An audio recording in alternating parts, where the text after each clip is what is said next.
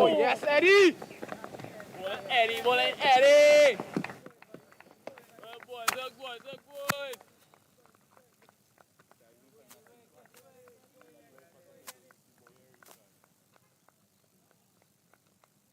Come on.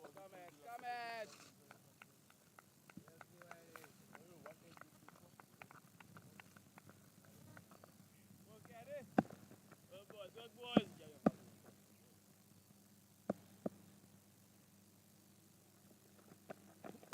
Oh, no, Eddie, no, Eddie! Look, Eddie. Come, Edison, come, Edison!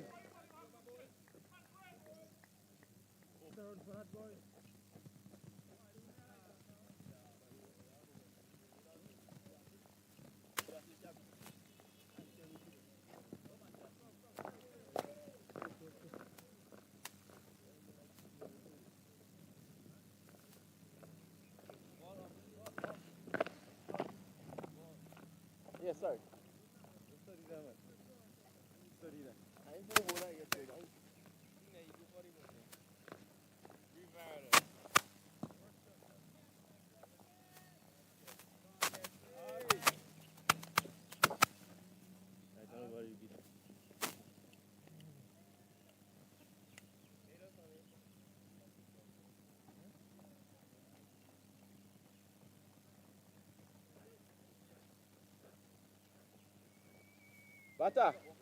Bata, the bowler is coming right arm over the wicket to you.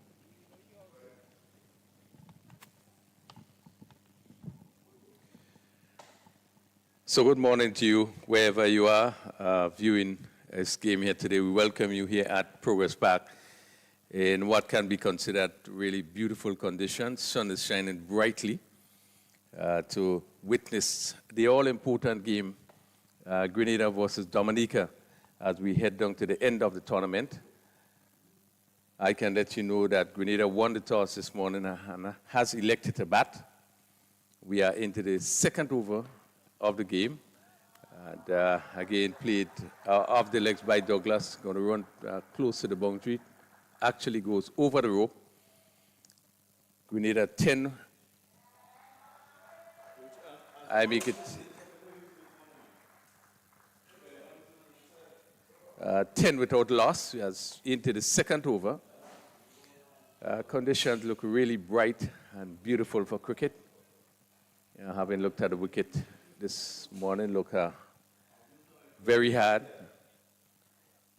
good for batting. So we expect that will be a lot of runs should be scored here today. Dominica on the other end would be looking to make some early breakthrough. Moransi, he has bowled first over. Lestrade is picking up the attack. He's bowling from the southern end, or the commentary booth end.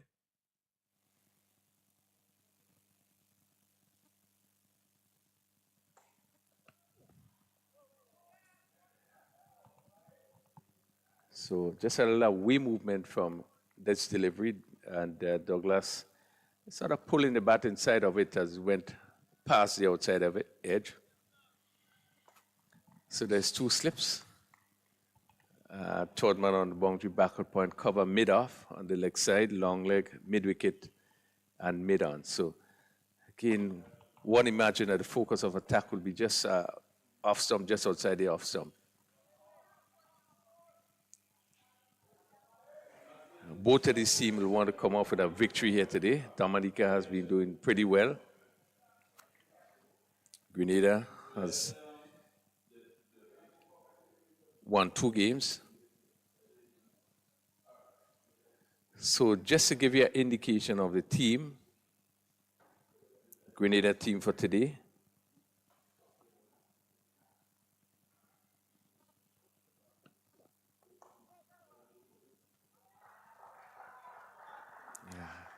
Down to backward square for another single to Douglas. He's on 5, it's 11. Without loss into the second over. Stephen Pascal, the captain. Jelani Joseph. Livia Charles This is actually Dominica's team. I'm reading to you here. Captain Stephen Pascal, Jelani Joseph, Livio Charles, Eschino Fontaine,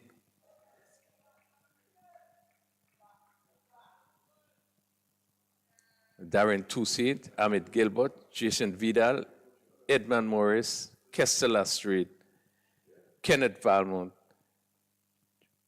and Joel Durant. Again, ball strain on the pad. And Sylvester, who looks in a attacking mood, played a 2 mid-wicket and picking up his second boundary. That completes his second over, 15 without loss. Just to continue with the team, those out are Cassidy Laro and Melinga Bruni. So Dominica really looking for early breakthrough.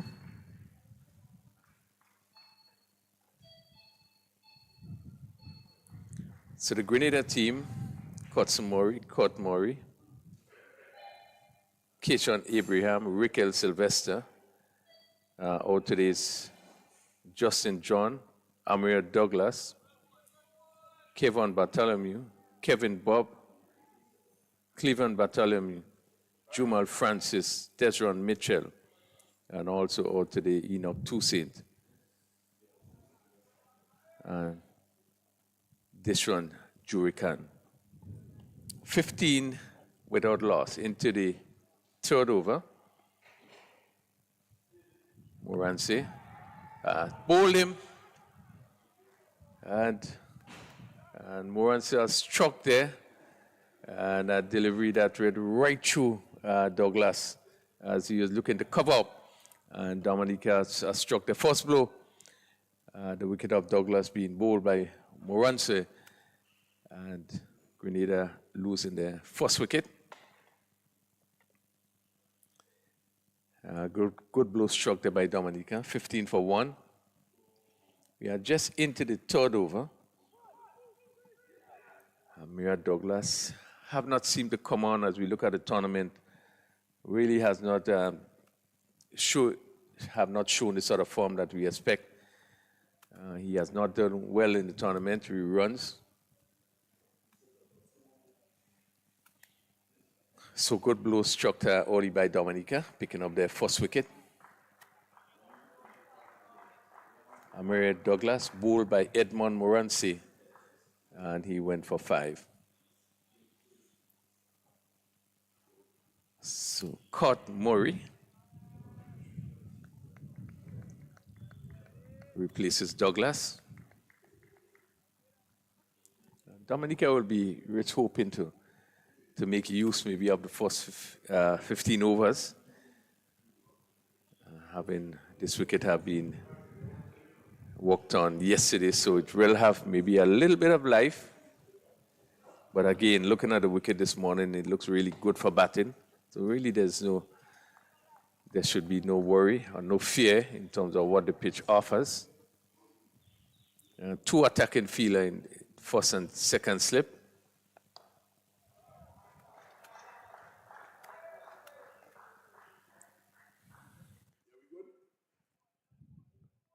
Grenada will be looking to win the third game, put themselves in a position to win the tournament. They will, first of all, must win the last 2 games, this one today and also tomorrow. And probably hope that Dominica is going to lose. But this game is a critical game for both teams.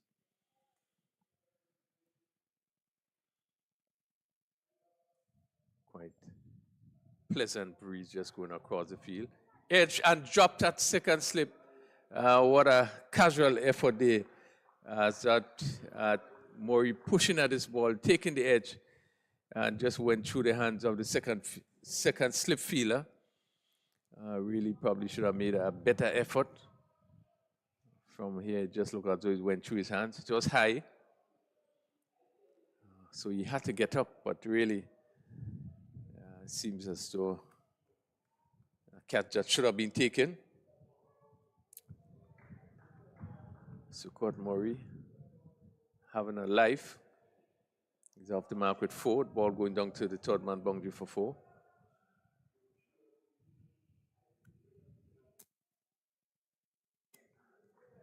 Yeah, another good delivery. Ball there by Moranse. Good line, seem to be extracting some good bunks off the wicket. And the bunks of that delivery that really took it over the fielder hand, or maybe I shouldn't say over, but just went through his hand, just to the left, to his left side.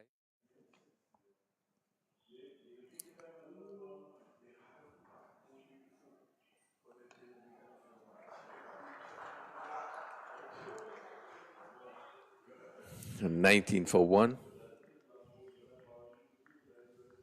And Moranse picked up so far 1 for 10.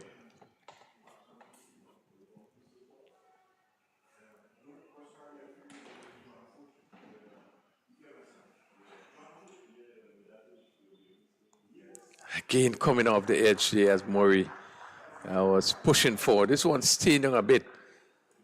So he probably had a little more control on this one and just set it past the second slip. And he picked up his 5th run. That concludes the second over of Moranse. It's 20 for 1.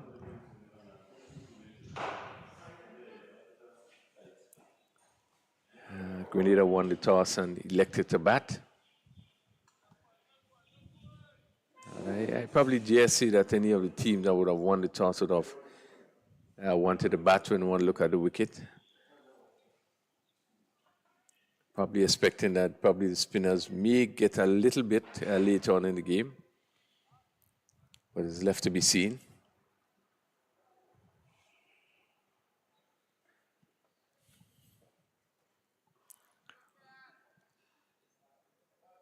Dominica maintains his 2 slips as a close catching fielders.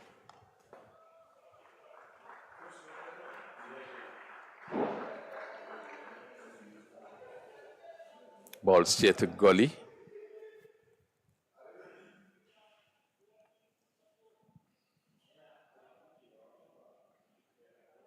No addition to the score.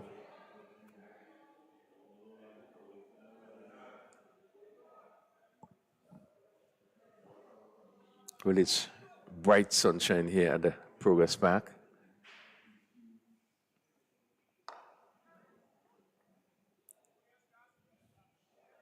Should have done a lot better with that full toss, Murray, but hit it straight to mid-wicket.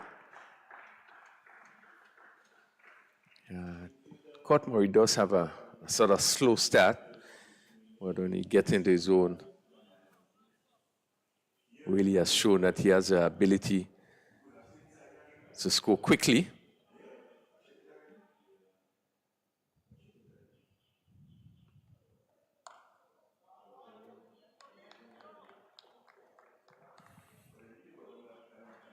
Okay, and a comfortably played ball lifting outside the off stump, and he was on top of it in really good position, played smoothly out to cover point.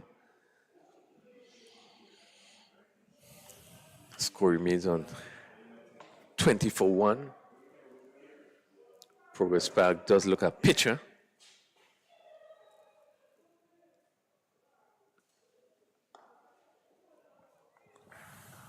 It's Winlott under 19 tournament. And we're into the 5th day of the tournament. In this tournament, each team, there are 2 rounds, so they play each other twice.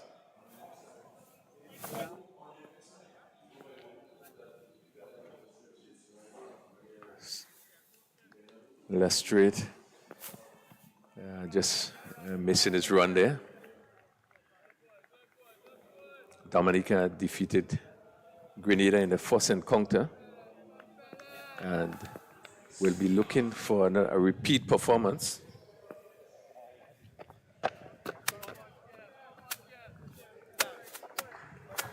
Left straight again, missing his run.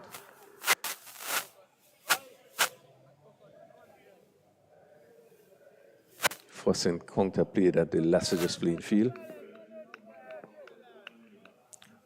Grenada would want to turn it around.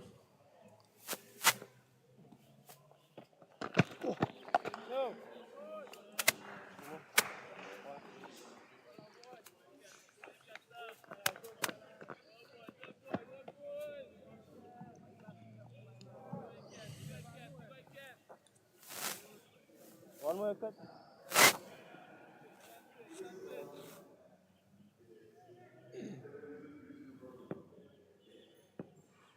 Lester just adjusting his run, remarking his run up.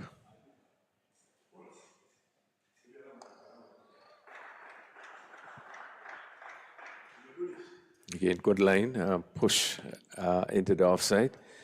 That completes his second over. He has gone for 9 in his 2 overs. He had 1 maiden. So keeping things fairly tightly. Murray's on 5, Sylvester on 10. It's 20 for 1. 4 overs completed.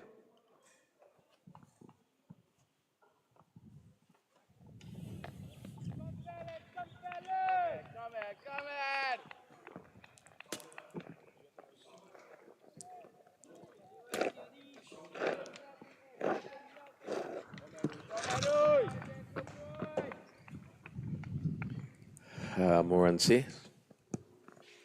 He's going to begin his third over from the road end or the northern end.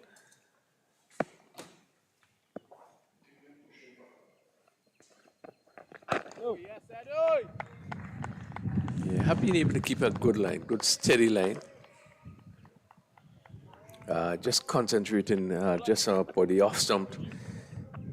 Even getting the ball come back into the right-handed Sylvester, who was equal to it, and push it back along the wicket. So we have seen just a change of probably, yes, just tightening that area on the offside. So it's 2 slips of gully, square cover, mid-off, all in the circle. It's full to the bat and driven past cover. This is going to run close to the boundary. It's stopped just inside the boundary. And good running there. They were able to pick up 3 runs. So Sylvester just stroking this one, didn't seem to get the timing. And it just passed a cover fielder. And he was able to pick up 3. So he moves to 13, 23 for 1.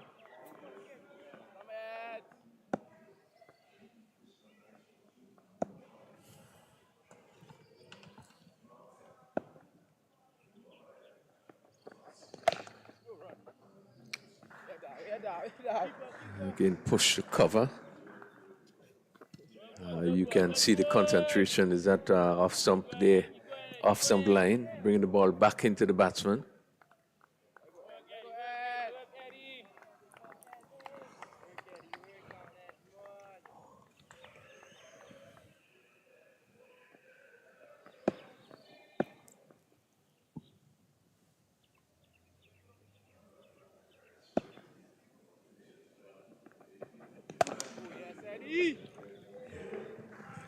Good line again, real tight. The batsman coming forward. Morancy would have shown tremendous ability in this tournament. Have been able to pick up some wickets during today's commentary. We'll just try to give you some more details in terms of the performance of the players, but he certainly is one of the bowlers that has stood out.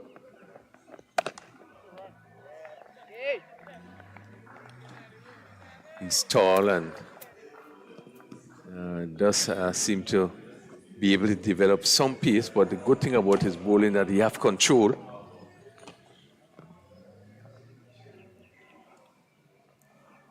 He's into his third over, 1 for 14 so far.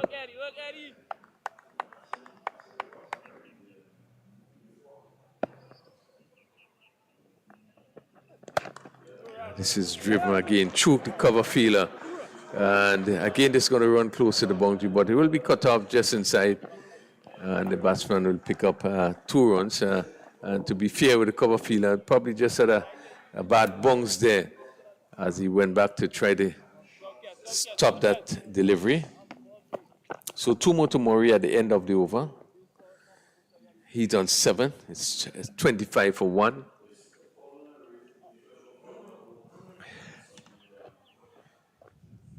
Dominica will be hoping to pick up some early wickets. The likes of Kurt Murray and Cousin Murray have been 2 of the stalwarts in the middle for Grenada. And these are 2 batters. They will hope to dislodge very quickly. Rikel Sylvester, player who would have scored quite heavily in the local tournament, but really haven't been able to do much in this Winlott Islands tournament. This tournament's sponsored by Winlott over the last few years. Have been contributing significantly to the young players. The Winlott tournament are both at the under 15 level and also at the under 19 level. I think they also do give support at the senior level. So they have been playing integral part in the development of cricket in the Winlotts. They ought to be commended for their support. Without sponsorship, most of our sporting activity may not be possible.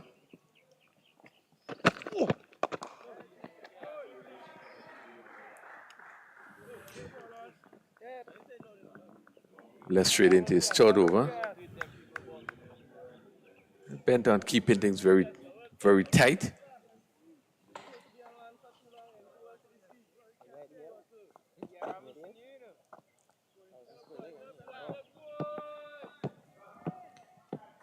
Really cooling breeze continue to blow across the Progress Park facility. Again, coming off the edge here, looking for the drive there. And Sylvester somewhat playing away from his body. Again, taking the edge and going just to the right of the 2nd slip. I just need to be a bit cautious. Driving.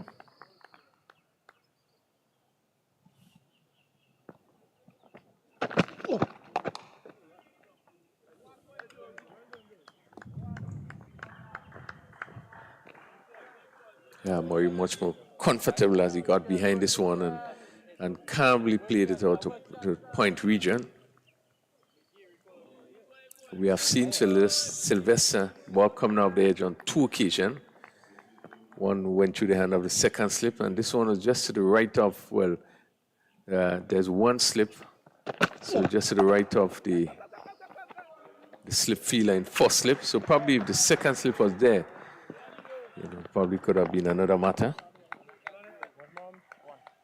27 for 1.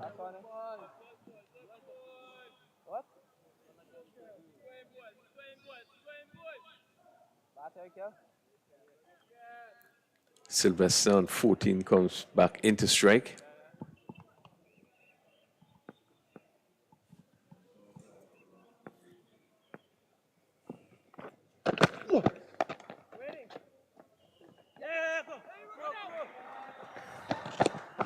Yeah, just a little fumble on the offside there, and they come through for a single. And Lestrade completed his 3rd over, just being a little bit short of a length outside the off stump. The batsman, giving the batsman the opportunity to play off the back foot. Ball seemingly moving away from the right-hander, so able to force it into the offside. So he has completed his 3 overs and 1 made in 12 runs, no wicket. Ransi, who was also at 3 overs, no means 16 runs, 1 wicket, will continue his 4th over from that northern end or the road end.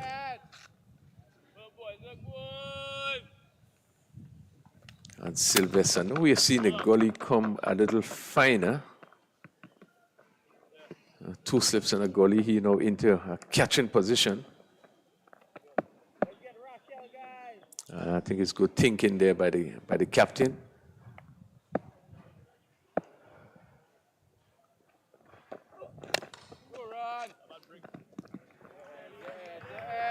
Again, Sylvester looking for that big drive. No way in position. Just stood up and looking to hit again through the offside. As that ball came in, it went bouncing back to the bowler. We just need to be careful of that shot that is playing outside the off stump. Seem not to be getting across.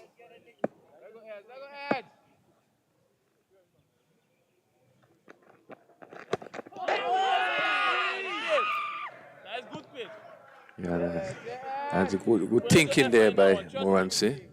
I like that, I like that. I think the fact that they would have just bring in the gully and the fielders just slip, just seem to probably go in a step.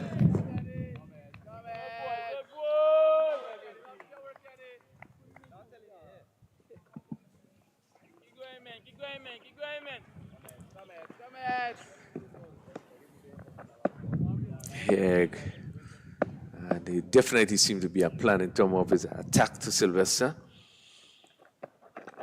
Again, down the leg side, just played just around the corner for 4. Bad line. Will be disappointed Morancy with that delivery. As you know, seeing the effort to put his catching fielders in position and then just straight this one on the body, going further down the leg side.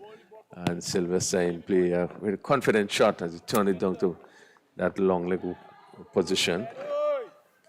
So he picked up, I think, his 3rd boundary.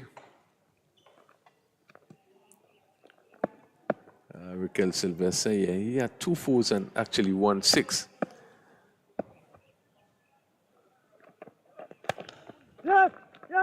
Again, he's driving the body, the batter away from the body, able to pick up 2 as it goes down to mid-on.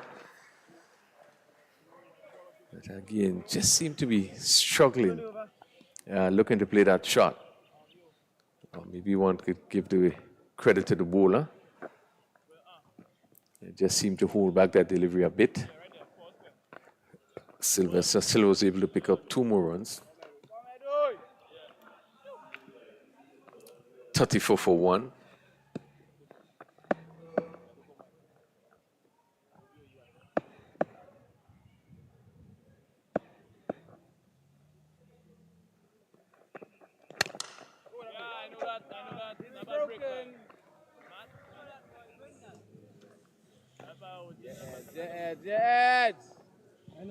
Yeah, really good condition here at Progress Park. Blue skies, no hint of clouds, dark clouds or overcast cloud. I expect it to be a very hot day.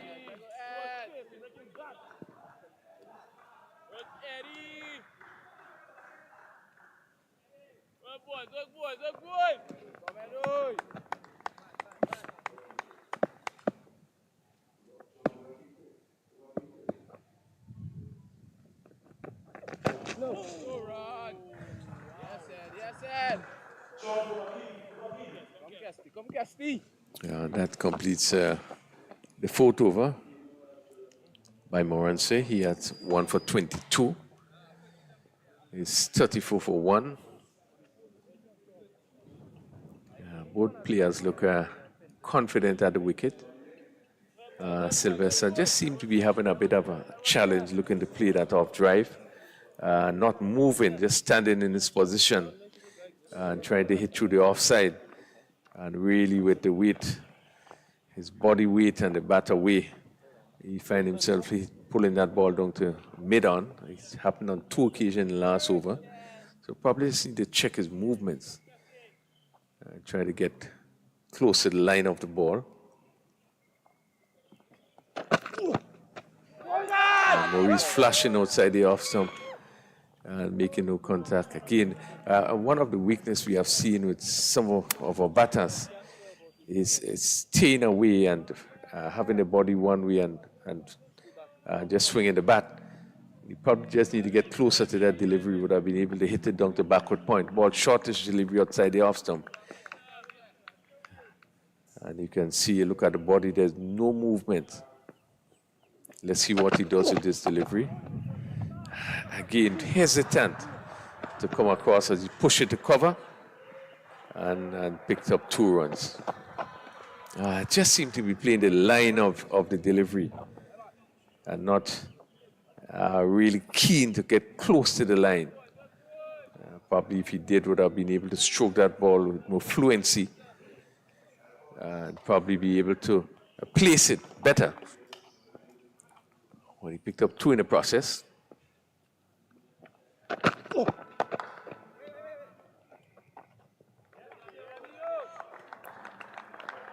Stroke down to mid-off.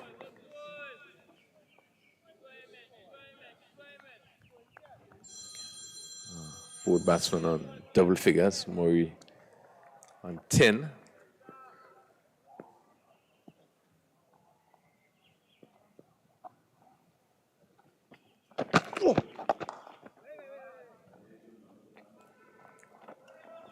This is somewhat better.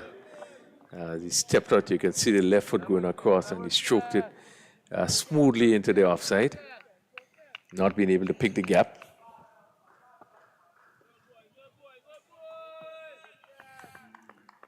Score remain on 36 for 1.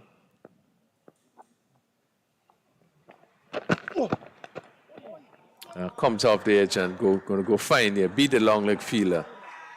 And that he pick up another boundary, just throwing down the leg side.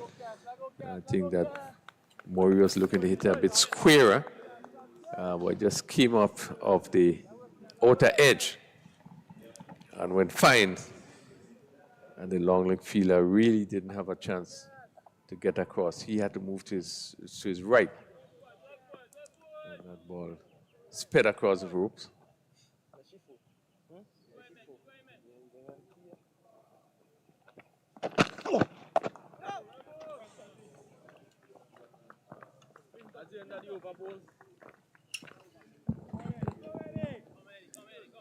So that completes another over.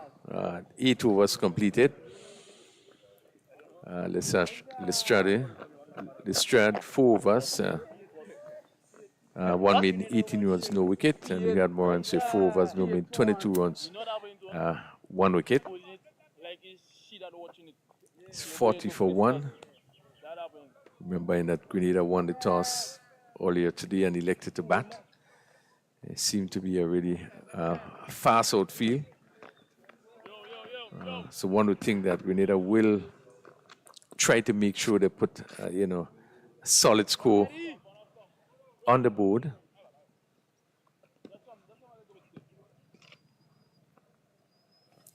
Dominica will be thinking otherwise. So we see they are now down to 1 slip. As Moran say, he's going to come in for his 5th over. Again, off the edge. It's a flashing drive again by Sylvester. I think what was positive about this shot is that he flashed hard. And it flew off the edge high over the slip. And the fielder down on the 3rd man boundary, saved.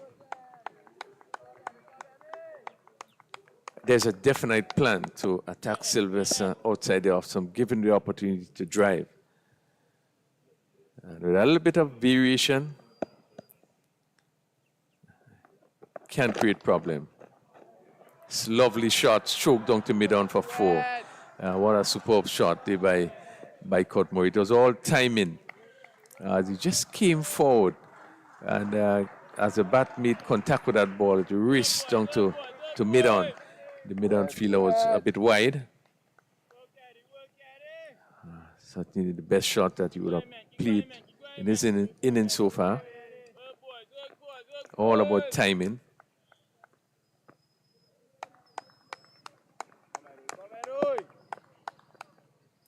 So no change. The mid-on fielder remained in this position. Actually seemed to be going a bit wider.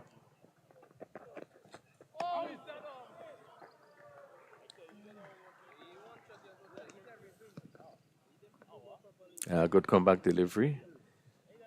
This one lifting outside the off stump. And Murray looking to hit square, making no contact.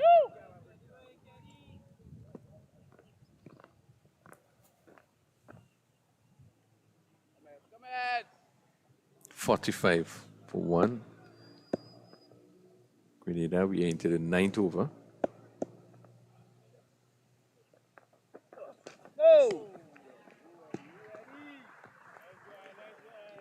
Yeah, good thinking by Morancy. Just outside the off stump. Trying to indulge the batsman to go after it. And just in about that area, would you tempt one to look to play the off drive? Well, in this case, Murray allowed it to go through.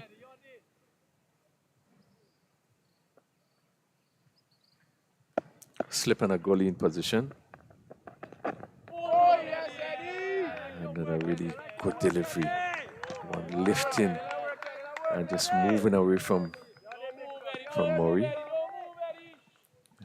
He was equal to it. I'll give him credit. He just seemed to have dropped the bat a bit.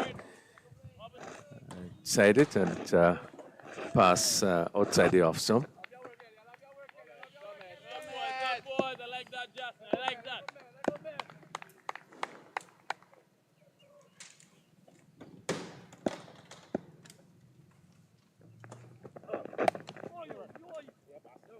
Again, play to gully.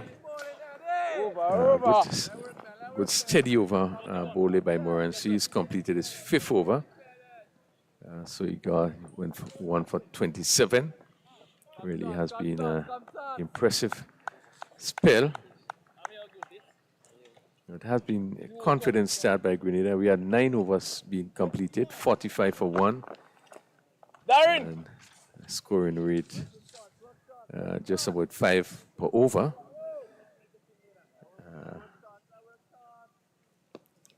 What impressive start, even though they would have lost 1 wicket with the score on 15. But this pair continues to push along, and not that they are just batting, but they are scoring, which is important.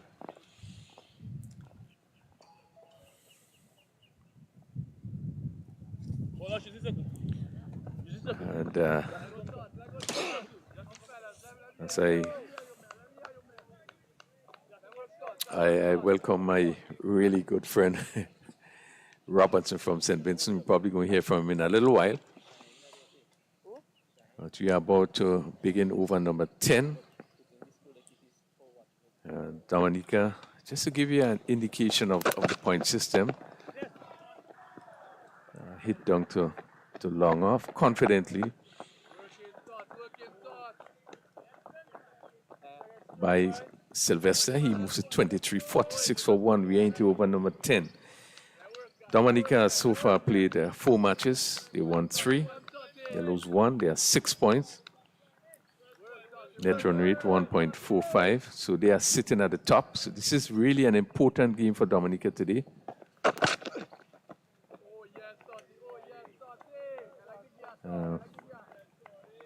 Grenada also played 4 matches. They lost 2. They win 2 games and also lost 2. And they had 4 points, 0.86.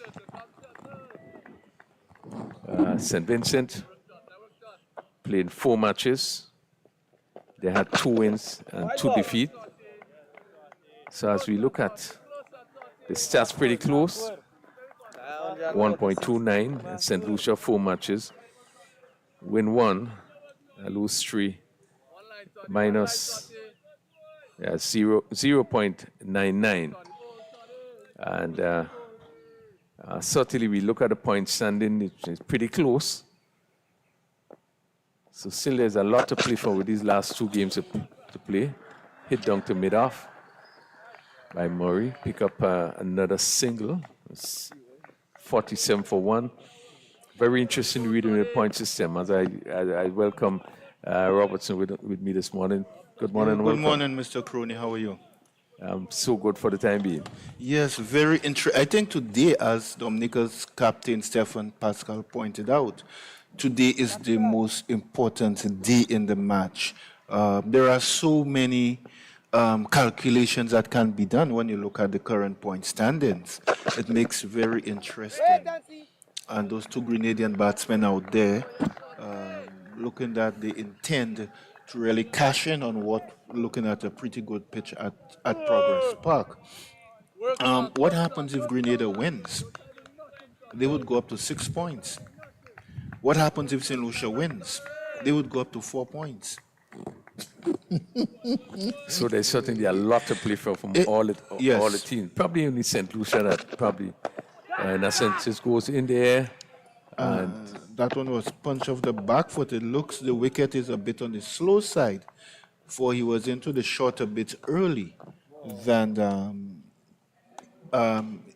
he wanted. But conditions are should I say, tailor-made for batting. I must give kudos to the ground staff and the organizers. From what I've seen to date of the three grounds played to date, La Sagesse and Progress Park looks at the top of the table. Yeah, Tantin is not that bad, although we had a very interesting experience at Tantin. But Progress Park, last time I was here, was in 2014 for Winlott and the 15 cricket. Although I've been to Grenada a number of times since then. But Progress Park looks like the Progress Park of old, grassy, a fast outfield, a wicket. If the bowlers bend their backs, they will get something out of it. And the batsmen, if they apply themselves, can get runs. Well, the truth is, Progress Park and La Sagesse are two venues, and that were practice venues for the World Cup 2007. So extensive work has been done in these two venues. So one would think coming after the stadium, you will look at the next best cricket grounds, La Sagesse and Progress Park. And I agree with you that the Progress Park this morning is looking in really top condition. They would feel fully grass. Again, these venues, they have 4 strips. And you'll see that strip this morning looked very hard and probably going to be a bit friendly to the batting. But what has been happening importantly as we look at the tournament so far, we would have found that the batsmen look more at home with the faster stuff. Yes. But as soon as the spinners come on, really you see at different at sixes and sevens. Well, that's a fine shot, but go straight to cover point. We have a number of young batsmen. Some of those that people would say are the more talented at the top of the pack have not really come good. Theo Edward of St. Lucia, he only had a top score to date of 32 in the last game. Stefan Pascal Dominica, who scored a classy 60-odd in his previous game. I think in terms of talent, these 2 batsmen are at the top of the pile, but they have not really come good. It is only glimpses. What is most noteworthy, when I interviewed Stefan at the end of the last game about the adjustments, he said, well, it was just a matter of making some minor adjustments, which I find it shows that he's thinking as a young player, he's engaging in self-analysis, which is important. But before you comment, something that has been bothering me. Our batsman settles at the wicket, but their stance, their trigger action doesn't take them across.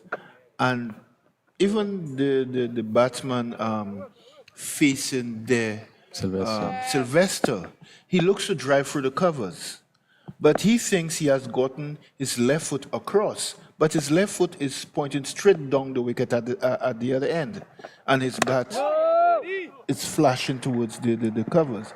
It is something I think our Caribbean coaches really need to look at to correct, because our batsmen have adopted that so-called pitcher stance at the wicket, and they are not getting across to play the ball. They're flashing away from the body. So we're into the 11th over, 49 for 1. Fontaine is the one that has picked up the attack from Moranse, from that northern or road end. Yeah. But I wanted to agree with you fully. We now have Grenada's 50, 10.5 overs. Yeah, I fully agree with you, and I made a point earlier in that we haven't been seeing our batters get close to the line of the ball. They stand where they are and flare the bat at the ball. We have seen Sylvester in particular, a couple of edges go over the slips. One actually went through the hand of the second slip.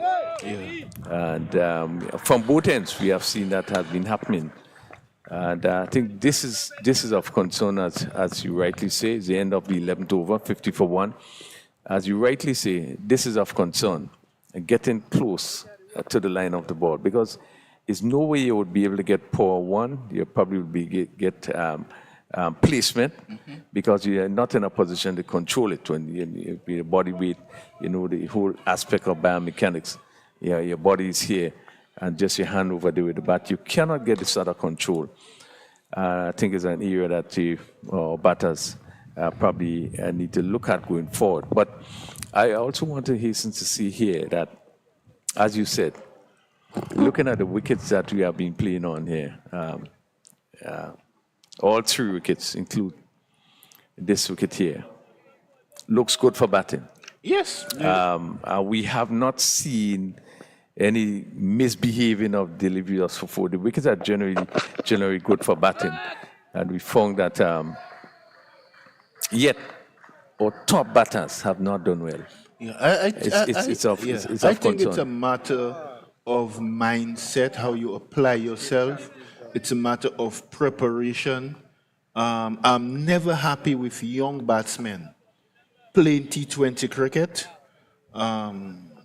because in my opinion, and the batsmen I've spoken to, well, I won't call names, said that if you have not mastered the basics at the longer version of the game, you will find it difficult to perform at the T20 level. And if you watch them at the 50 over, which calls for aggression, which calls for patience, which calls for the ability to turn over the strike on a consistent basis. And we look at a number of our young batsmen.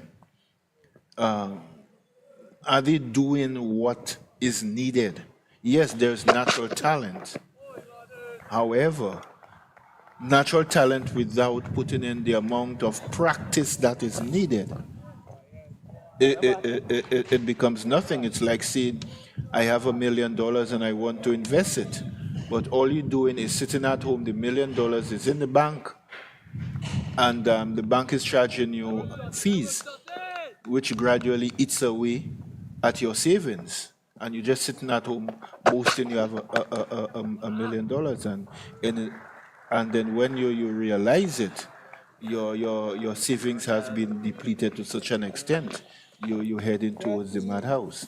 We need to face facts in the region.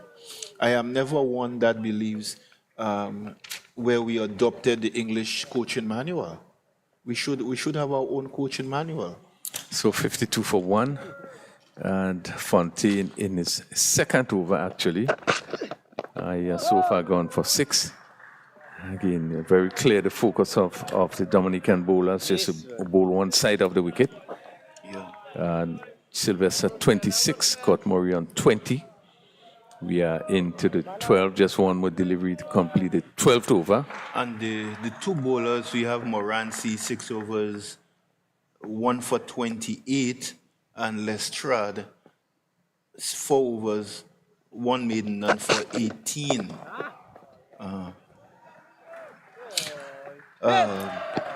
And there we see that ball just going through the legs of the mid-off fieldsman into the boundary for 4. It was a simple push. Yeah, bad miss. Bad miss there. Full toss, which really deserved to be put away. And then to compound it, bad fielding. It was not timed as effective. I think Sylvester probably would have liked. Went down straight to that mid-off fielder and picked up another boundary. 56 for 1. We had 12 overs bowls. Sylvester on 30, Murray on 20. And this partnership so far has added 41 runs and run rate at 4.67. And Fontaine, 2 overs for 10 runs. Moranci, 6 overs. He had 1 for 28. With only 1 extra ball, which is most, and it was only 1 wide, which is most commendable for the fielding side. Again, I know that the Dominican coach, Phoenix Thomas, is one who prides himself on making sure his players are well prepared and sharp. There we see another full toss bowled by Moranci at the far end and just pushed up to long off. The field we have a third man, there's a backward point, a cover, there's a man patrolling the cover boundary, there's a long off, a long on mid wicket, a man down on the fine leg fence. And this one is just punched off the back foot by Cook Murray. Man comes off the cover boundary to field. So partnership slowly creeping up. 57 for 1. Last wicket, that of Omari Douglas, who was bowled by Moranci for 5.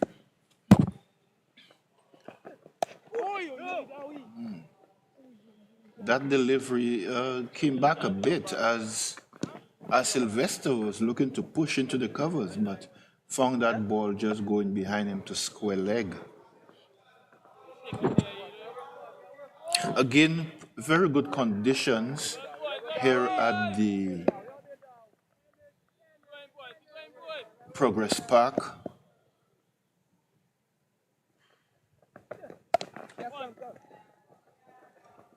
So it's the middle overs, and those 2 batsmen, from all intents and purposes, seeking, how they say, to milk the cow,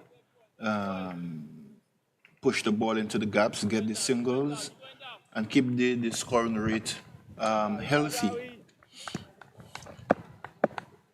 I know Dominica is treating this game as a virtual final, knowing it is important to the final results of the tournament.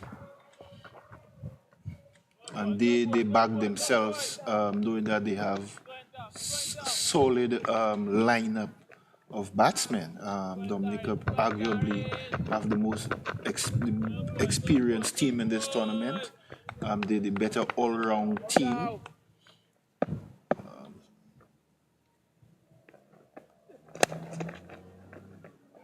This one driven firmly back, bowler unable to hold on to it.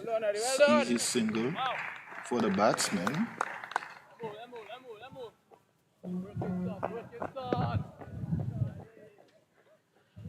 That was Toussaint who bowling from the road end.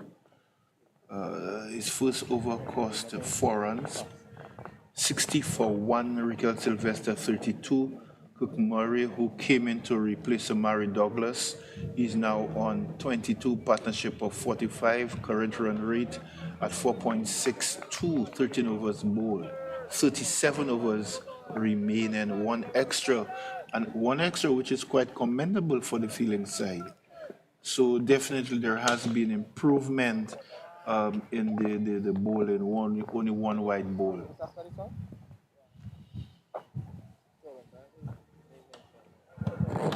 10 minutes. Back. This one, he pushes it. It is in the air, goes up to mid-off, but there's no one there. Good boys.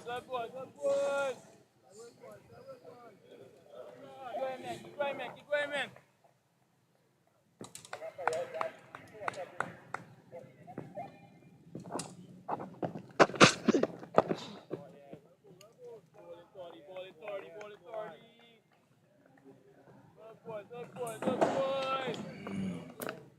St. Lucia batting at Tantine, 52 for 2. Watch out, they come in the next 10 minutes after my over. Your mine and then mine. After the 15th over. Playing St. Vincent and the Grenadines in round 2 of the Battle of the Saints. Oh, that's a nice firm push. Again, the two batsmen just looking to milk here, a single there, but Really beautiful. yeah, it That is. stroke there was, Scott Murphy stroke that they covered really, all the time it really smooth and comfortable as he took that mid off. Actually had a little challenge to stop it. You know one of the jokes when I speak to the twins, Cook and Coulson. Coulson always prides himself on being the better batsman.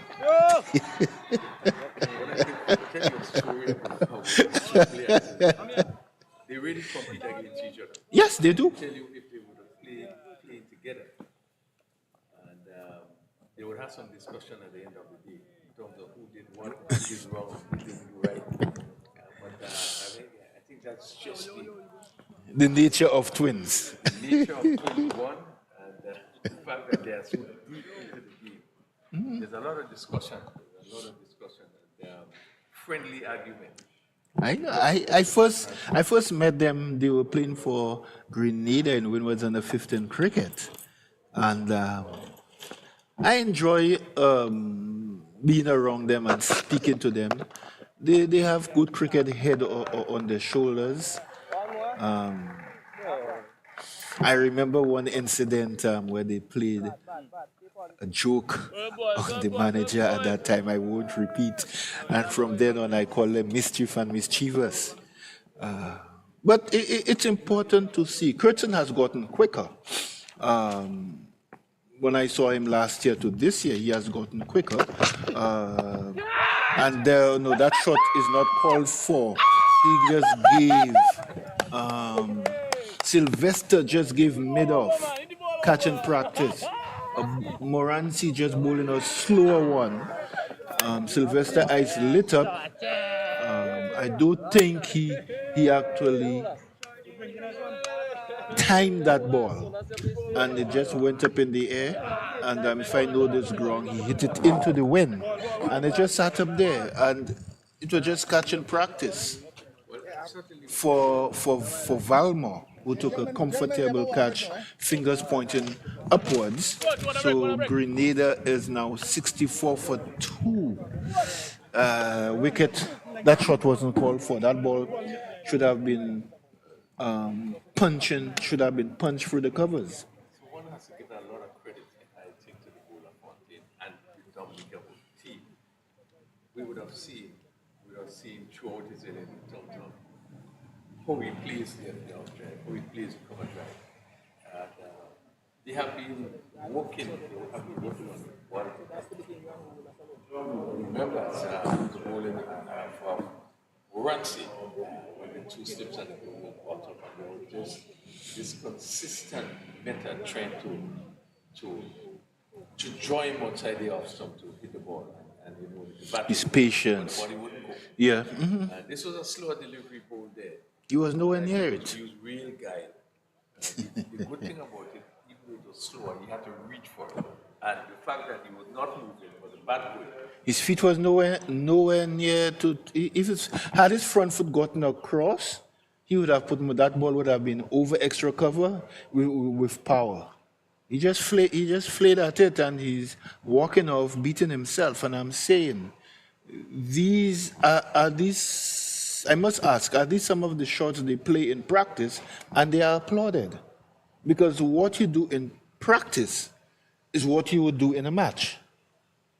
They may say I'm being a little too critical, but we have to be critical because some of those players in the next few years may very well be representing the West Indies. And it's not to say we don't have talent. It's not to say we cannot beat those other countries. It's a matter of putting the package together, our players training. The governments probably need to start doing a bit of shake-up with some of the administrators, some of the coaches. If the coaches are not doing the work they were trained to do, probably exile them to the Department of the Redundant. Because we have the talent.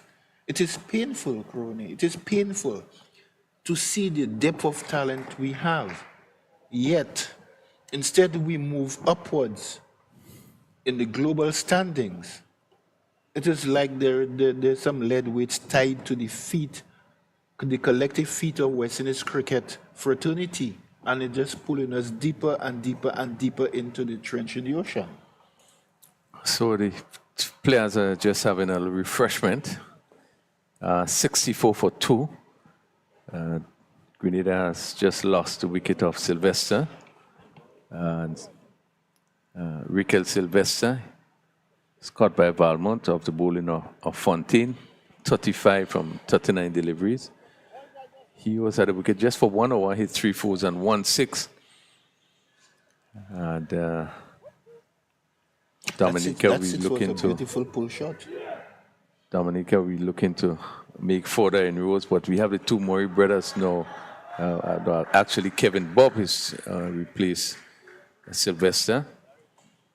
Run rate just under 5, 4.57. So Cook is the set batsman, so I think Bob should just do the smart thing and allow Cook to take as much of the strike until he settles it. But the wicket, when I saw it this morning, and I know you had a look at it, this wicket, it is like a batsman's paradise. Yeah, it looks good for batting. I think hard and probably the only thing maybe coming on later on the day, the spinners, it might be a little roughed up.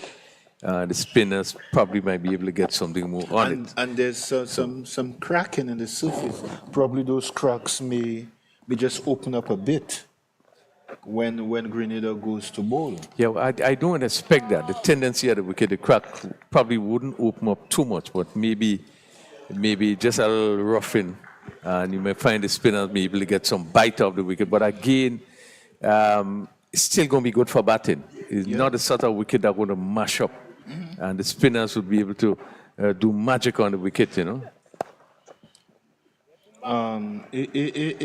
Speaking of the spinners, when Grenada bowls, I may be wrong, but I see Cook Murray being the problem factor for the Dominica batting. Well, I must mention Bartholomew. He has been consistent. He has picked up quite a lot of wickets in our local tournament, and he's the one that would have been making a difference in terms of the bowling for Grenada. So he would be one of the bowlers they would have to look at, an off spinner. He picked up, I think, 3 wickets in the last game. He also picked up the last few games that he played, he would have picked up wickets in each of the games, and he would be one of the bowlers they are looking to, and an effort to create some problems for Cook Murray. I've watched him bowl at the regional level. While he may not take wickets, but he creates pressure by bowling dot balls. He creates pressure.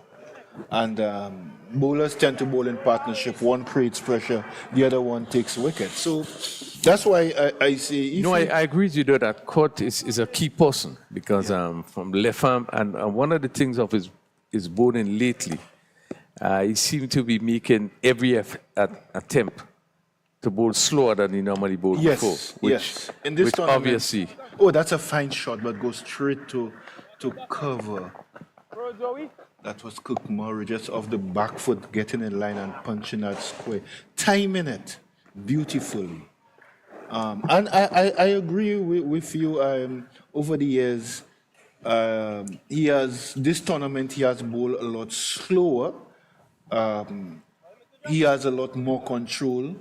His guile is improving, which is important. And he's a pretty handy batsman. Left arm spin, right arm bat, same as the brother.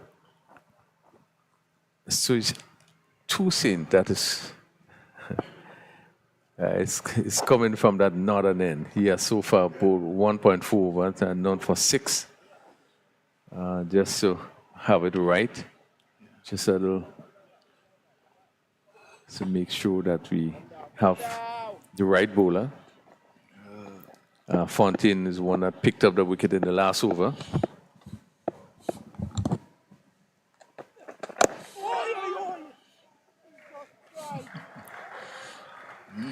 Yeah, a little unsure there was Bob. Probably looking to push it on the offside. The ball seemingly came back a little way, took the inside of the bat and just bounced over the stumps.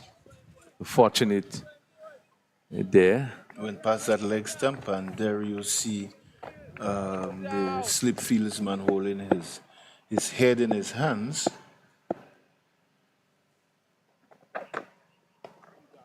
The left-handed Kevin Bob is the first left-hander so far we have seen for the morning. First left-handed bat for the morning.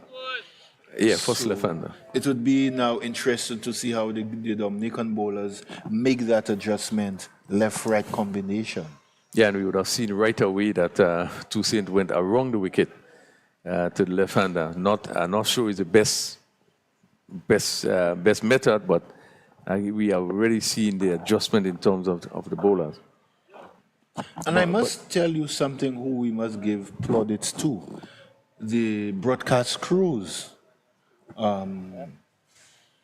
They have been doing a pretty good job in getting those images out.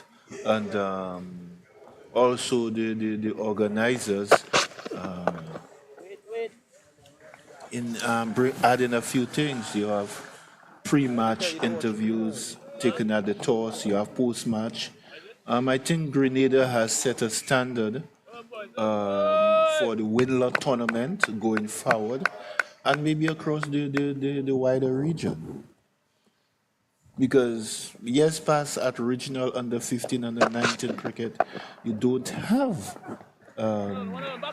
post-match and pre-match interviews. You know, which also helps the young cricketers, knowing that, hey, I got to face the camera, I have to answer a few questions. But that brings quality to the broadcast, and I must give plaudits to the broadcast teams and the organizers. Yeah, I think it's something that we would have done the last few years. I think the advent of the T10 cricket, we would have seen quite a bit of that happening there. That would have happened, before and after every game, in terms of the toss being spun. We'll have pods outside, we'll have the camera outside that will take all those information. And it's something that was started and which we would want to continue with. And as I said, probably the first for Winlott tournament here, but I think it all adds. And what it does, as you rightly said, is that give the youngsters an opportunity to face the camera, to be able to speak. Not knowing where they will end up, they probably might end up at the highest level. And one would want to know that when a camera is brought before them, it's nothing strange, but they are new to it. Yeah. So it's good that we can continue that route. And as you said, probably even from a Windows 11, make it mandatory that we have it in all our tournaments. Yeah. But I just want to speak a bit about the bowling of Fontaine. Now he goes around the wicket to the left-hander. But you can look at him bowling. He's focused. He's concentrating. He knows what he wants to do. This is it's so important when you look at a bowler like he don't just run up, but he's thinking. Yep. And credit has to go to him despite his batting. We have seen that he has shown tremendous ability with the ball. And the wicket of Sylvester was a clear indication of his ability. This one was right up and it was a slower delivery, not giving the batsman much to play with. As he came down and pushed it on the offside. And Grenada, after 16 overs, they are 69 for 2. With Kurt Murray on 25 and Kevin Bob just going into the bat on 2. The run rate at 4.31. Dominica will want to make it harder and harder. We have not yet seen the advent of spin, so interesting times ahead. Yes, St. Lucia just lost another wicket. They're 65 for 3 in 13.3 overs. So both grounds, the score is just about on par. So it looks like, I wonder what would happen team batting first. But what I've realized as we look at the venues when both matches are being played, the over rates just seem to be on par in terms of overs per venue. And we have been looking at what have been happening in Las Vegas, what have been happening in Tantine. And we have seen that when coming to the overs, probably just 1 or 2 here, sometimes even on same overs. We have seen that happen in the last game, scores of 99 and 109. And, so I think it's good. It's credit that, we have been able to start, on time, most cases on time, and the overs tend to flow really, really smoothly according to time. Yes, I think there's quite a bit of discipline. The bowlers being able to bowl,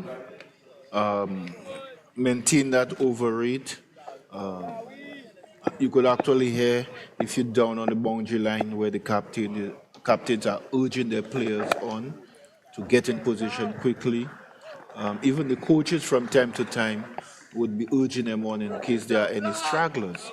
But all in all, I think the level of discipline on the field by the players has been quite commendable. Notwithstanding there have been a few drop catches, there have been some misfields. Again, we have to look at our players. There we have Bob trying to manufacture a shot, not getting any power into it, trying to pull a shortish one from outside of stump and only got it to middle wicket. Right away, Cook Murray has called him down the pitch to have a conversation, which is another good sign. Sometimes you see a batsman struggling and his partner is just at the other end relaxing, enjoying the view and not helping him. But in this instance, Cook Murray immediately called him down and have a chat with him. And there you see he opens the face down to Lestrade at third man, gets 1. But good cricket. So I'm happy you made a point in terms of the discussion between the wicket. 71 for 2, we have just completed 17th over. But I need to make note in both Toussaint and Fontaine, they are not very quick. But they are using a lot of guile, a lot of variation. So they're not making it very easy, and the batsman not really getting off. And you can see that they are really making a serious, committed effort to make sure that they pitch the ball in particular area. The focus has been the off stump, outside the off stump. And they are very consistent. We think about few deliveries that is going on the leg side. We look at the extras, and we realize that extras are just two. Extras are 2. 2 and in 17 overs. 17 overs, which give you a clear indication that they focus, their concentration, they know what they are trying to do. And what I love is that they are not just running up and bowl, but you could see the thinking in terms of what they want to do, where they want to pitch a ball. So we see Fontaine here with just 4 fielders on the offside, really close, and that ball stroke again straight to the field at mid-off. So it's clear in terms of the plan. Yeah.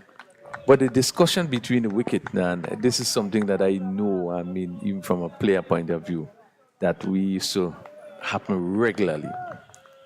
For instance, you may have difficulty with a particular bowler. So my batting partner will know that. Yes. If I have difficulty with a particular bowler, and therefore, he will want to take most of the strike. It's good to see the communication, the discussion between the batters, because even though you are the wicket, you would not see everything. Yes, correct. They will be in a position to see a particular bowler doing something with the ball. So it's so important to have those discussions, and you can only build on that. It can only help you to build partnership, which is so important. And I thought that Maury did the right thing there. You wouldn't want your partner to do you like what someone told Lara that Sunday morning in Trinidad when Brett Lee was steaming in and Lara wanted to just take a breather. And someone told him something to the effect, "I'm good where I am." Yeah, it's very, very important, even though it seems to take lightly. And this is something I would always encourage, that our batsmen have communication. Yes, there has to be communication. And based on the ability of the players, you would know probably which one of the bowlers that a particular batsman would feel more comfortable facing. All those are things that one needs to do to help to build partnership. Is not giving away much. Although he's coming around the wicket, he's actually targeting the stumps. You miss, I hit. You miss, I trap your leg before. You miss, I bowled you. So he's not giving the batsman that amount of room to play their shots. They have to be watchful. And another good over by Fontaine, who now 6 overs, 17 runs, and only 1 wicket.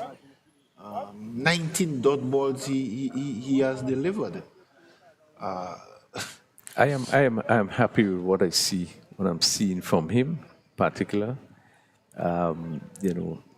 There's a level of seriousness in which he takes whatever he does, whatever part of the game he does, and you can see he's a thinking cricketer. It goes well for his future development. Yes, I would like to see what the Dominicans have that spinner, Jason Vidal. Been seeing him from the under-19 level. Would like to see on this wicket how he would perform. We back with Fontaine at the far end.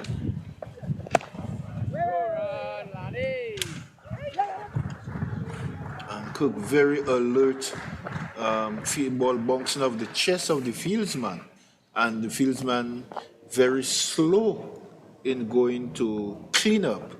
And Murray decided, okay, I'm quicker than you, I will take the single. So again, that is keeping the pressure on the fieldsman. Good cricket.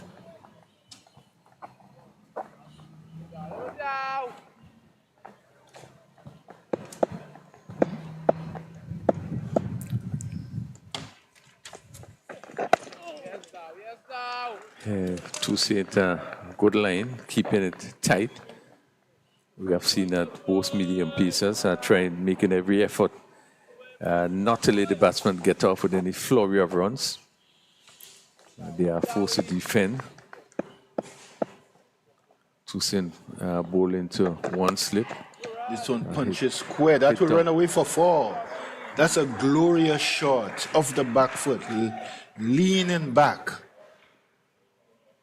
And the most the fieldsman or third man can do is just go across to the fence. And the fence from the Bronx rope is quite a distance. So the timing was there. There's everything he played. This could be one of the shots of the tournament. And on the replay. Yeah, as we look at the replay, we see here, he got across, got back on top of it. Yes. And really hit it really well past the backward point. Yeah. And it flew to the boundary for a good shot. One of the few I wouldn't say bad deliveries, but one of the few deliveries that the batsman had the opportunity to It take wasn't that advantage much of. of a And bad played it well. delivery. It's just that the batsman decided he picked up the line early. As they say, you slip, you slide, you pay the price. And he comes right back with the next two deliveries, right on line, Yep. forcing Bob to defend.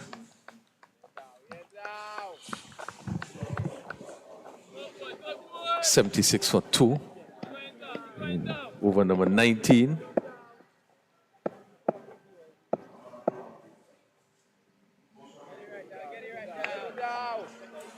His partnership just 12.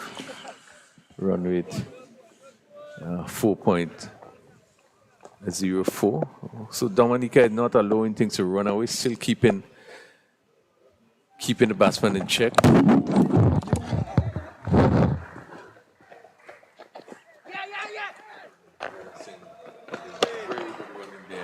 As that ball played down to the third man area, which was wide. I don't think he expected him to come back for 2, but really good running. So they was able to pick up 2 runs at the completion of the 19th over. Kevin Bob on 9, Murray on 27. Grenada 78 for 2. We have not seen the advent of spin. Fontaine 5 overs, 1 made 17 runs, 1 wicket, and 2 Saint 4 overs, no made 15 runs, no wicket. I don't double check. And I will double check it just now. the number 11 shot in Fontaine.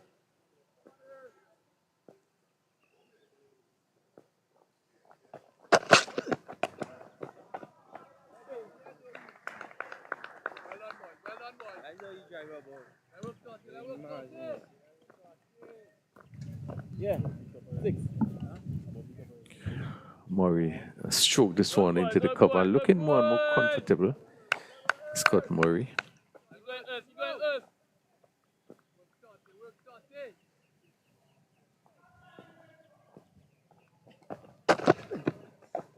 Yeah, yeah.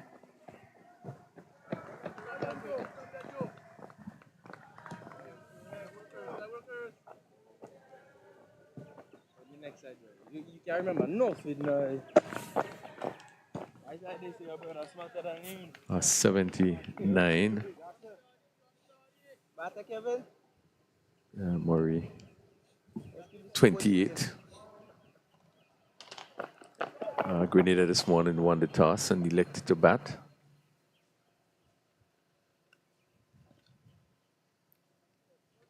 On a pitch that looks really good for batting.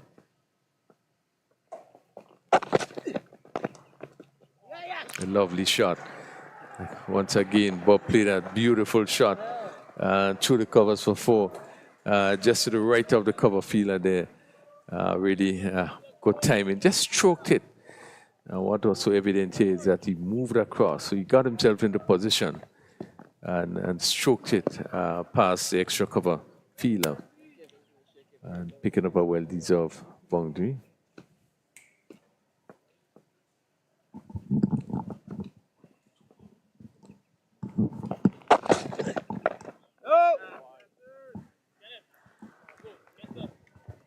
That delivery just given was up just on the over pitch side, and Bob taking full advantage.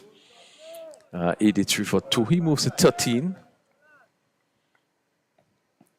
With 6 fielders on the offside. That's where the concentration continues to be. And Fontaine around the wicket. Again wide, just over. Out caught at cover point. What a beautiful catch taken there. As he continues, just pushing his one a little bit wider. And Bob, they looking to drive, not getting close enough to that delivery, coming off the edge. And really flew to backward point. And that fielder taking a tremendous catch, going up with both hands. And Bob the Yo! falling for 13. It's really a good catch taken there. Once again, Fontaine is striking. And the catch taken there by the captain, Stephen Pascal. And that position of goalie there is probably the hardest position on the field. And you probably most time going to have your best fielder feeling that point, that goalie point position. As we look at the replay once again, ball pitched wide. And they really need to get closer, but hit it well. And Pascal there went both feet off the ground and getting his hands to it and really taking a beautiful catch. Again, all credit goes to the thinking and the bowling of Fontaine, who has now picked up the second wicket. And Grenada 83 for 3. As Cousin Murray comes in to join his twin brother, Kurt Murray.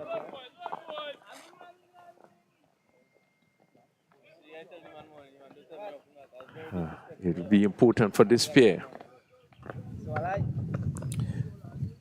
I would think the heart of the batting is the Murray brothers. It will be important for this pair to really settle down. We are in the 28th over. Cousin Murray, as we know, is quite an attacking player.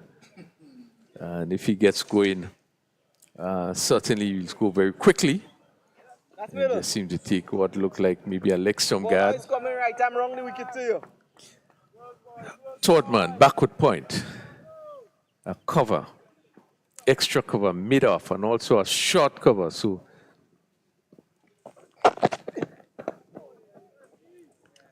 that offside field is packed just in front of the bat. As Murray confidently plays his first delivery on the offside. And so that complete over number 20. Fontaine 6 overs, 1 made, 22 runs, 2 wickets. Hello, guys. And 2 saved, 4 overs, no made, 15 runs, no wicket. 83 for 3. I respect 30, yeah.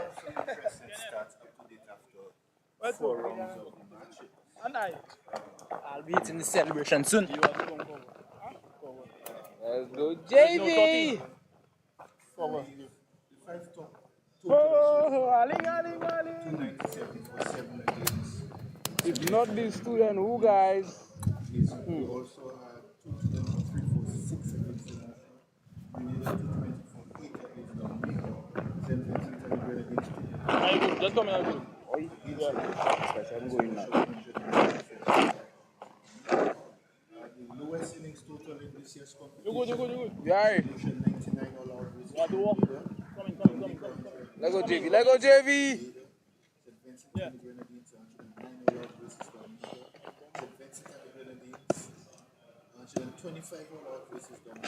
Oh, yes, Jackson. Good boys. Very interesting. I see no Fontaine of Cricket Dominica. start now. Let's go, JV. Murray of Grenada. Good boys. Let the game inside the game now. That is the wicket keeper, 32. And Stephen Pascal. Who Jackson? Pitch it. Come. No. Well on, Eddie. Score to date is Good boys. Dominica. Remember the first game at Canteen? Scored 125 not out. But so far, Yeah. Fontaine knocked out 74% with Grenadines against the neutral. 68 not out, Stephen. Vidal is it that pick up the attack from that. So we've seen spin for the first time. As Let me go, JV. Vidal pick up the attack from that northern end. It's the left-handed Cousin Murray. And interestingly, just before you go back to the stats, Oh, yes. the Murray brothers, one bats left and one bats right. Yes, good bats left and good bats right. 84 for 3. Good shit. And Good boy, good boy, good boy. JV, there we go, JV. Charles of Dominica 61 against St. and Justin. Ooh, JV. Yes, Eddie, yes, Eddie. The most sixes, Esinio Fontaine of Dominica with 8, Curtin Murray of Grenada with 6, and Luvio Charles of Dominica with 5. The most fours, we're watching Vidal bowling. Oh, yes, Jackson. The right-handed Cook. Yes, Totty, yes, Totty. Most fours, Stephen Pascal of Dominica with 20. And Esinio Fontaine of Dominica also has 20. And Devontae McDowell of St. Vincent and the Grenadines has 19. Most wickets, Cleveland Bartholomew of Grenada, you were just speaking about him. He has 12, and St. Vincent and the Grenadines captain Cody Grant has 10. The best bowling figures, no one has taken a 5-wicket haul. Cleveland Bartholomew of Grenada, 4 for 21 against St. Lucia. Kevin Joseph for St. Vincent and the Grenadines, 4 for 25 versus Grenada. Cody Fontenelle of St. Lucia, 4 for 26 versus St. Vincent and the Grenadines. Esinio Fontaine, 4 for 27 for Dominica versus St. Lucia. And Davin Ford taking 4 for 32 for St. Lucia against Grenada. Curtin Murray has the most catch. Curtin Murray of Grenada, Stephen Pascal of Dominica, each of them has 5 catches. And Esinio Fontaine and Isaiah Jones of St. Lucia has 4. So we see spin at both ends. Joel Duran. Joel Duran going to pick it up. And again, it's pushed back on the offside. So we're probably going to see here now maybe a different diet of spin. game going maybe a different direction. Yeah. One of the weak areas, as this ball is driven to cover, one of the areas we seem to have been seen is that our batsmen are fearful of coming out to meet the deliveries on the full toss. But we have already seen it here, even in this inning, ball tossed up. Yes. The batsmen, seem comfortable to stand at the drive, whereas to just step out, meet the ball on the full toss. And this is something we have seen in throughout the games. I've seen it in the last suggest where batters just afraid just to make one half step. They can meet the ball on the full toss and place it. But again, this one is tossed up and should have. He's giving a generous flight, which can be almost into a full toss. Yes, if the batsman comes but down. They are not moving. Yeah. I wonder if it's because he's playing out this over to see what happens, because the bowler, the wind is pretty brisk here, so he's probably using the first over to ascertain, hey, what is happening, what the ball is doing, is the wind changing, flight conditions. What else have you before he decides, okay, I will. I would really think it's the ability of the players to play spin or slow bowling. I continue to speak about you being able to, how many of our players do a lot of skipping. You have to have this sort of footwork to be able to step out and drive. Yes. Some of them really, it's not much movement. So basically full tosses. It's on his punch. Will it beat the fieldsman? No. And gets too easily. And you find that they just seem to does not have the ability to make that move. So I think one, in terms of one's ability, and because of that, is lack of confidence. Probably we should take them dancing country music. Yeah, I mean, you're a good dancer. You'll be able to use your foot. But that to me is one of the shortcomings I've seen with the batters playing the spin or the slow bowlers. Yeah. And just to wrap up the stats after 4 matches to date, in the wicket-keeping dismissals, leading is Giovanni Adams, wicketkeeper of St. Vincent and the Grenadines. He has 6 dismissals, 5 catches and 1 stumping. Jonathan Daniel of St. Lucia with 4 dismissals, 2 catches, 2 stumpings. And Luvio Charles of Dominica with 3 dismissals, 2 catches, 1 stumping. Overall, not bad stats, but I firmly believe that looking at the wickets in the tournament to date, there should have been more totals over 200 and more 50s scored. Yeah, I agree with you. And our top batters, you should have probably seen a lot more from our top batters in terms of run scoring. As you said, there's only one century being scored and what, a couple half centuries? 6 half centuries to date with 100. And if we look at this,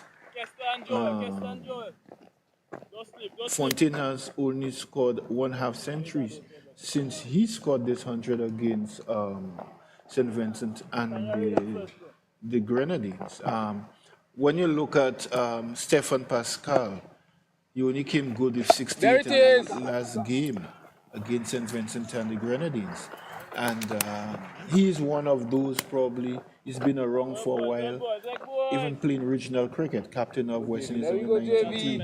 He opened the battle for the Volcanoes. I firmly believe that dropping him as opening bat for the Volcanoes is not helping his game at all. I don't think. You see, sometimes we focus so much on winning that we have forgotten to do what it takes to ensure that the holistic development of the player is ensured. We're quick to discard them. We need to look at a few things. Oh, yes. A bad ball there, and there goes Cook Murray, not happy with himself, missing out on what he saw as a golden opportunity for boundary. Well, the thing about it, he pulled away from the delivery, and probably if he go the other way, he would have been in control on top of it and place it where he wants to. But pulling away there does not give yourself much chance, one, to get the power you deserve and also the placement. Yes. But so far, the two of them have added 8. Curtin Murray is on 5, Cook is on 31, extras 2, 23 overs bowled, 91 for 3. Maybe they're looking to consolidate and looking to cash in the last 10 overs, which is the approach that they need to take. But that would be determined as to the number of wickets they would have in hand.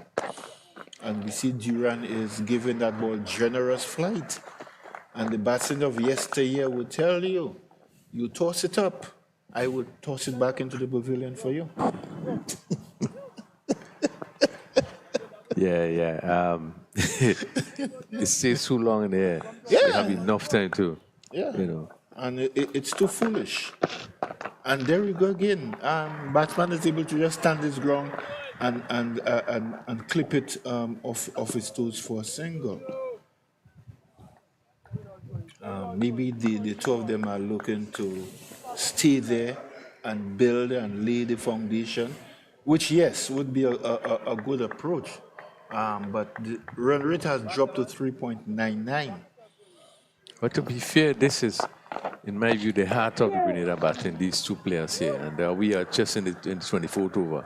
So there's quite a lot of overs to be bowled. And yes, they would have to sort of try to begin the process of building a foundation. They both have the ability to score very quickly. But I think they would have to get themselves in, get used to the slow bowlers. And after a while, they should find themselves in a much more comfortable position to begin to play their attacking shots. Yeah. I made a comment at the start of the tournament that Grenada's success in this tournament would be dependent upon the Murray twins, how well they do, and in terms of the support staff. That one will beat the fieldsmen. No, it does not, but that's a good shot. Pace taken off it by the fieldsman at extra cover. But it was a good shot. It shows they have picked up the pace of the wicket and they are willing now to move on. Yeah, I agree with you. These two players have a critical role to play if Grenada is going to do well, and that's both with the batting and the bowling. They're such talented and all-round players that if they perform on any team, one expect that the team is going to do well. And again, just back to that shot that was played by, I think it was Court Murray. When you attempted to cover region there. Yes, that part of the field, the boundary seemed to be longer than the other. But I think if he waited a bit and hit it squarer, he would have been able to pick the gap. Yeah. He probably would have been able to hit it much harder. Therefore, the fielder would not have been able to get around. But this one, he was forced it through more forward, more cover direction. Yeah. So you give the player on the boundary room to get across. Is it that we have gotten spoiled by persons like Brian Lara, who kept missing the fieldsmen, hitting the ball into gaps, that we are hoping those young cricketers would learn from what he has done? I mean, being in Trinidad and having a chat with the ground staff and asking them what Lara used to do when he would come to the ground. And they told me the way his mannerisms, everything, was like he was just preparing himself to play Test cricket. He would come in, he would warm up and start practicing at about 10, take a drinks break, go back out. And it doesn't matter who bowled to him and what you bowled, he would just be in the nets batting. And if we even look at Chanderpaul practiced a lot. How many of our batsmen now hit 400, 500, 600 balls a day? How many of our coaches ensure that our batsmen hit 400, 500, 600 balls a day? These little things we have to look at. I mean, 50 overs is 300 balls. But a day's cricket is 90 overs, multiply that by 6. So we have to look at our batsmen. Could be a bowling machine, it could be 20 bowlers. They have to be hitting hundreds of balls a day so that they could learn to stay in. So we at the halfway stage mark, 25 overs being bowled, 99 for 3. Cousin Murray on 8. Court Murray on 36, the partnership, so 5-16. We still have just 2 extras. And credit to Dominican bowlers, only 2 extras. And Grenada would want to push on with this pair. Yes. Who would want to cement the position at the wicket. And if Grenada is not a score that we think would really compete, I'll be disappointed. I should will be disappointed if they get anything less than 250 in the 50 overs. Those wickets that the tournament is being played on, I am looking, there should be averages of 230, 240 runs.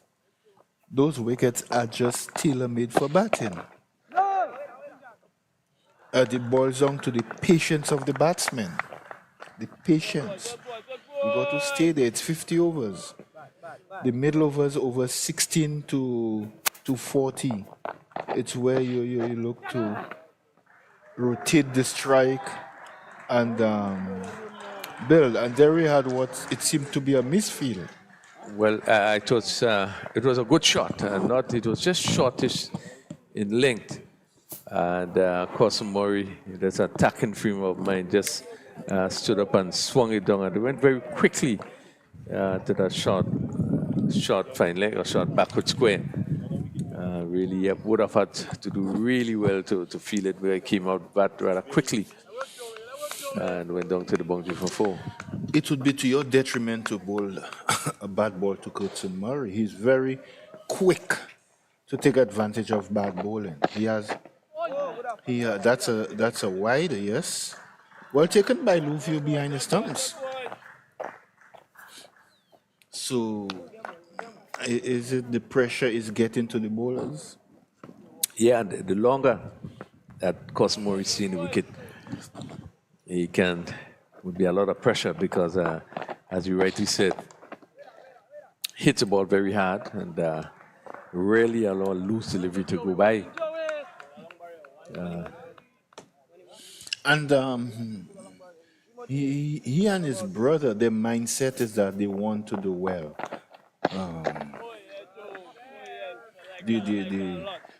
I mean, years past, players will tell you when they enter the venue, they have no friends.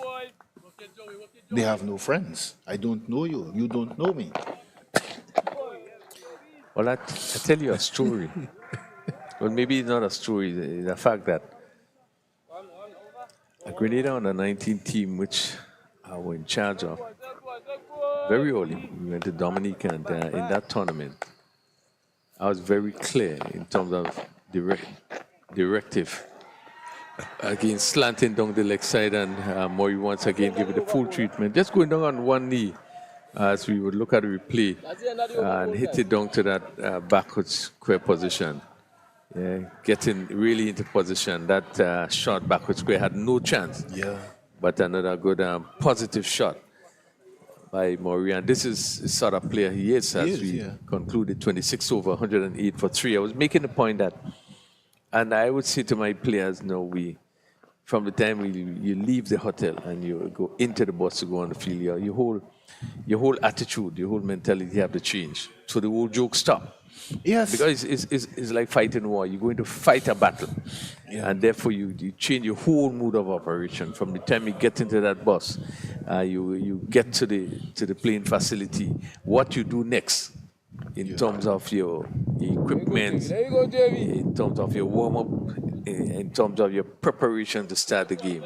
That is so essential. I don't know how much time or effort has been given in terms of just play straight back to the bowler. See me come off the ground. It just seemed to be a bounce ball. It looked from where in. Yeah, because the bowler didn't react.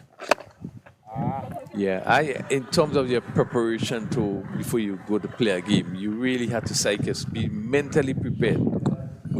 Jonathan Daniel just scored a 50, Tantine. St. Lucia 103 for 3, with Jonathan Daniel on 53 from 70 deliveries, and Tyler Venner, who is a grandson of Sir Dwight Venner, on 15. Yeah. A friend gave me a story. What a superb shot. Yes. Once again played by Cosimo, who quickly has gone to 20 in really, really short time. All he came forward and stroked that ball past the cover fielder. What was evident there is a placement that rush to the cover boundary for 4. And score moves quickly up to 113. Caught Maurice on 20. And he has only faced. Kurtzen has faced 23 deliveries. 23 deliveries. And Cook Cousin has faced 68. Once again, beautiful shot again. Once again, driven what firmly. A beauty! That was more than textbook. You could just take this clip and put it there. It had everything. As we look at the replay here, look at that, and you really toss up and hitting firmly through covers. And he is a no-nonsense player. Yeah, he is. And going to play his game. Yeah. It really, there's a platform has been set. And do not mistake that smile and baby looks for he being a softie. Don't. The two of them. And I was telling a friend, journalist friend of mine who covered a couple Olympic Games, and he told me the Jamaican athletes, you only see them when they come down to breakfast, or they come down for breakfast, they go back in their room. If they come to train, they go to the track, they train, they go back. If they compete, he say you do not see them, and they only go on a tour after the games have ended. And you see, our players need to take And I would like to introduce you to my good friend. He has been doing a lot of work, been up early mornings, late nights, getting things together for this tournament. Mr. Clyde John. And a pity I'm not one who believe in handing out those kind of accolades like sir and doctorates, but he has been doing a good job. So he will join the ambassador, Crony, in bringing you further commentary. So over to you, Mr. John and Mr. Crony. We will see at lunch. So 117 for 3, and Valmont, he's in his first over. This ball stroked to cover the cover fielder, having some work to do. The single to Cot Murray. Cos Murray, who really seemed to be traveling really quickly. He's only had, he's on 24.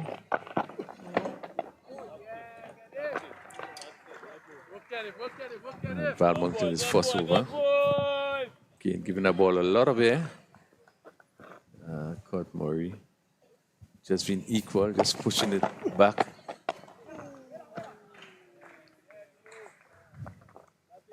Score 118 for 3.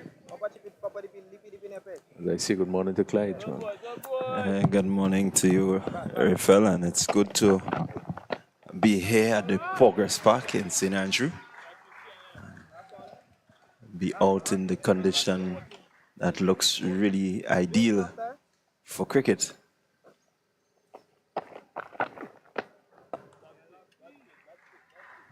Certainly a really good start here for the Grenadians. They've lost 3 wickets, but in the context of what we've seen and how they played in the previous matches, you see a lot more positivity coming from the batters. Yeah, and you know, it's one thing we spoke quite a bit about, as they now going to break just for some refreshment, in that you do not want to allow the spinners to keep you tied down. And Grenada, having probably the 2 best batters at the wicket now, would want to take advantage of the start they would have had, the platform they would have set, 118 for 3. Should still be looking to get close to almost 250.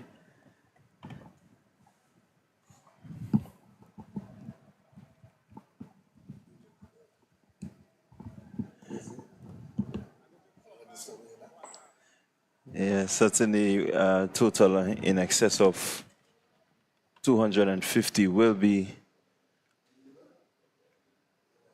more or less a pretty good total for them. The higher you can get, or the more runs that you can get on a surface like this, with, I mean, a really good outfield that is conducive for run scoring, you have to ensure that you put yourself in a position where the team chasing, really will have a difficult time getting anywhere close to that score. So far, Grenada doing well, 118 for 3. And they're in over number 28. The drinks break is taken.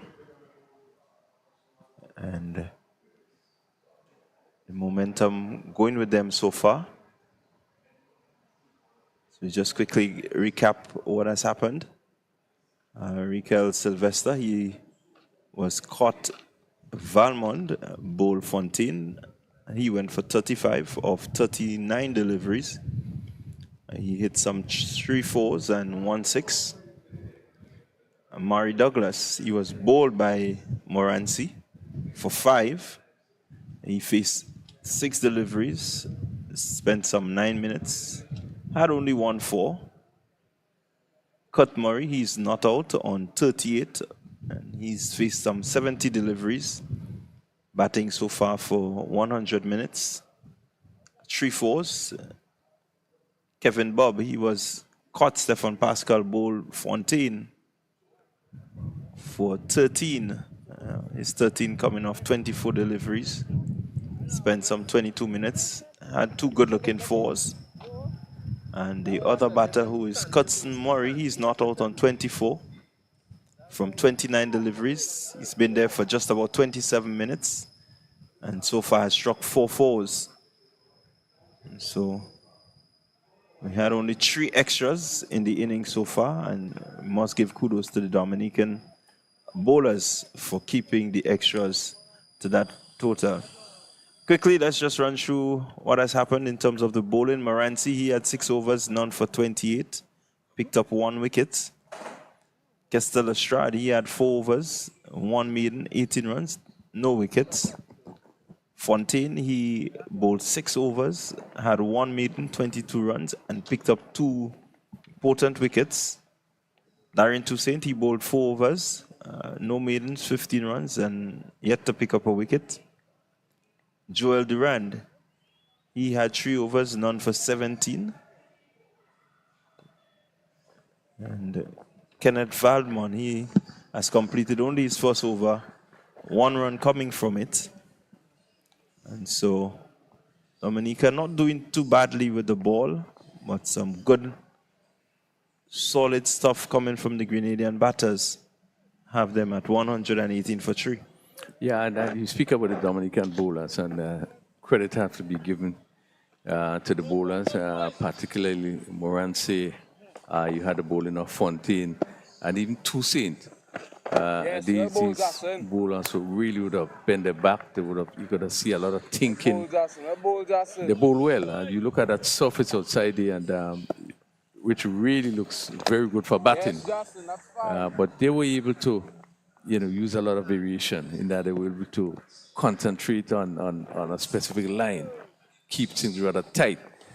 And we saw that Fontaine picking up 2 wickets. Again, this was because of his skillful bowling. And Moranci having dismissed Rickles, it was Douglas very early.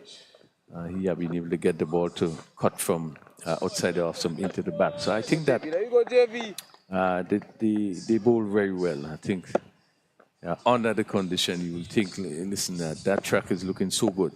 But the players was not able to really get off in any quick way. But credits still ought to be given to those bowlers on that wicket. Yeah, certainly. As we see Vidal coming from the top end or the road end. And he Cutson Murray, who's on 24. So the bowling continues to, especially when we look at the spinners. Oh yes, Jason. I think they've really done well, the spinners, to slow the scoring rate of the batters. And so Murray the Murray brothers, they looking to rotate the strike, looking to, just maneuver the ball into the gaps. This is a very crucial part of their innings where they can take the next few overs and lay a foundation and really look to exploit at the end.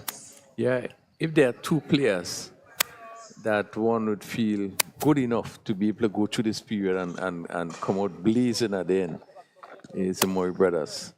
Cutson Murray, as you know, his ability, he strikes the ball well, very attacking player.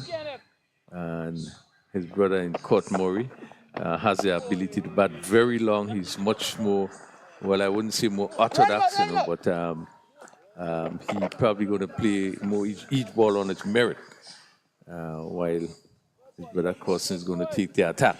So if you're looking for a good pair to be in the wicket in terms of difference in terms of batting, these are the 2 players you would like to be there. So one expect that he must these players continue to stay, one would think that they can easily reach that stage where they'll begin to open up. And probably if that happens, Grenada will come off with a very good score in their 50 overs. Yeah, and that is what the Grenadian fans will be hoping for.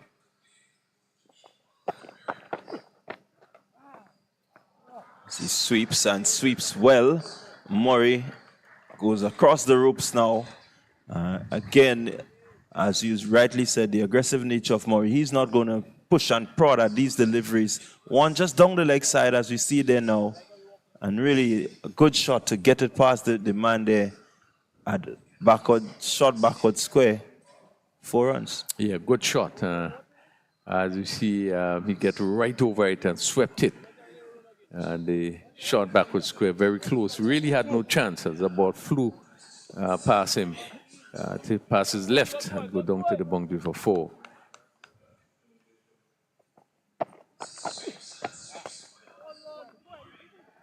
And this time he's finding the gap through the offside. It's going to roll close to the boundary.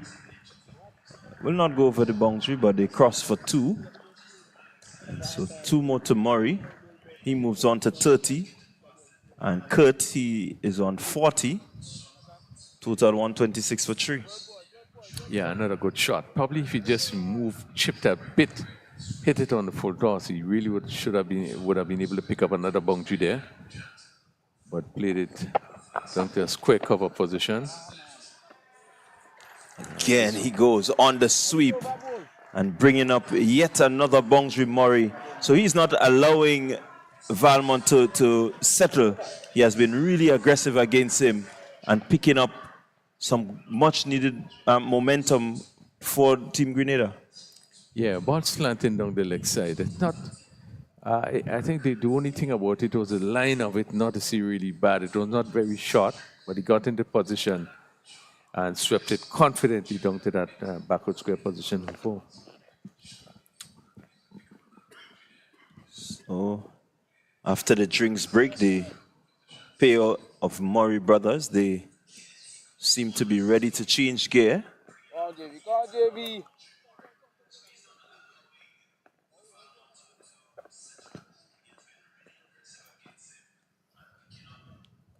So 130 for 3 at the end of over number 30.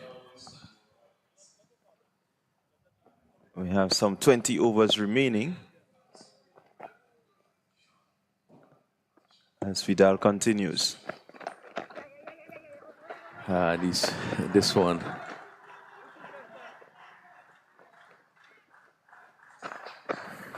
Yeah, again, really good batting there from the Murray boys. This time, Cut Murray just allowing the ball to come to him and just tickling it past the fine leg. And they cross for 2. So the runs come pretty freely now. They're not doing anything rash. Playing each ball on its merit. But they are turning the striker wrong. Therefore, the spinners, difficult for them to keep a tag or keep things tight. And this is what is important. Come on, JB.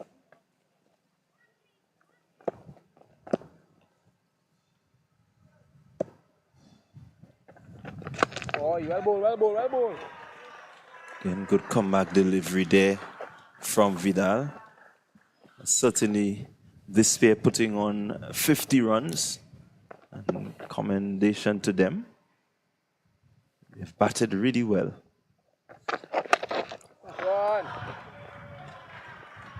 This time it's short and he just swivels and gets it there to the man sweeping at the mid-wicket boundary.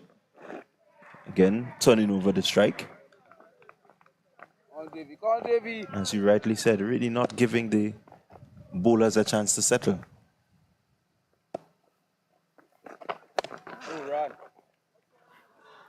He should have done a lot more with his delivery. There's a big gap. The cover boundary, they had to beat the cover there. Yes, JB. Yeah, not only that, it was a bit wide of the stump. So once you get it past the keeper, the man there at backwards point. Really some acreage between him and the keeper. So 31 overs completed. 134 for 3. Dominica has been doing very well. There's only 3 extras in the inning so far. Cosmori on 35, Courtmori on 43. Partnership 51 runs so far. They are going just about 4.32.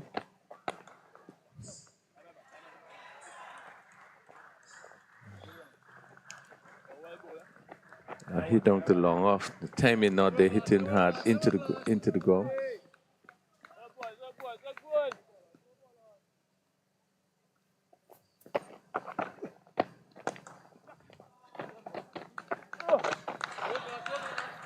Good effort there by the fielder at the short mid wicket.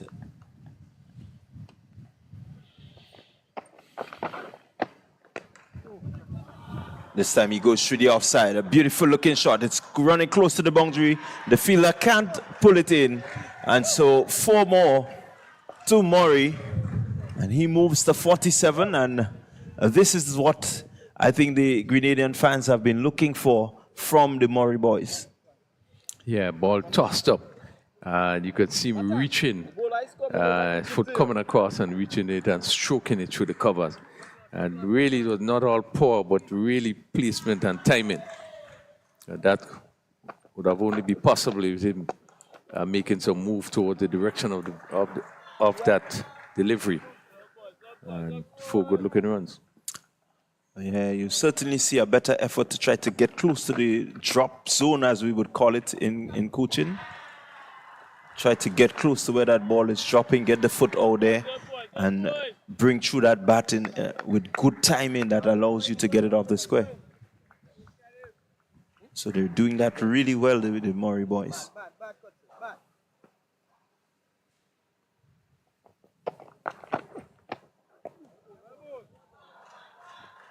Again, a good delivery, just a bit slower, straighter in terms of the flight. And so that's well bowled. Yeah, this is what you want to see in terms of our spinners. Just give the ball some air and really, draw the batsman into it. Again, even though we find some of the players using their feet to the spinners, as a bowler, sometimes you enjoy that because then you could use a variation and push it a little bit wider and put a little faster one and such, That's what makes the game really interesting. But this pair continues to look very comfortable.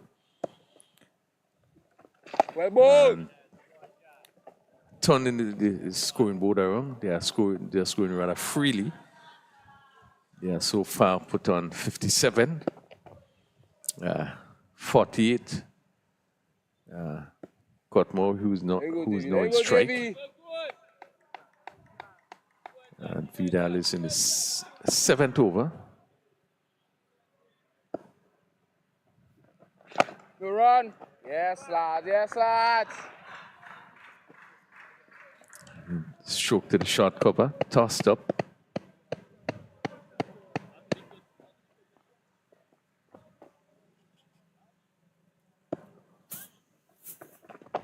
Oh, baby.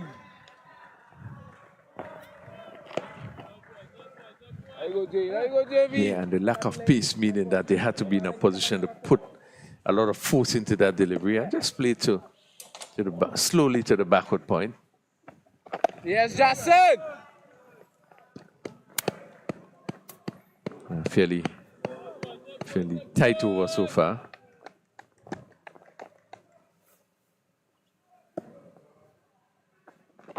Oh. Another short one. I think it's a shot you were looking to play. Just to beat the short third man, not fine enough. Was able to pick up a single. Yeah, I think the lack of pace on that delivery really contributed to it not really going anywhere.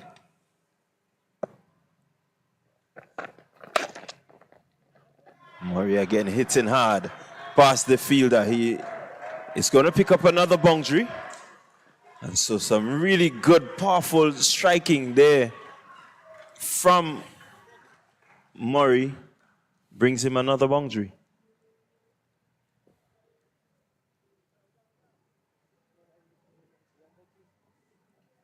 Yeah, and that's a power. Beating the cover fielder and rushing down to the boundary for 4.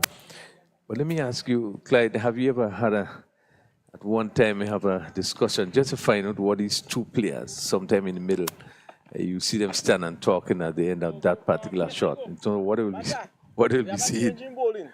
It's so interesting to see how they communicate, how they function. You would know that generally where you see one player, you see the other. It will be interesting to know the communication when they meet at mid-pitch. Well, from what I know of these boys, I've known them since they were kids at primary school. And I know that they challenge each other. They always want each other to do better. And whenever one does well, the other will definitely give him his commendation. When he doesn't do what is expected, they tend to have it out with each other. So they have, I think, very good communication between them. They feed off each other very well. And hence you see them, oftentimes you see them at tournaments, they do well together. When one doesn't do well in the batting, one may just come back with the ball. Well, I could attest to that as we see Fontaine back in strike, taking up the attack from the southern end. He knows in his 7th over. Yeah, I can attest to what you said. The mom in a discussion with me, he said to me that it don't be easy with both of them home. But all is in the whole interest, the whole aim of helping each other, making sure that each person perform at the maximum. And certainly, when you have this sort of relationship and you're able to feed off each other, it means that generally they will climb the ladder together. Scott Murray just requiring 1 for his 50. He's on 49. Picks up his 50 now as his ball played down to long off. So Scott Murray's on 50, and he would have faced some 90 deliveries, 116 minutes, 4 fours. So he really has put his head down and batting for just about a 1.5.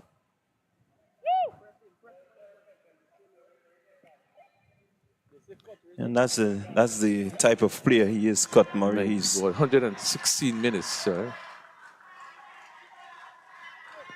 It's been acknowledged now. But he's the type of player, he really does not like to get out. He always believes that he should be there at the end. And whenever he does, he's pretty hard on himself.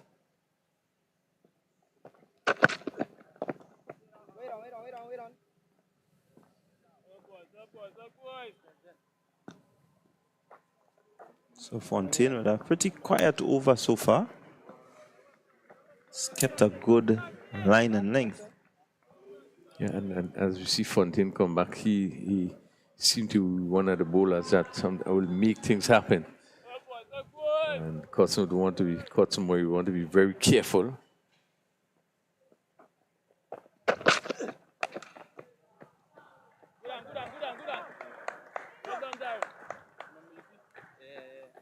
A slight misfield there from the fielder. Yeah, I didn't think Cousin got hold of that one.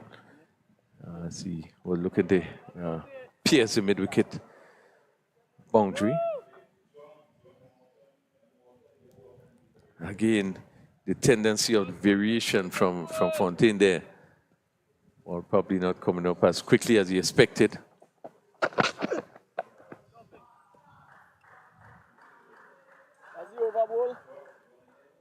Again, good looking shot using the hands, not really trying to get too close to it. He had it covered all the time. I was just hoping to steer it past that man there. I think, again, we see the lack of pace of the delivery.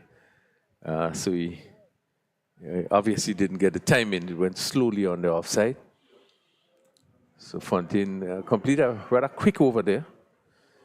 147 for 3. So 34 overs, so 16 overs to go. They will be certainly looking at least another 100 runs. Yeah, certainly. Maybe looking at where they are at this stage, There we go, Davey. to get another 100, 120, Well done. especially with the pair of Murray boys out there. I tell you, if any of them are close at the end of the closer to the maybe 5, 6 over remaining, you just may see some fireworks. Yeah, the longer this pace stays at the wicket is will be good for the Grenada team.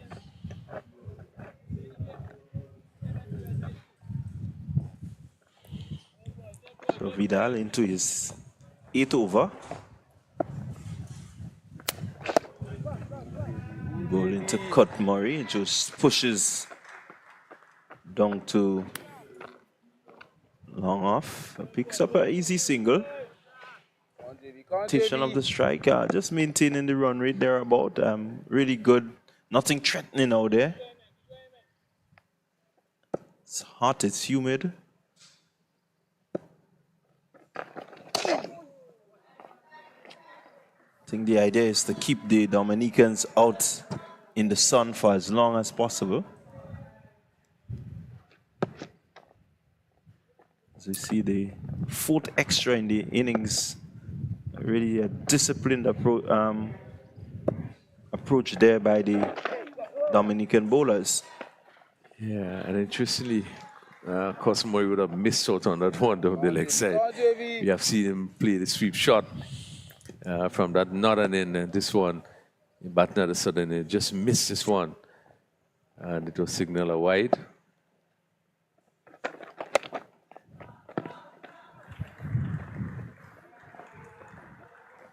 Again, just getting into his wicket and pulling to mid-wicket. It's Murray. And so the 150 comes up. It's 151 for 3. 150 coming up in the 35th over. This one full. It's lifted, but it will drop short of the fielder there. Yeah, a miss hit there by Cut Murray, and was lucky not to hold out to the mid-wicket fielder on the bounce. Just coming in, drop one bounce. But one thought he probably should have done a lot better with that full toss. Yeah, I think he really didn't intend to hit it that far. He probably was just looking to get it to the gap. A bit of better connection than expected. And so it resulted in him collecting one. As the Vidal over comes to an end, Grenada in their innings, 152 for 3 after 35 overs.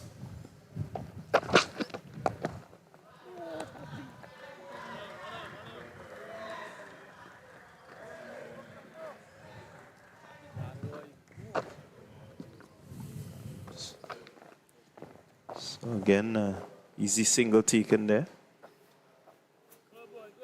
by Cut Murray. He moves on to 52, partnership of 69.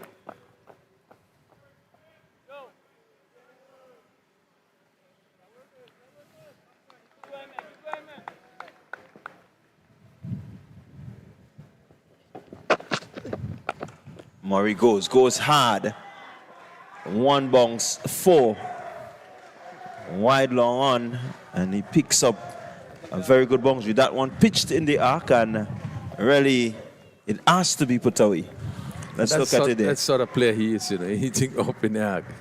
He's not afraid to go with it, but this was powerfully played through that straightish mid-wicket position. Just one bounce and went over the rope. Murray. That's his 8-4. He has it in his 47.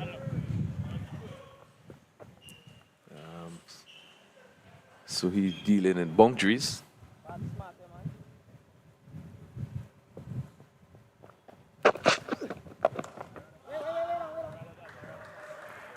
Another powerful shot, but this time straight to the fielder.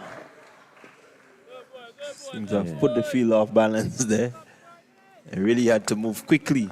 And the captain there, Pascal, took in a beautiful catch to get rid of Bob. Jumping with both hands.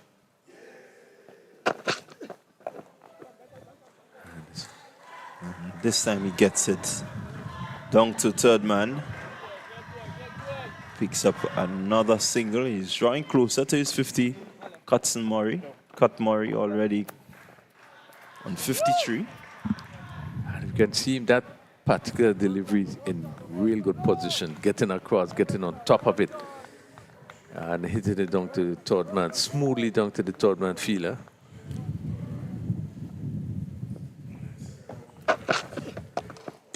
Straight. Beautiful looking shot. Full face of the bat. When we say show them the maker's name, you clearly could see the maker's name on that one. All about timing. Scott Murray got into position and stroked it. Really back past the bowler. And that pitch content indicates it's really good for batting.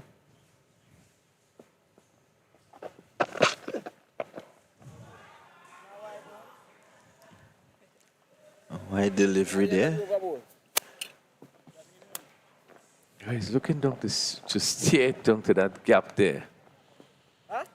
Probably getting too much over the delivery. And it just playing it on the offside. But this pair continue to motor on. 54 caught Murray, 48 Cousin Murray. And, this is sort of batting display we have been looking for both these players, knowing the ability that they possesses. But they seem to be in total control of what is happening out there. And having a stand of some 76 so far. Dominica will be eagerly wanting to separate this pair. Yeah, they will certainly be hoping to separate this pair. And they need to, if they're going to really keep that total under 250. Yes, Jackson. Yes, Jackson. They don't separate this pair at some point very soon. I think they could be chasing maybe in excess of 300. Catch it! Powerful strike, just getting the fielder there. Ball seemed to just rush onto him. So it goes away for 4. As you look at the replay here, it just seems as we hit somewhere just under the knee in that area there. And really, he's down. It's a sort of area that can, you'd have a lot of pain. And certainly the physio is out. Probably will have to use a spray. But firmly struck by Cut Murray, and the ball giving some air. And even though he didn't get out to the pitch of it, but hit it down to long on. And pick up another boundary. Cut Murray. And that's his 5th 4. He moves the score on to 58.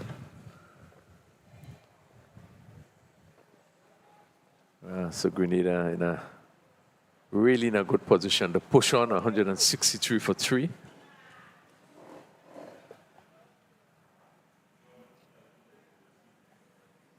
As we see just some attention to the player down on the long on boundary.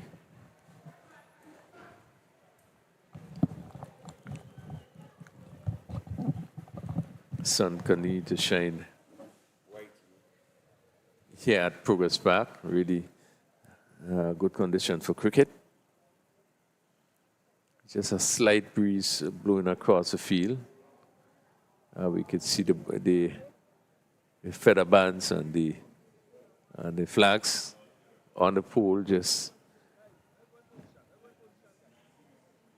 blows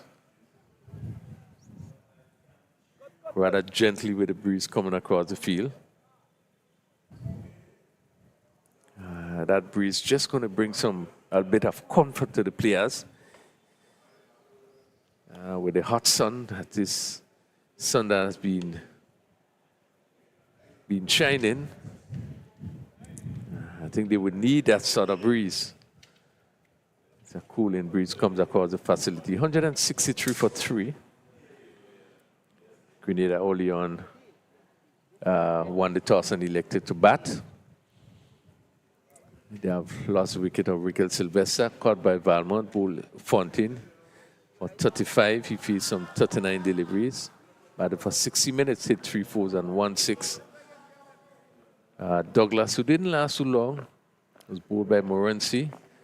For 5, he only faced 6 deliveries, 9 minutes, 1 4. Kevin Bob, he was caught, beautifully caught by Pascal. After bowling of Fontaine, he went for 13, 24 deliveries, and he had 2 fours in his inning. So that's the 3 wickets Grenada would have lost. Ball giving some air and again hit to the short cover. There you go, JV.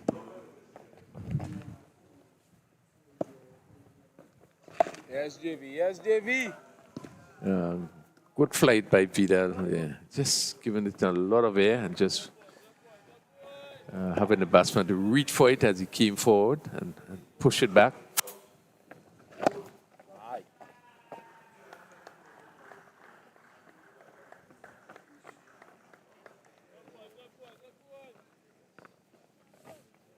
There you go, JV. There you go, JV.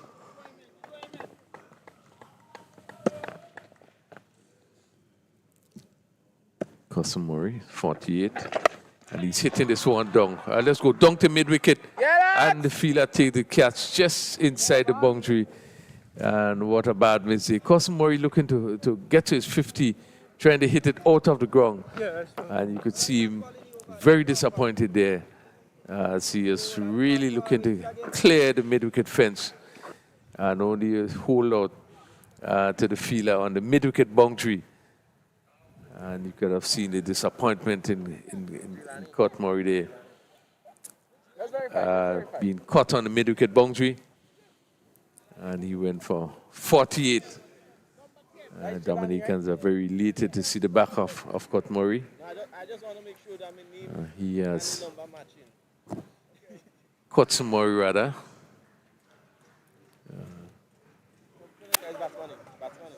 And he was caught by Fontaine in that mid-wicket region.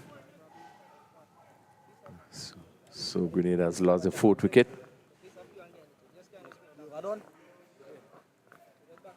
This pair. Murray caught by Jelani Joseph. Bowled by Vidal. Jelani Joseph taking that catch. So Dominica now with a little spring in the step, picking up that very important wicket of Curt Murray. A player that really has the ability to turn things around.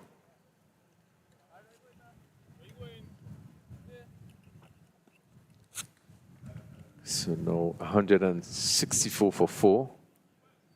And Vidal picking up his first wicket, 1 for 37 in 9 overs.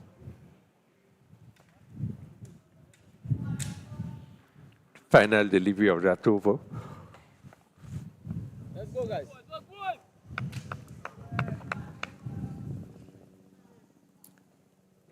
So it's Fontaine from the southern end.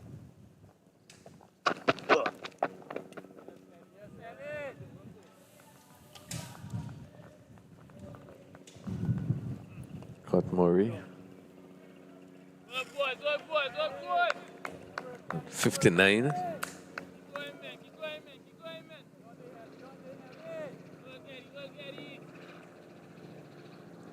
Curt Murray, caught by Joseph, bowled Vidal, 48.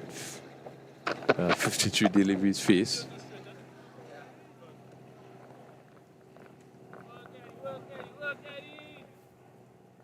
He's been there for 54 minutes with 8 fours struck.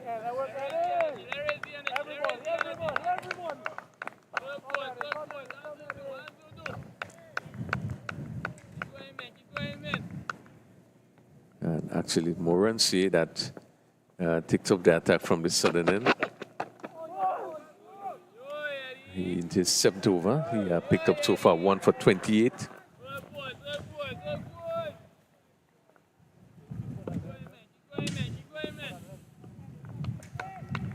There's still 12 overs after this over.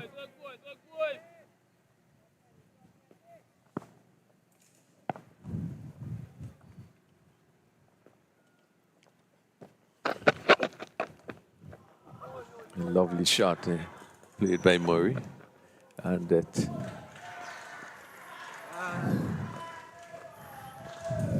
goes down to the boundary for 4. But what a lovely shot! Really good timing, and he stroked it through extra cover and picked up his 6th boundary. Again, textbook cricket, gets in the front foot right there, the head coming directly over the ball. So he always had control of that one. It sped across what I would make it a lightning quick outfield. Yeah, it's such a difference when the pitch goes out to the ball, and you tend not to focus so much on power when you get into those positions, but just placement and timing. And that one was really timed beautifully by Murray as it raced across the surface.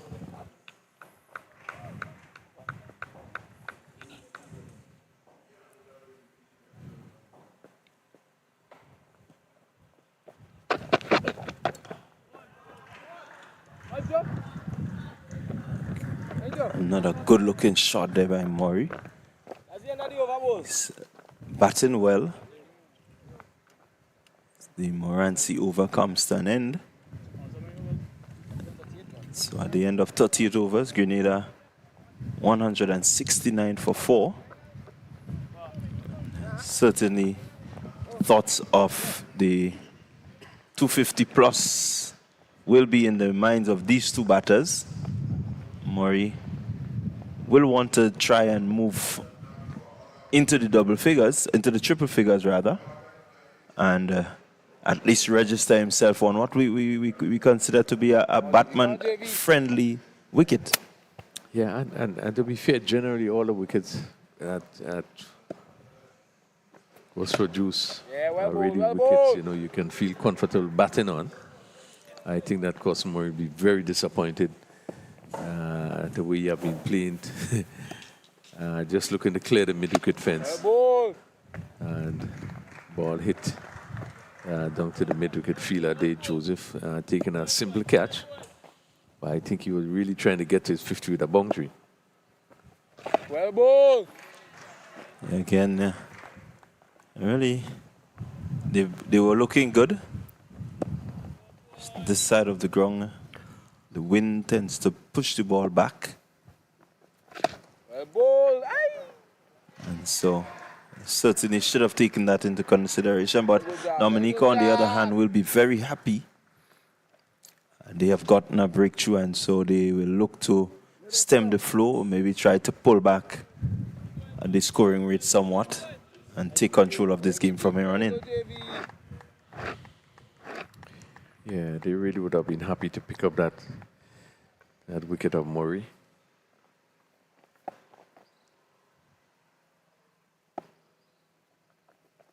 Yes, JB. Yes, JB.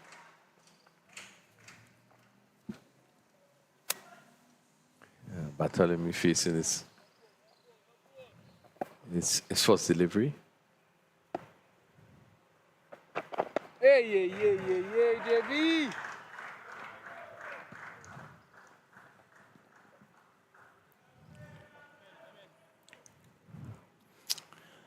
So Vidal completing his spell, his 10 overs, going for 38 runs, picking up 1 wicket. And in the context of the game that has gone so far, this is a really good spell. Nice flat track for batting. And as a bowler, you bowl 10 overs for 38, you would always take this. Yeah, most definitely on this wicket, which really wouldn't give you much help as a bowler. If you could drop under 50, in terms of your 10 over, you do well. 40 and under is very good. Morancy into his 8th over. Murray just guiding that one. Total moving to 171 for 4. So at the completion of this over, it will be 10 overs remaining. And so we're going to be looking for a different approach from the batters. Maybe look to get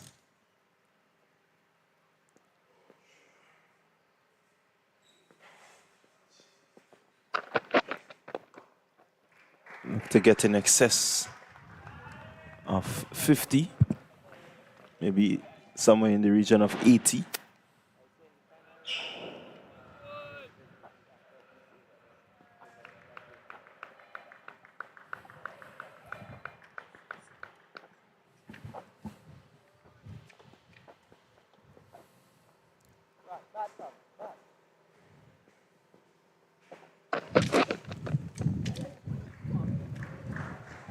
That's just played nicely.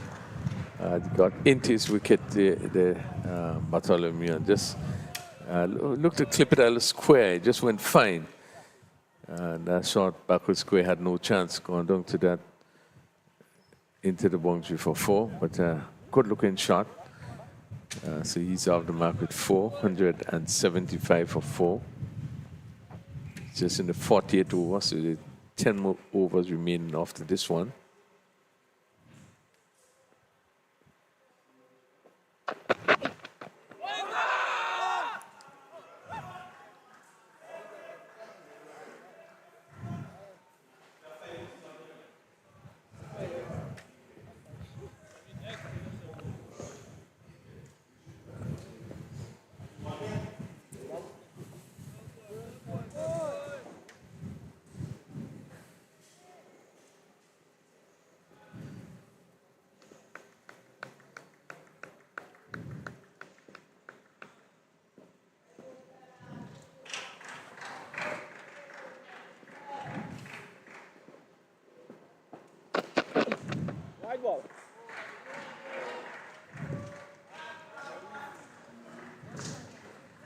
It's another extra, another wide.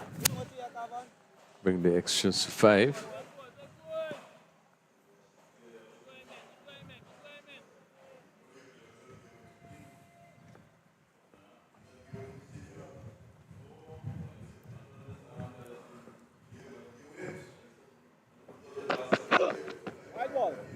All right.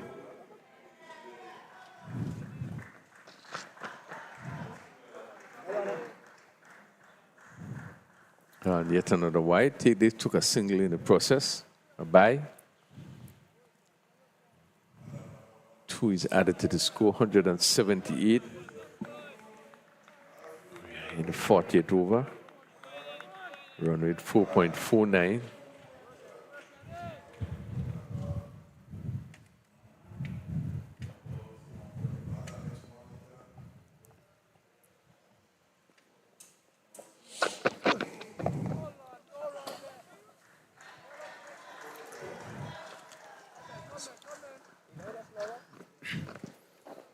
This pair not doing badly so far. Been able to turn the strike over, pick up the odd boundaries. Some 15 runs partnership already. And that's a positive sign that we are seeing is being done successfully. They're picking up the singles. That's the end of the over, and we're breaking for drinks. So that completes a 40th over. We probably going to have a bit of a drinks break.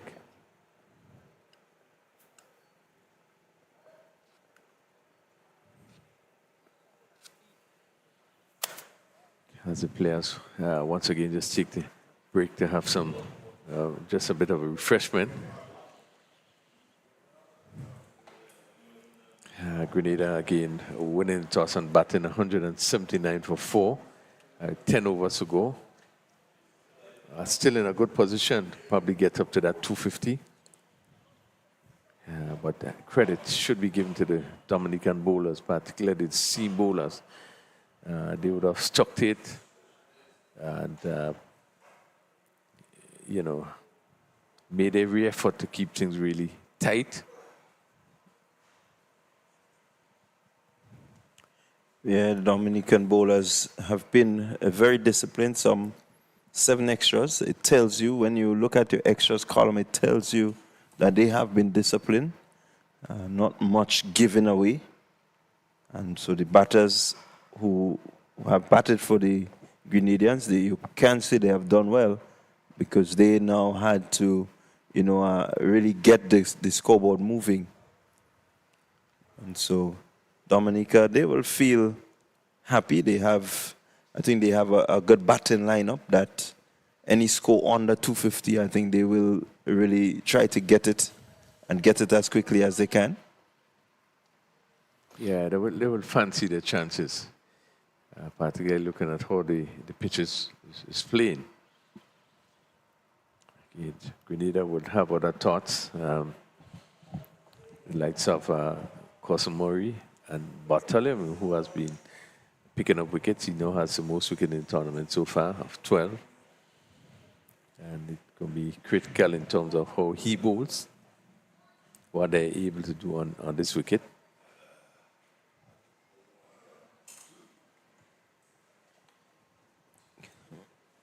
Yeah. Well, at the Roy St. John playing field in Tantine, can tell you that St. Lucia won the toss, and they are batting. And after 37.3 overs, they are 161 for 4. Fortinel is not out on 7, and Tyler Venner, he's there on 42. So another batsman seemingly close to crossing the halfway mark. But for the sake of the tournament, we would love to see these batters go on and get to the 3-figure mark. So we continue to see, in terms of the games, they are seemingly going at the same pace, maybe on the same level. This we are just a little bit ahead, 40 overs, about 37 overs. And 4 wickets is lost in each venue.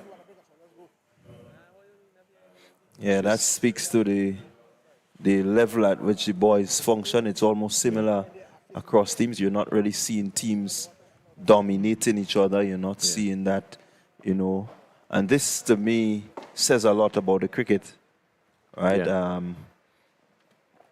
We still need to lift the levels, because for me, I would have loved to see scores closer to the 300, 250s, I think that says a lot. It's about your batters and their ability to bat for long periods, to focus and, really take opportunities. But that's a discussion we had this morning, both myself and Robertson, in regards to the quality of wickets that we have for batting. But yet we haven't been able to get our batters, particularly your top batters, scoring many runs. And we speak, about the scores that the team have been able to score in the batting efforts. I think he mentioned there's a couple team now that got over 200 once. But generally, you have been able to get our batters scoring big totals, and as such a team scoring big total on wickets that pitches you can consider more friendly to the batting. So that really has to be a concern going forward in terms of what our batters need to do. Is it that our bowling was of such class or made it so difficult that the batters couldn't score? I don't think that's the case, really. It's just that our batters just didn't come. Maybe the application, the commitment, even the confidence.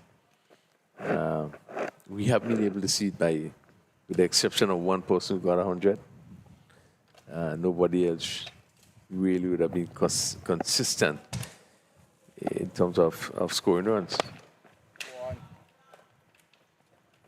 Yeah, I quite agree with you there. But again, we need to give kudos to the spinners within the Winlott on the 19 teams. I think they have bowled really well.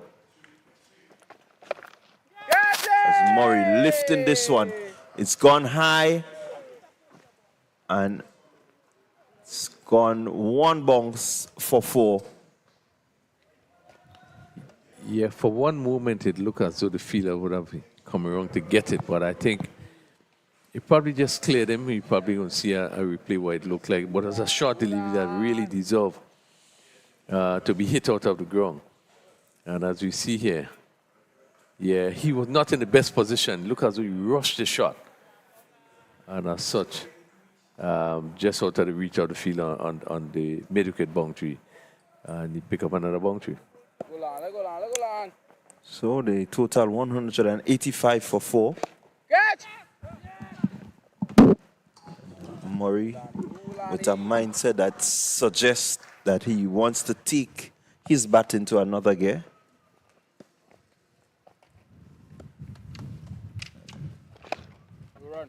So far, Jelani Joseph has kept in pretty quiet. Apart from that, 4. He's bowled pretty well. Shot, and this one is cut to the backward point region. They cross for 2. And so, cut Murray, he moves on to 74. Eyeing what I would make it a really good half century. I think long in the making. One just hopes that he will remain there and get to that 3-figure mark. I expect him to. He's been batting quite well. I think his brother Curtin threw his wicket away. They were batting too well, and I expect tonight after the game, one twin will be disciplining the other, knowing the 2 of them. Yes, certainly they will. And as we said, that's the joy of having your brother playing alongside you. Yes, yes. But the way the 2 of them were batting, I saw 100 in the making at both ends. Not taking sides or being biased. It's just the reality. It's a very good batting strip. Maybe he saw at the stage they were in the number of overs, he should be looked to step on the gas, but then he needed to do it a smart way. So the argument can be applicable both sides.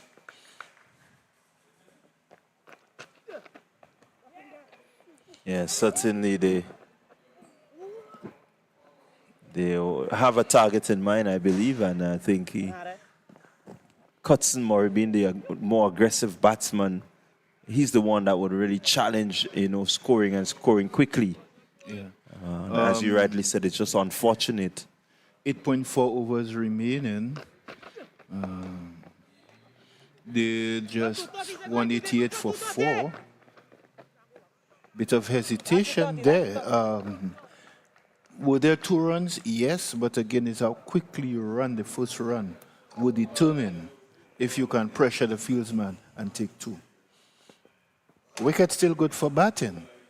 I think Dominica would fancy their chances being able to knock off any total that is put in front of them. Looking at the batting they have, Pascal, Luvio, Fontaine. But again, it's how you play on the day.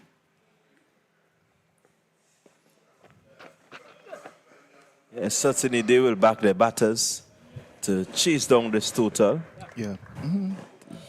What they want to do is to make sure that they play good, sensible cricket. Yeah. I think the 2 bowling attacks are just about the same. But it's who remains focused, who keeps a steady head, and who is backed up better by the fielders.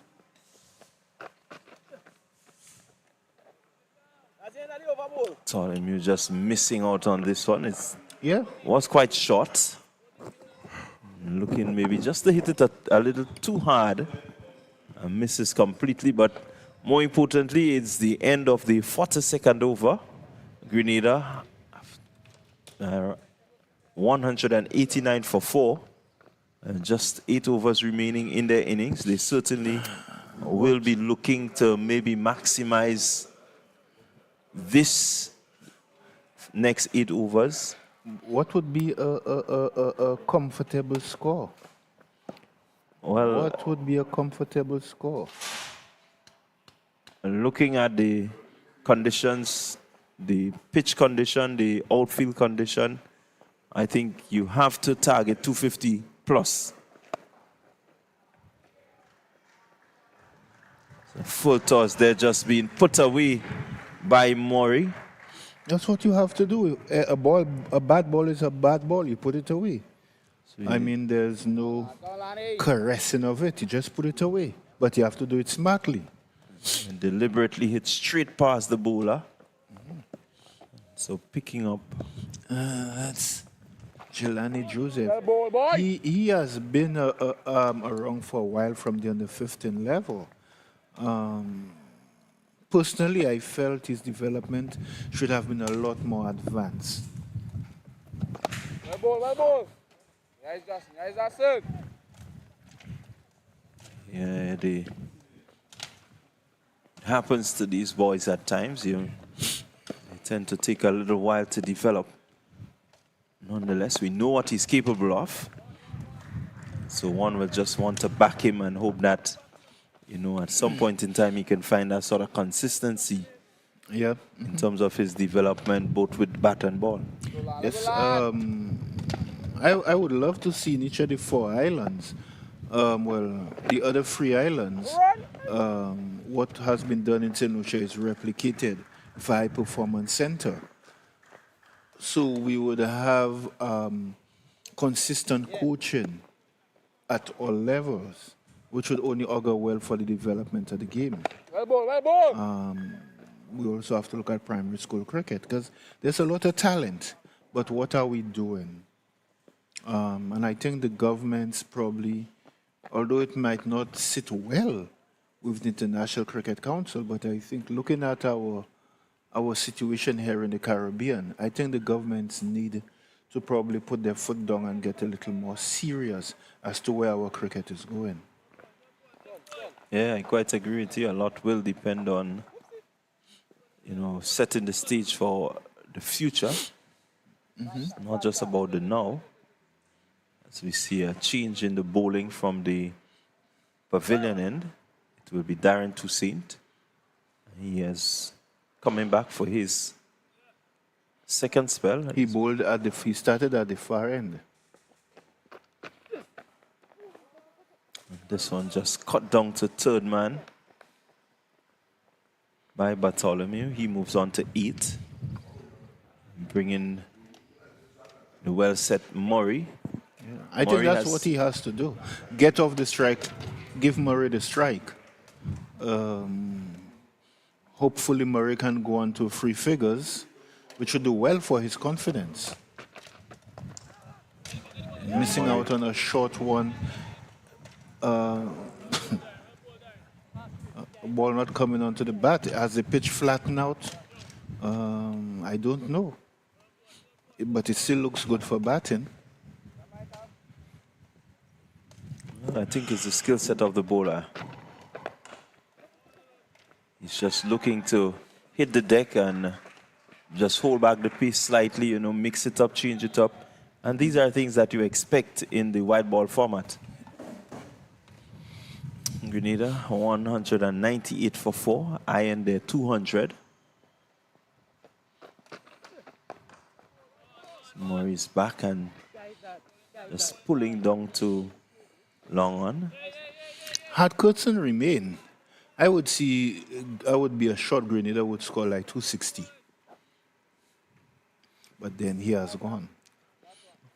Well, we still think they can. They know that. Oh. That's Kurt? Yeah, it seems to be Bartholomew there. Being given out to LBW. Ooh. It looks adjacent. Again, the camera isn't directly behind. So Yeah, Bartholomew looking to just tickle this one as he goes on to the sweep. Yeah, pretty good decision there. Yes. He came across but just missed completely. Yeah, he was down on his knee, genuflecting. Hit him right on the roll. Yes. Well, Kurt is still there, so Grenada can breathe a sigh of relief that the well-set batsman is still there. He came in at number 3, and they have seen a possession of batters coming and going, including his brother. It would be interesting to be the fly on the wall when the two of them speak about it. Yeah, and St. Lucia is 181 for 5, 39.4 overs. I wonder, it looked like Venner didn't get his 50. And that's what we're seeing yet again. Not a batter getting a start, but not really converting the start. And the wickets are good enough for batting. Yes, the wickets, I think the flattest of them all is at Tantin because of the medical attention it got a couple days ago. Yeah. So the new batter, Keyshawn Abraham. Another over comes to an end. 44 overs completed. Another 6 overs remaining. So Vidal has finished his quota of 10. Moranti has bowled 8. Lestrade 4. Fontaine 8. Toussaint just finished his 6 over. Durant 3 overs. Valmont has bowled 3. And Jelani Joseph has just finished his 2nd. So we 44 overs bowled. So the captain, Stephen Pascal, has quite a few options going into the closing stages of this inning.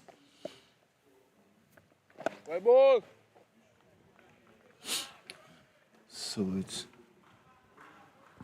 Jelani Joseph bowling to Kurt Murray. Ooh, Oppish. I think he should have taken that chance. Well, it was dipping and dipping quickly. Again, a strong breeze blowing across the ground. So maybe at the opposite side of the ground, it just may have reached him. But I'm trying to check how quick was he coming forward, walking in with the bowler. Again, that will be a factor. Oh, yes, Lano. Abraham just pushing out there, not really looking to stroke it. Yeah, he need to get off the strike and allow Cook to take over. He's a set batsman. Oh, yes, Lani. Yeah, just needs to stroke the ball slightly instead of just patting it right there. Yeah. And get this to the left of the fieldsman or further to his right. Look for... Yelan.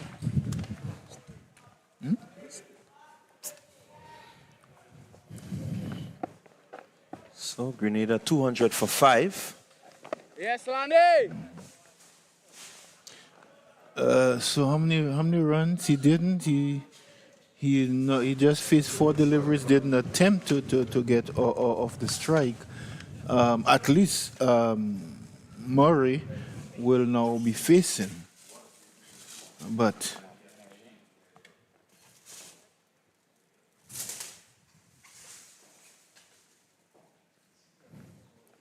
yeah, Murray will be eyeing.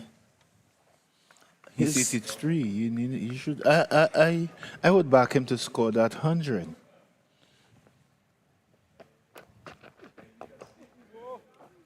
I think that shot is not timing. He's looking for power, but if you are not timing, the ball will go nowhere. I think he was looking to go across instead of go straight through the line. Yeah. There's a fieldsman at long on. If he goes straight and he hits it hard enough.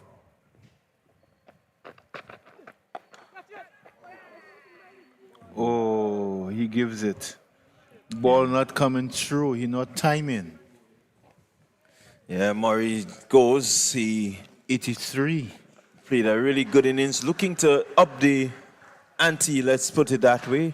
Yeah. As we would always say in local parlance, just looking to get after the bowling, wanting to ensure that his team gets close to that 250 that they spoke about in the pre-match interview. And so it's unfortunate. Murray, I think, had all that was necessary to get himself. Yeah, he should have gone on.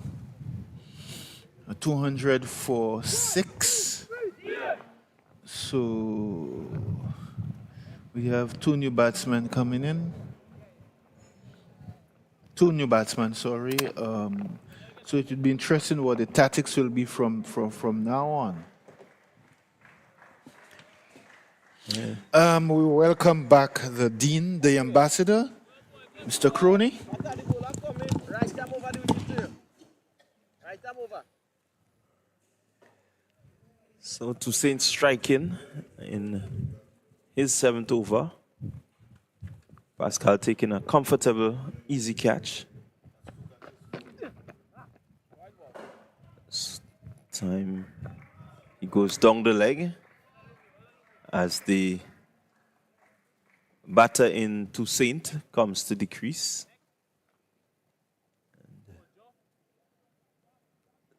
That one just misguided.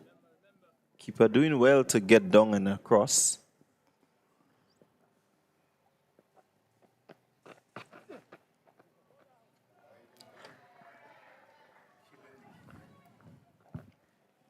Again, just slanting down the leg side there to Darren Toussaint.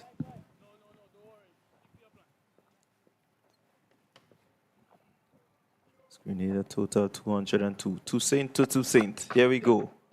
Toussaint lifting this one. Man at long off, just running around. So you see the intent of the batters just to keep that scoreboard. They need to get really close to 250, I believe, if they really want to put Dominica under any challenge. Yeah, I think Dominica would have come back strongly. We are into the 46th over and just 203 for 6. And they really would have pulled things back. And then losing the wicket of Scott Murray there really would have put added pressure on the bottom half of the batting. And therefore it means that both Toussaint and Ibrahim will have to continue to push it along. They are now at 4.47 in terms of the average.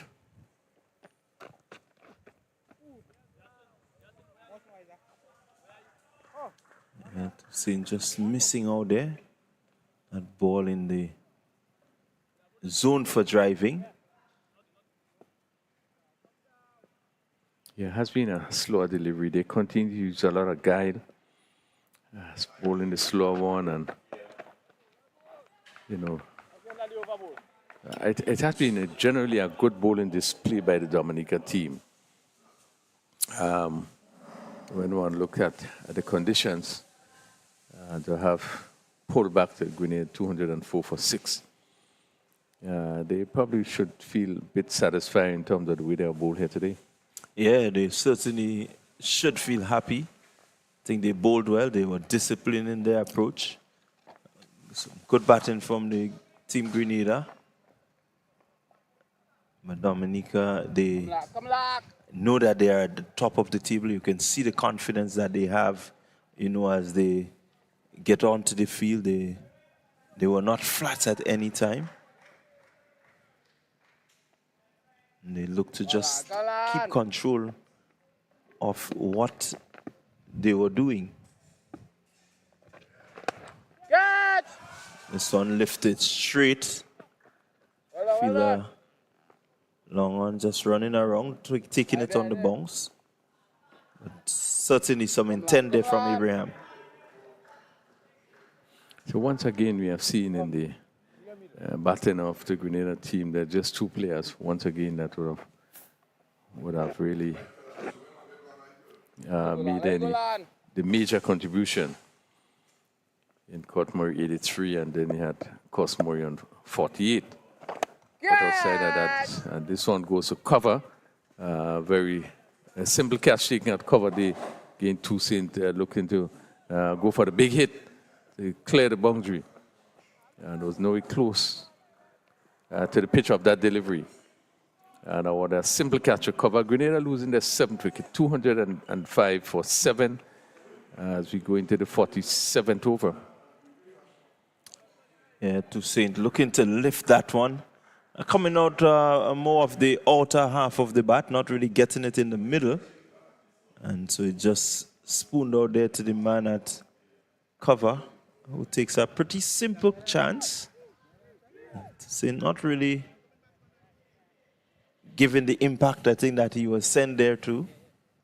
We know that he can strike the ball, he can hit it the long ball.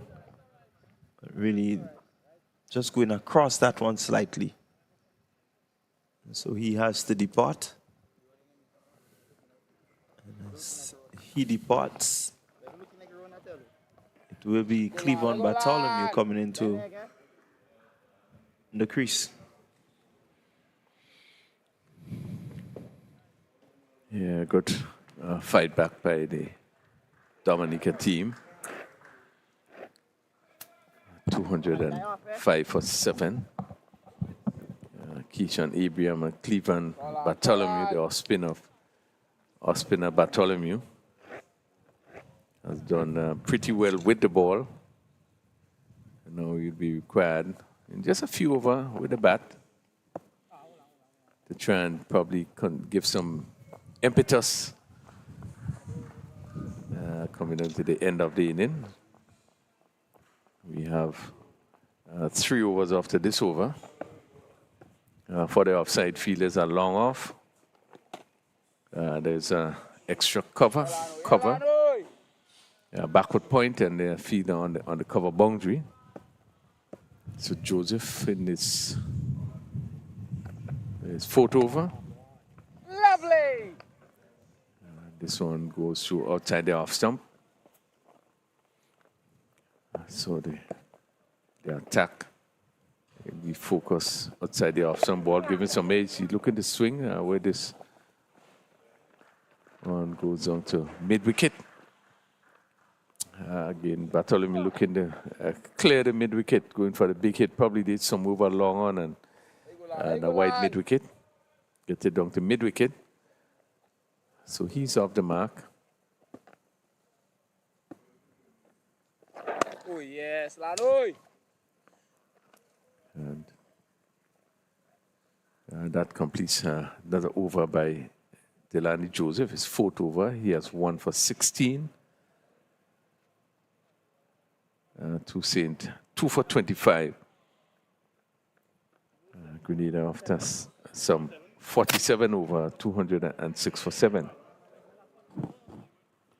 Yes, Grenada.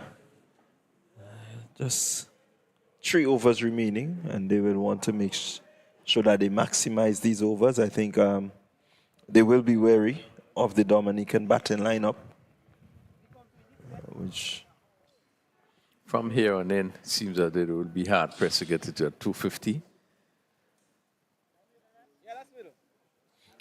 Certainly 250. It will take some hitting.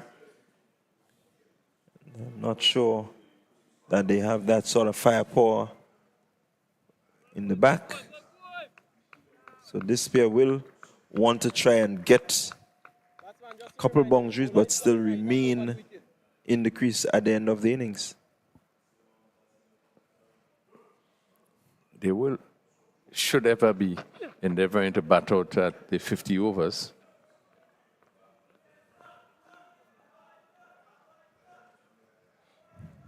Yeah, they certainly need to bat out their overs. Do not want a case where you get bowled out before the 50 overs are up. Again, he's looking to swing. And often this one comes off the pad and goes on to third man, but Not the best of shot day. Swinging across and maybe probably just missing leg stump. It went up with a half-hearted appeal as we see the replay here. Yeah, heading down the leg side. Looking to hit it somewhere over mid-wicket.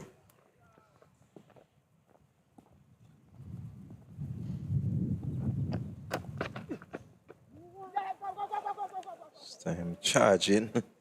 Not really making contact. I think he caught the keeper off guard there. Keeper was rather late to get down. Seemed to get some bat on it.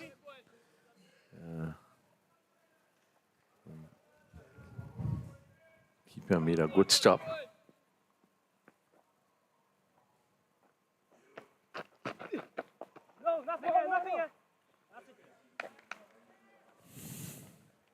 Again, good disciplined bowling by Toussaint. Just looking to bowl wicket to wicket. Yeah. Asking the batter to take the ball off the stump. You hit. Yeah, I think the Dominican bowlers would have bowled very well through this game. Yes, this time I told him you lift in this one. Feel unable to really get in and take the catch. But that's the idea. When you bowl, you're coming down to the death overs, as we will call it. Want to be as straight as possible. As close to the Yorker length, asking the batter to manufacture the shot.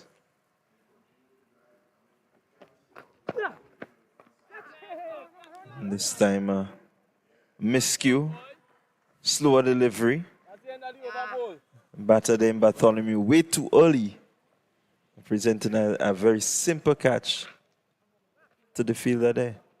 Yeah, really sensible bowling there by Toussaint. Look at that. Batsman looking to hit, he slowed it up and threw it in the air. So it always looked as though that delivery you can hit as he threw it in the air but away from the batter. And all he could get was the bottom half of the bat. Just lobbed up for easy catch in the gully. Again, credit to the bowlers. Grenada losing the 8th wicket to 210 with just 2 overs remaining. And let's hope that they're going to bat out their 50 overs. Well, they certainly need to bat out their 50 overs. It's only 2 overs remaining. You do not want to reach into a situation where you're not chasing runs, but you're setting a total and you allow yourself to be bowled out.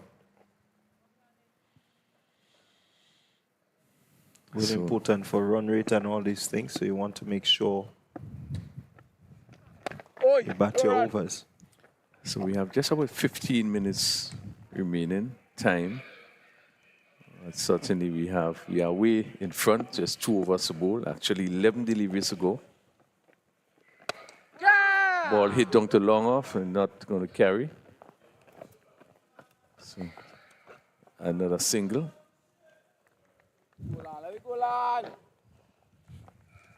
And it brings the left-handed Desron Mitchell to the crease. And it also meant that the Dominican bowlers really stick to the plan in terms of the time frame for the overs. And they have done very well. Yeah, certainly well managed out there. Skipper Pascal doing well in terms of marshalling the troops, making sure that they stay within the time. This one is just turned into the square leg region there by Mitchell. He gets off the mark. So we have just 8 deliveries remaining, 212 for 8. And they really pulled things back. As this one is hit, it's going, that's gone. A good hit there by Keyshawn Abraham, clearing the ropes at the road end, bringing up a much needed boundary. Grenada draws closer to the 220 that they got in the earlier game. So they will want to pass 220 today. So I got into the over. That's 6. We did a welcome boundary. 219 for 8. We have with 1 over remaining and 13 minutes. So they have done well in terms of the bowling effort and even in terms of the time that they take the bowling overs. We are now going into the 50th over. And has been really a good discipline display by the Dominica team. Toussaint, who has picked up 3 for 28, is into his final over. A bit of an indecision there as the ball played to point.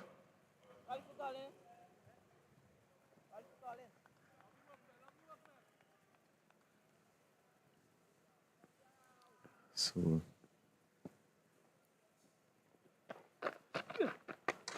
and this time he's down the wicket, lifting. Is it going to clear? The fielders collide, and it's dropped. And they pick up 1. So we're going to look at the replays just to see what happened there. But it should have been taken. Yes, he's down the track, and fielders just coming around. Really, both of them committed to the catch. Not certain that they were aware of how close they were. Yeah, still one of the players doing a tremendous camera work there. As we look at the two players, as we look at two players, yeah, very good camera work there. And the ball, player not being able to take the catch. Player still on the ground. So we have 4 more deliveries. Grenada 220 for 8. Just waiting as the physio gives some attendance to the player. Well, I can tell you at the Roy St. John playing field, St. Lucia batting first. They are 204 for 6. And Cody Fontenelle, is not out on 21 as the new batter comes to the crease. And so they are in the 45th over. And so another 5 overs to go in that encounter. And that will bring conclusion to the St. Lucian innings once these 5 overs are complete. St. Lucia again will be maybe looking for a total closer to 250. Yeah. Yeah, I think we're looking at that 250. You were there this morning and you would have seen in terms of how the wicket plays. Knowing what a wicket does, this is made for a pretty interesting encounter. Yeah, it does make for a very interesting encounter. The wicket looks really good. And I think the batters, once you apply yourself, you can get runs. Powers of concentration just have to really be intact. There must be a willingness to bat and to bat for long periods. So we're about to continue, 220 for 8. And the ball pushed on to long off. So maybe we could even begin to give the scorecard as we come down to the 50th over. Only 3 deliveries remain. Grenada won the toss and elected to bat.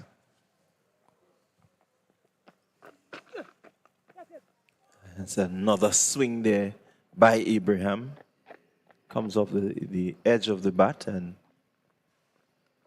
they cross for 1. It's 221 for 8. And Grenada batting first. They got off to a relatively good start. save and accept the early wicket of Douglas. He went for 5 very early, but Cut Murray and Rikel Sylvester, when they came together, they had a really good partnership.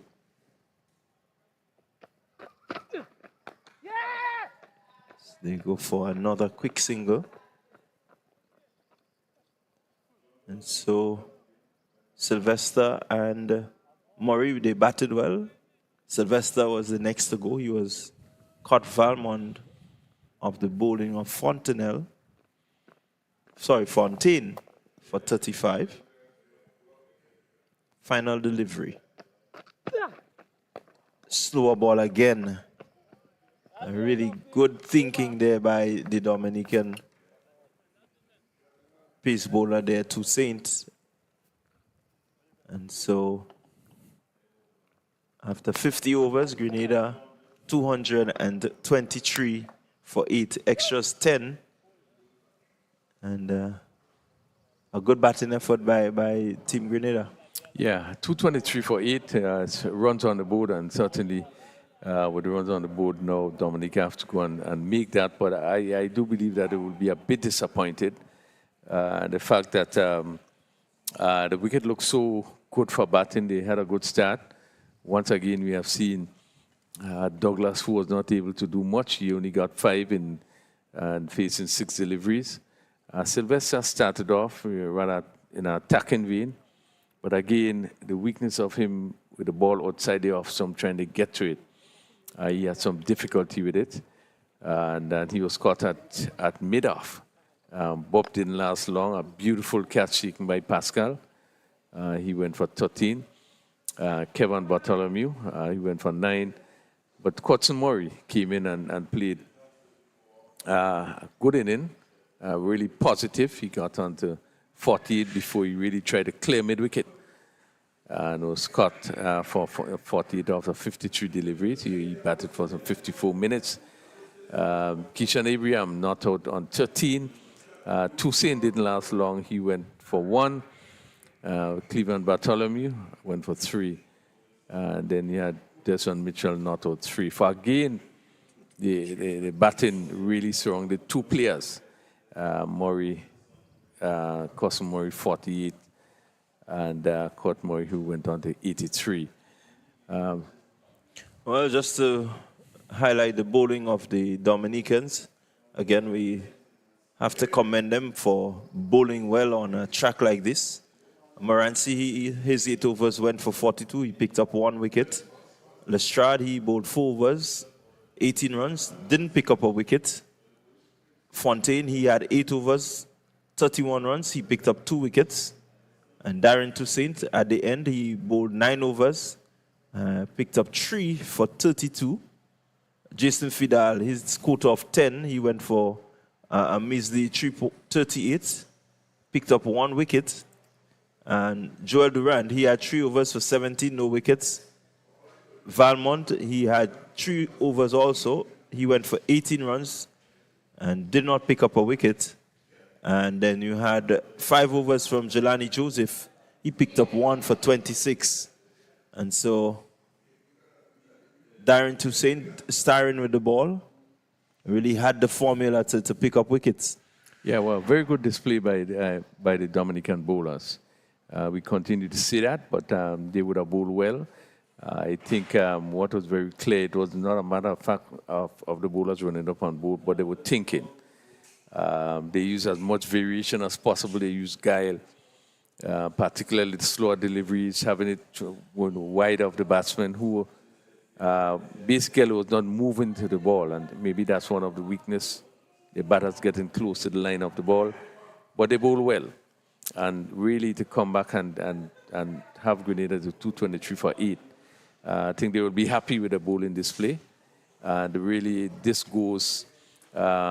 put them in a position they would feel confident that they too can chase the score of 223 for 8. All depends on how the wicket continues to play. The bowling of the Grenadian bowlers. We know, for instance, we haven't seen the spin doing much. There's nothing for the spinners, as we saw in the first half of the inning. So we does not know how effective it is going to be as we go into the second part of the inning. But I think all is made up to be a very interesting encounter. Match can go anyway, but as you see, Dominica at the top of the table, we want to maintain that. So we all await and expect a very keen contest as Dominica endeavor to get to 224 for victory. With that, we are going to take our lunch now. We're going to take a short break, and let's hope that you will join us for what is expected to be a very interesting contest in just about the next half an hour.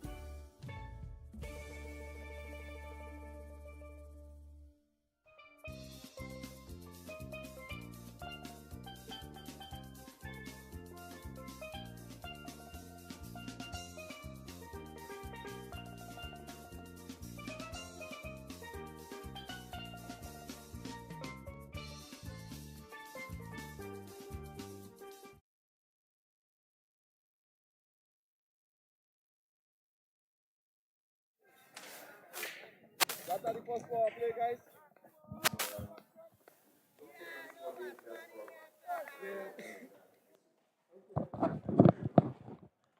So we are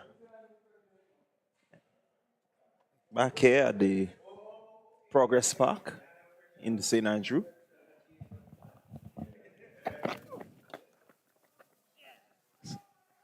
So we back at the sunny Progress Park venue. The sun continues to shine brightly here as Dominica going to chase that total of 224 for victory. They're actually off the mark with 4 into the first over. And it's bowled by Enoch Toussaint. He's from this southern end or commentary booth end. Yeah, Dominica getting off the mark quite emphatically. One would hope that we will see some good batting display and some pretty good disciplined bowling that will make this match even more interesting. Well, we have heard quite a bit about Stephen Pascal, and we haven't really seen him really come into his own. And that's one of the batters, in our view, which one that have been spoken about. And we haven't really seen him come into his own as yet. But certainly it's a good opportunity here. It would be critical for him to set the sort of foundation Dominica needs if we're going to get past that 223, which is required for victory. Well, he seems to be coming into his own, Pascal. Got a good-looking 68 in the last game that Dominica played. And it was a really good knock. It was a knock that was really accentuated with some good boundary hitting, good defense, and so he batted pretty well. And so we expect, for the sake of the Winlotts and,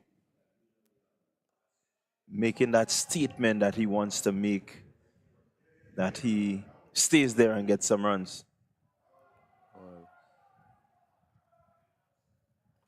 So we have just seen the second boundary again, just coming forward and playing with the tide. Not much power, but more timing. That went through a vacant square leg position, the mid-wicket or the mid-on fielder, having to do a lot of running. As we look out there, the field is really heavily set on the offside. There's just 2 fielders on the leg side, which is a long leg and a short mid-on. Yeah, I think that he got the inside edge and it raced away. So it tells you something about his timing. It tells you that he's really seen the ball well. He may not have gotten the ball where he wanted it, but nonetheless, the result is 4 runs. Quite an interesting field with just 2 players on the leg side. So Toussaint will have to be really be accurate in terms of keeping his line. We haven't seen him played in the last game. And one thing, probably there's a bit of injury that he was not included in last game. Yeah, I think Toussaint, he had an injury, picked up an injury and was just rested and giving an opportunity to Francis, who bowled well.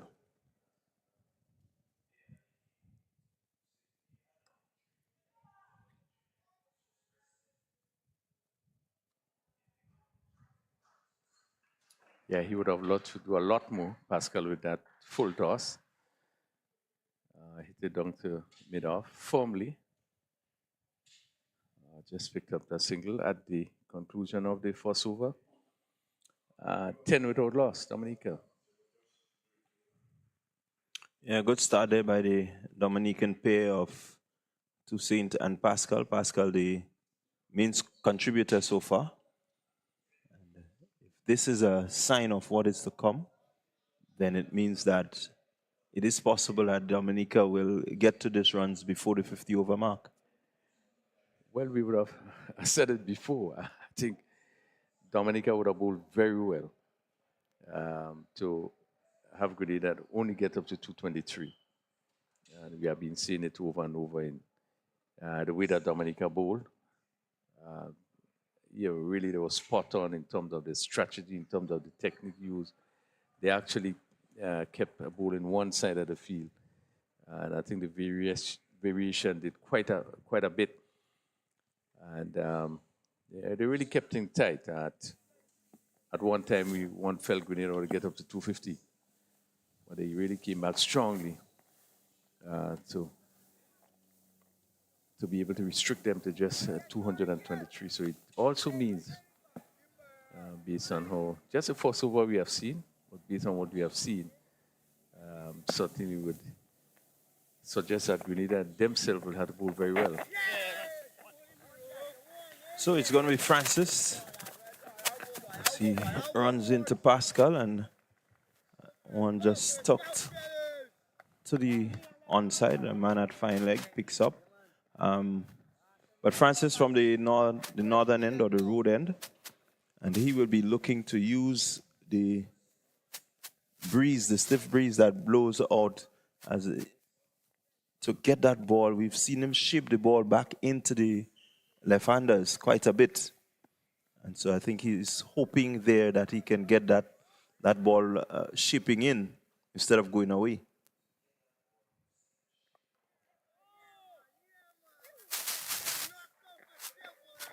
So a bit of movement there already. I think he just needs to pitch maybe on or about the off stump and allow it to swing. Yeah, we would have seen in the only game that you would have played, he seemed to get inward movements more than the ball leaving the right-hander.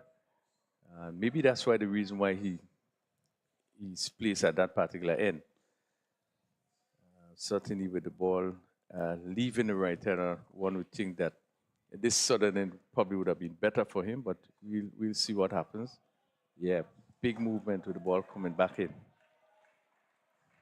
Just seem to have the ability to be able to get the ball come in more than the ball leaving the right-hander, which is natural movement for the left-hander. Yeah, we worked quite a lot on getting that ball to shape in. One time I had to ask him if he forgot how to get the natural movement, because he does tend to get that movement and get it pretty big early in the bowling innings. We're into the second over. Dominica 11 without loss. Jumal Francis coming from the northern end, left arm over the wicket.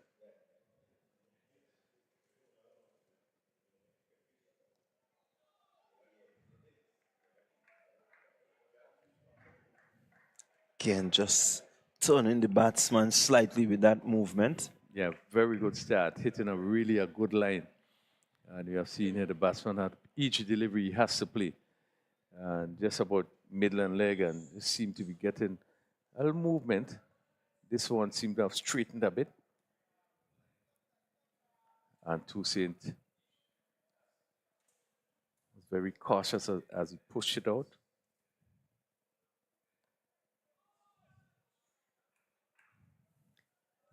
Yeah, a little too straight there on this instance.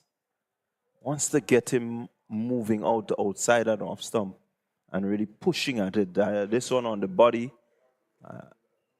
although he did not get to turn it around the corner, but you ideally want him to be reaching out and maybe just prodding so that the slips can come into play. Yeah, so you want to be pitching it further off stump. So you have to play and then it coming in. So you really put your, it's again too straight. Swinging down the leg side. Just come around the pad. It's leg by signal there. Yeah, by the umpire Freezer.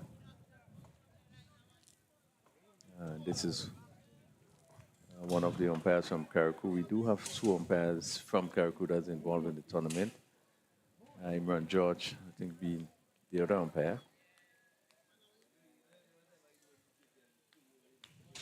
Yeah, I think the umpire in the tournament so far has been pretty steady. The seem to be working cohesively at both venues. And the general standard is about the same. And so we must say kudos to them.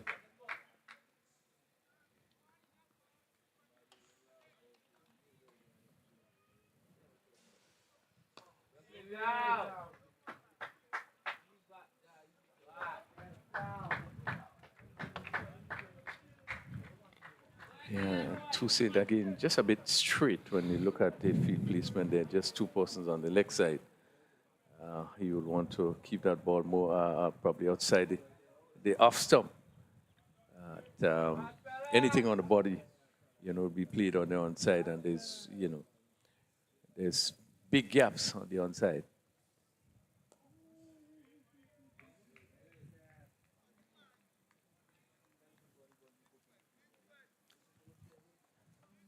Yeah, really wants to be cautious, Toussaint, in terms of the length that he bows. His field is predominantly offside, doesn't have the protection in the mid-wicket region, so you do not really want to be short to Pascal.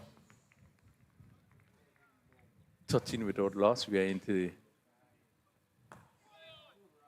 the third over. Toussaint getting that delivery to come into the right-handed Pascal. Stealing a bit. Pascal was equal to it, pushing it on the onside. Just a little concerned with the leg side field. If you're going to bring the ball in with just two persons on the leg side, then certainly you need to consider your field placement. Yeah, certainly has to consider the field placement. Really want to stifle the batters very early. Use the power play restrictions to your advantage. You have the fielders close in, they can move faster to the ball, really cut off the chances of them getting the easy singles.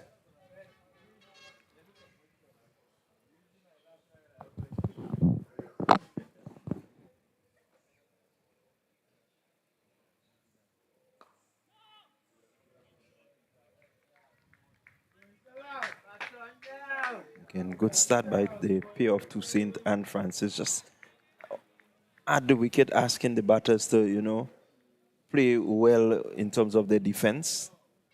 And even if they're going to be aggressive, they have to do it circumspect.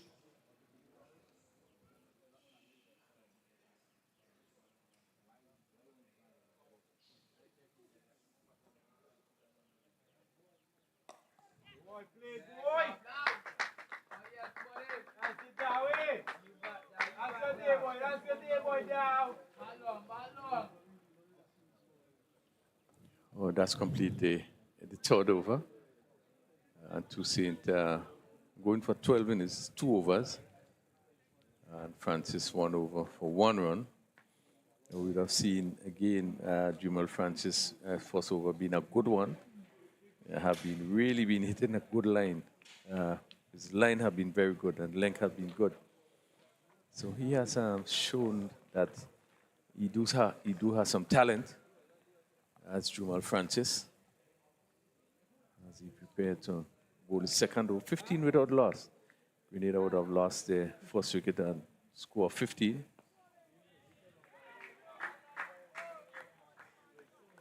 And more inward movements. Yeah, really does need to get it across the batter a bit more.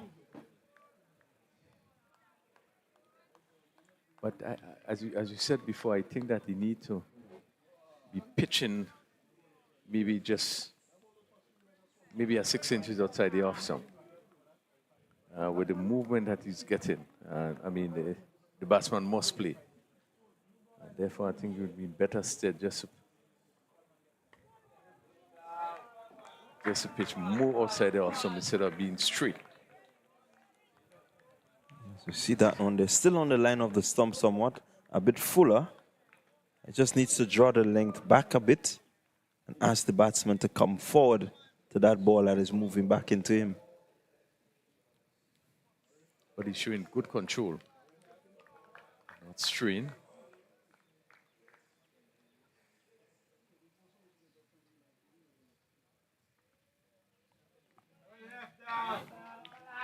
No, that's the one that goes away with the natural angle of the left-hander.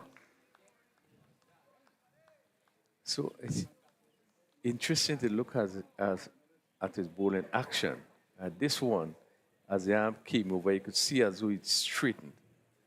So he allowed it to go with the angle of the arm. Whereas we'd have a closer look at him as his arm action, whereas deliveries before you would have pulled the arm down so you could see it coming back. Let's see what happens here.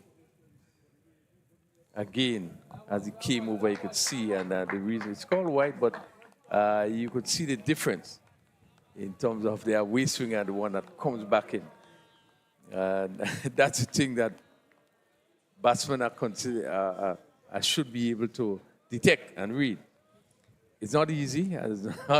It's not an easy thing to deal with, but I mean, we here can probably in a better position to detect that. Let's see what happens here. Again, just a change of angle, just a change of the angle of his delivery. And those 3 deliveries going all outside the off stump and going wider. Yeah, and that's a good ploy from him. He started with 2 on the body, moving in, and just putting that little doubt in the batsman's mind whether he should go after it. And let's see if he would bring this one back in, and it would give you an indication as to his thoughts as a bowler. Yeah, I think just losing it a bit here. Ball again going wide of the off stump.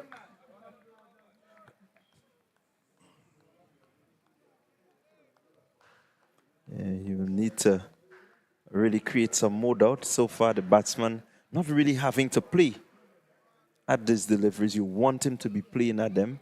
You want him to be coming forward and be beaten. You know, it would have been good if you were able to get those deliveries to come back in.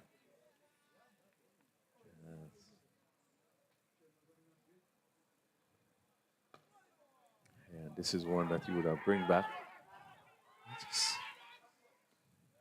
It just seems as though with an effort to get the ball to leave the right hander, just seem to lose a sort of control. But if to bring it back, he most seem to have the control to get it on line and on length. Yeah, as you rightly detected, he just tends to, the one that goes away, he tends to just let it out there. But the one that moves in, he seemed to have more control over that one. And so... I mean, it's only obvious because, if you, the closer that arm get to your ears, it therefore means that you have more control in terms of what you want to do with the ball. And it's clearly seen there as you bring the ball in. But to get the one to leave, right, obviously your hand probably might go out. This played beautifully down to backward square. And good stop on the boundary. Ball was traveling. Pitched up, and Pascal clipped it off the toes. Probably would have been aiming to get a little bit squarer. The fielder on the long left boundary is placed in a wide position, so he didn't have too far to run. 18 without loss.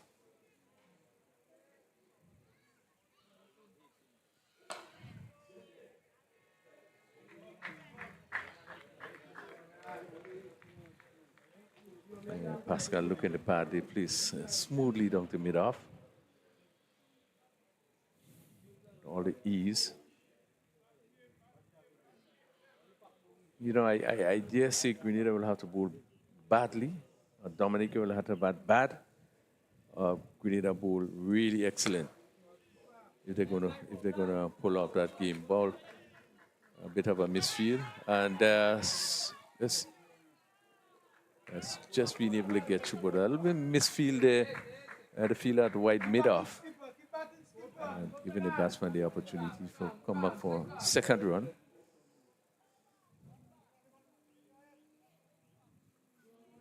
But 2 good drives from Pascal. Yeah, Pascal building on that momentum that he had from the last innings. He's really looking good.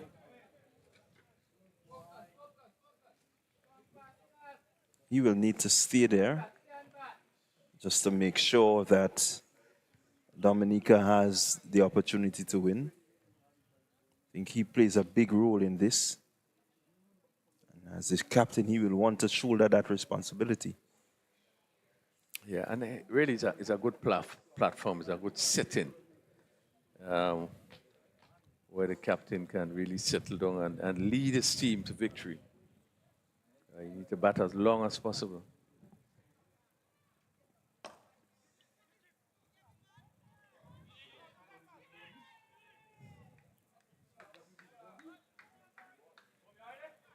And this being, not sure he seemed to have dropped that. We just look at the replay there as it went down to mid-off. A little disappointment shown there by the Grenada team, just being obscured with the side screen where we are sitting. Yeah, I think the bowler disappointed that the fielders, again, need to be moving a bit more quickly. They tend to be a bit lethargic in terms of them moving in, especially in cutting off the ones and twos, maybe even that opportunity for a catch.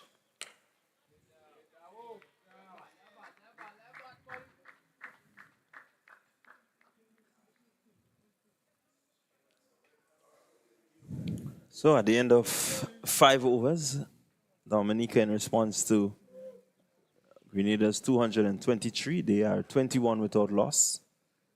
Pascal, he's on 15, and of 15 deliveries. To Saint, he's 2 of 15 deliveries.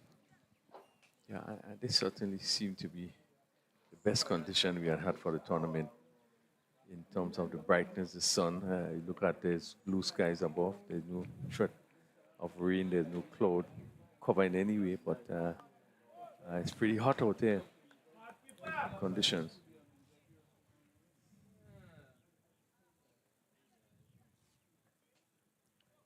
Francis, a bit wide there. Just need to get back into that rhythm where he had that ball shaping in. Probably trying to do too much. He started well in terms angling that ball into the batsman, and really was a good line, good length. Maybe in an effort to try to get the ball to move away, just seemed to have lost his shape and if going wide outside the off stump. Maybe it's all in an effort to try to get the ball to go the next way. Yeah, so far he has gone well. 2 overs, 3 runs. We'll take this as a good start. We'll want to continue to ask questions of the batters.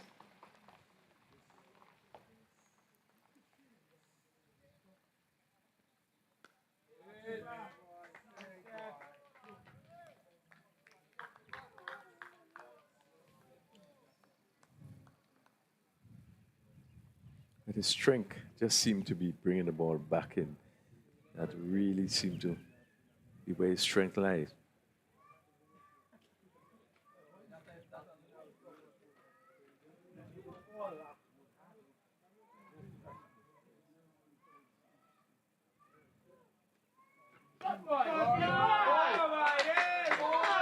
And this time guilty of being too full there, Francis. And Pascal needed no invitation to get this one into the cover region. 4 beautiful looking runs from Stefan Pascal. Really, he waited for the right delivery, and he just dispatched it with ease. Yeah, beautiful shot, over pitch, outside the off stump, and given the right treatment as he came forward and placed it through that cover region. Actually, nobody moved. He hit it so well. It sped across the surface, and Pascal moves his score to 19. But really is beginning to look more and more comfortable as that ball was hit sweetly through the covers.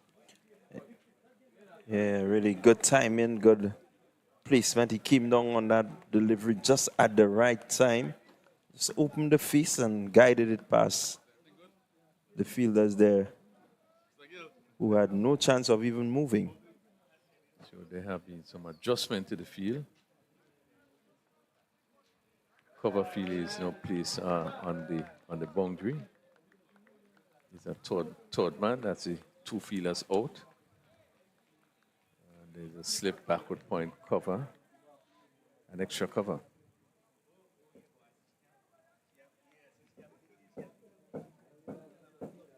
Heavily packed offside field.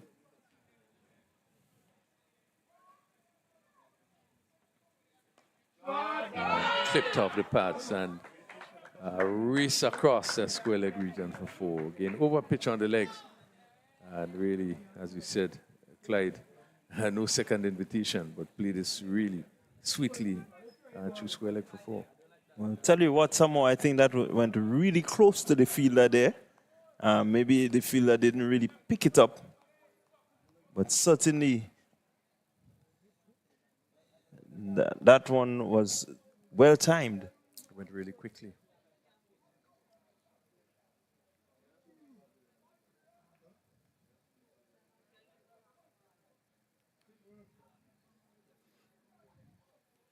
So Francis, 1 delivery remaining in his third over.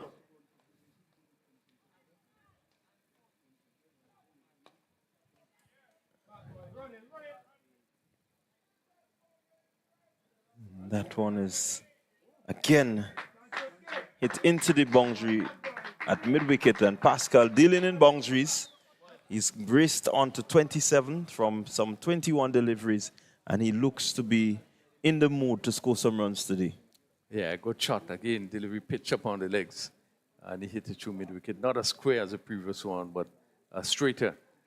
And past the mid-wicket fielder. And the leg side field being there, just 3 fielders on the leg side, so there's loads of spaces. And he played it through that mid-wicket area. And because it's second boundary of the over, so we have the completion of 6 overs, Dominica. And they're endeavoring to get 224 for victory. Toussaint only on 2. Not a worry. I think Pascal is scoring at a good pace. Run rate 5.67.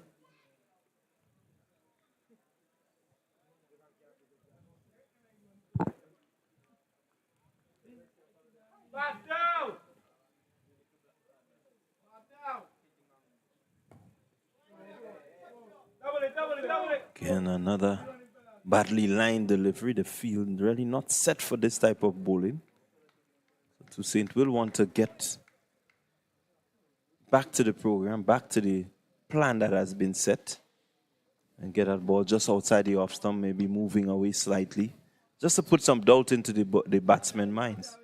Yeah, Toussaint missed out on that full toss. So it's actually Toussaint. He would have missed out on that full toss. Get it down to forward square leg for 2. Again, just 2 fielders on the leg side. It's a wide mid-on, long leg on the boundary.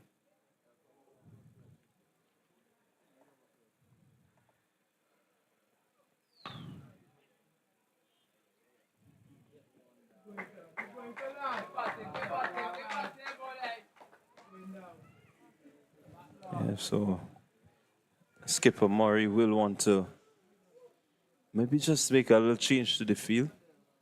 Try and see how he can cut off the easy singles. And just look to build a bit of pressure. Really do not want these 2 to really get too settled. I think they've already looked settled, but you just want to offset them somewhat.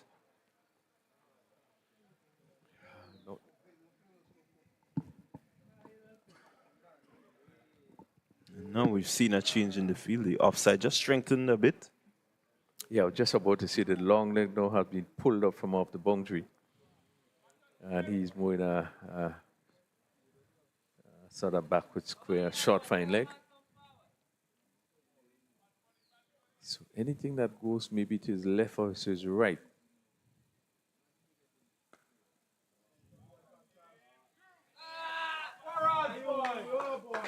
another boundary, and this one is driven through covers. Pascal once again dealing with boundaries, over pitch delivery, and it just went past the cover fielder, and he picking up another boundary. Yeah, I like the idea there of Toussaint in terms of trying to maintain the off stump, asking him to drive, but really you can't overpitch to the likes of Stefan Pascal.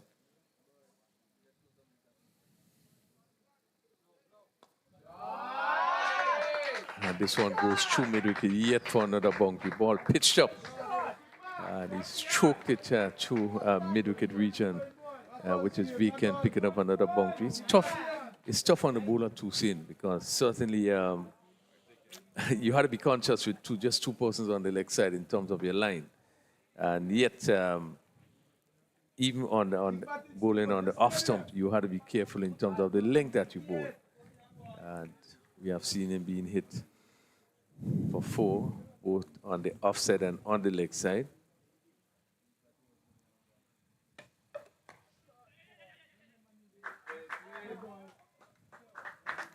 I think this is more of the length that you're looking for, where you ask the batsman to come forward and to reach, just tempting him to play away from the body somewhat. I think the difference we would have seen with the Dominican bowlers is that they would use the slow ball, the variation, use the slow ball every now and again. So it makes it a little more difficult for you going into the drive. One can remember the batting of Raquel Sylvester. And, the plan to have him drive consistently outside the off stump. And actually, they got him out with a slow one that was hit down to mid-off and presented a comfortable catch. So they would have to look at the variation and the line in which they bowl. Well, at the start of over number 8, they score 46 without loss. Dominica in response to the Grenada on the 19 total of 223. And the 8th over will be bowled by Cutson Murray. He will be bowling to Stefan Pascal.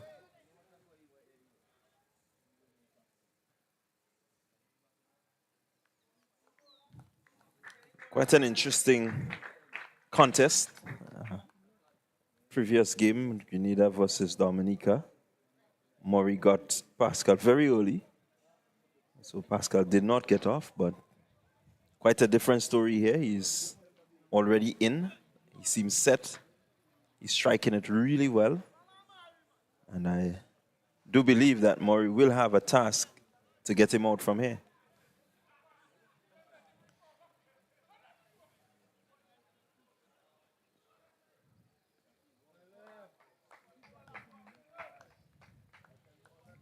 I would love to see. Murray coming from the southern end, with the breeze blowing across the field. He taking the ball mainly away from the right-handed batter. Coming from this end with the help from the breeze, I would have really loved to see how he's going to bowl from this end. It's the same thing I was saying in last suggest. Sometimes you change it around. Lovely shot. And that's going to go very close. Actually goes over the ropes for another beautiful shot. Well played by Pascal. Ball over pitch. And just ease into it and stroke it through the covers. And pick it up another 4. That brings the Dominica 50 up. And that 50 coming in 7.2 overs. And see Pascal on 40. Yeah, that was expertly played by Pascal. He just leant on it. The fielder was there at mid-off rather, but he had to do some running. And the timing in which he hit this one, it really ran away from the fielder who really couldn't do anything to try to reel it in. Positive start by Dominica. Scoring at 6.82. Now we have seen some adjustment. Now the slips has been taken out. So let's see. Third man back, cover back. So that's the 2 fielders that is out. You see. Yeah.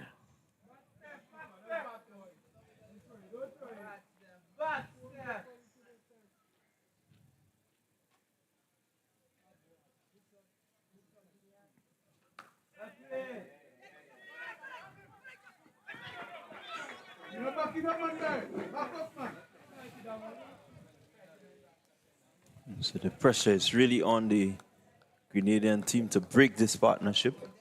It's been a dominant partnership by Stefan Pascal. He's contributed some 40 runs in quick time, 26 deliveries for his 40, 35 minutes, and some 8 fours so far. So now we just slip in Sylvester coming back into play. The cover feel on the boundary is brought up to a normal cover. There's a backward point, there's a third man, there's an extra cover, there's a mid-off. Heavy offside field. If one comes off, let's see, it just keeper trying to make an effort. They just drop in front of him. But it came off the bat. Looking to turn somebody down the leg side. That's Toussaint. And look at that one there, into the body. Yeah, seemed to have come off the glove. Valiant effort there by the keeper. Really needed a longer dive. I think he may have dived a bit too early. So he should have get to it, had enough time to get closer to that ball.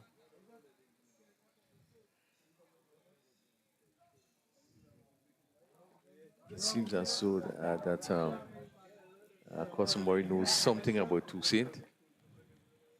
Has been bowling short, but into the body. Does seem to be uncomfortable there, Toussaint.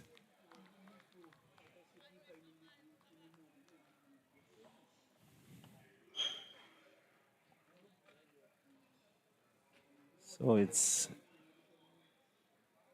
8 overs completed. Dominica 51 without loss. Stefan Pascal, he's not out 41. Darren Toussaint, he's still there at 5. Extras 5. And so Grenada really up against it. Yeah, they will want to break this partnership. Particularly, I would love to see the back of Stephen Pascal.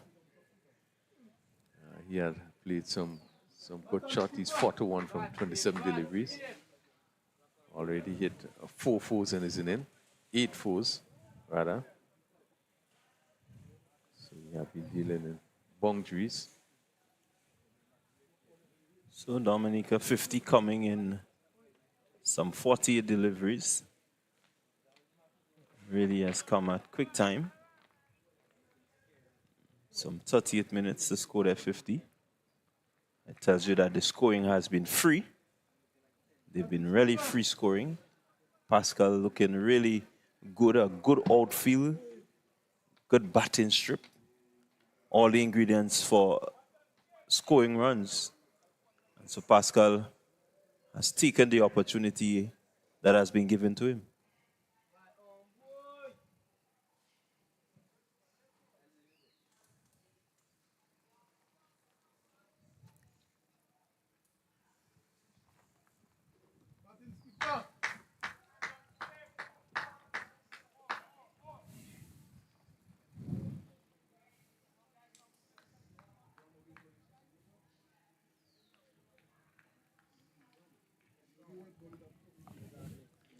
So Jumal Francis, now going to come from this southern end.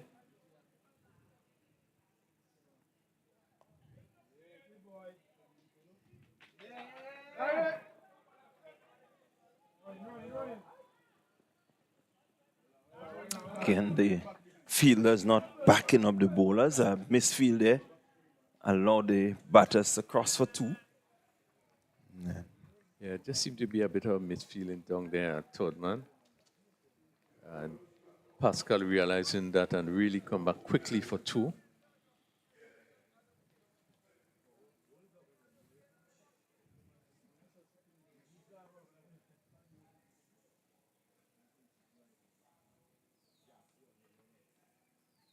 And that's where you want to be bowling. That's what we're talking about. Getting that one just to move away from Pascal. He hung the bat, but unfortunately didn't get a nick. Yeah, this is the end. I will feel comfortable to see the left-handers bowl. That delivery, this is sort of length and line you want to be bowling from that end.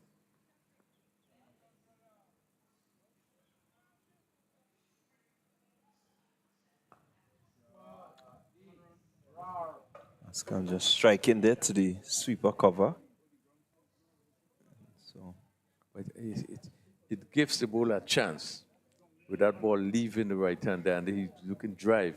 He was equal to this one, but it gives you a chance. And the ball could always come off the edge. So you shouldn't be too worried about that drive. It was well played by Pascal. He picked up a single in the process, but should not be too worried about him playing that drive with the ball leaving him.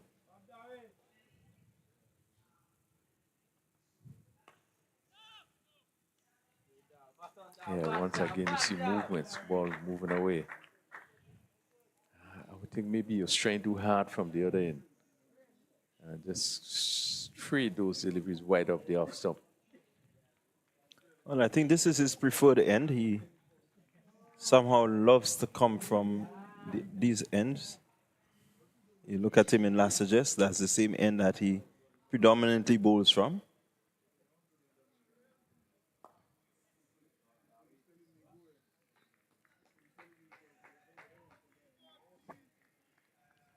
So another quick single taken.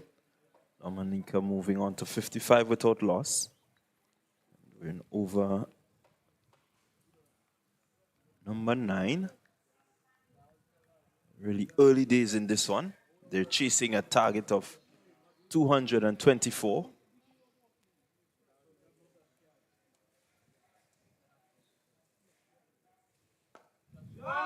Lifted, good shot. Pitched up, and Pascal lifted it over mid-wicket, mid-on. Safe shot, confidently played and pick up another boundary. Yeah, really, you see the confidence in his stroke play. He's really in the zone right now, Stefan Pascal. It will take a lot to dismiss him here.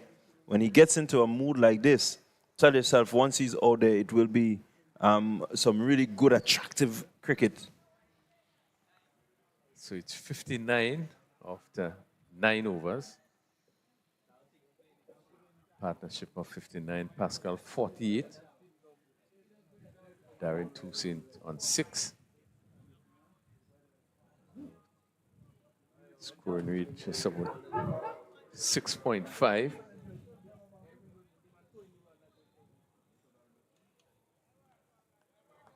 Team Grenada really needs a breakthrough here. Not just any breakthrough, but I know that they would love to see the back of Stefan Pascal.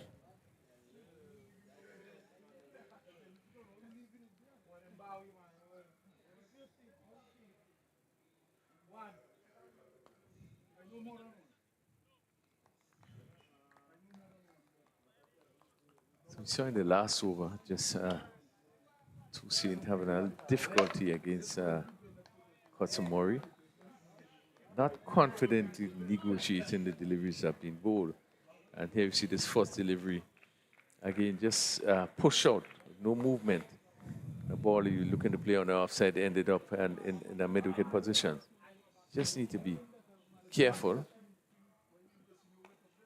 He's driving well, and that goes for 4. The room outside the off-stump pitched up. And he hit it really well through cover point position. And really the fielder they had no chance. But I picked up a boundary, which should give him some confidence. He played it well. The most confident shot we would have seen him played against Murray. Well, he played it well. He got good connection. And the timing was good. It was just a bit airy. but nonetheless, the timing of it got it past the fielder there, and he picks up 4 good-looking, very attractive runs. So he goes into double figures on 10.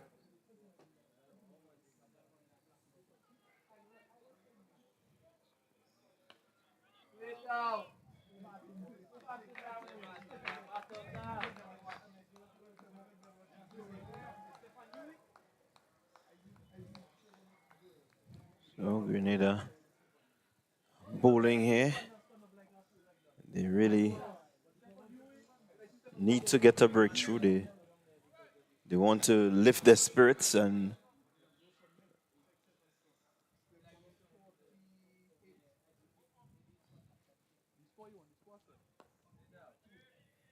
this one is turned into the leg side. Go for 1. Come back for 2. We're always in control of that 2. Feel I had quite a bit to do.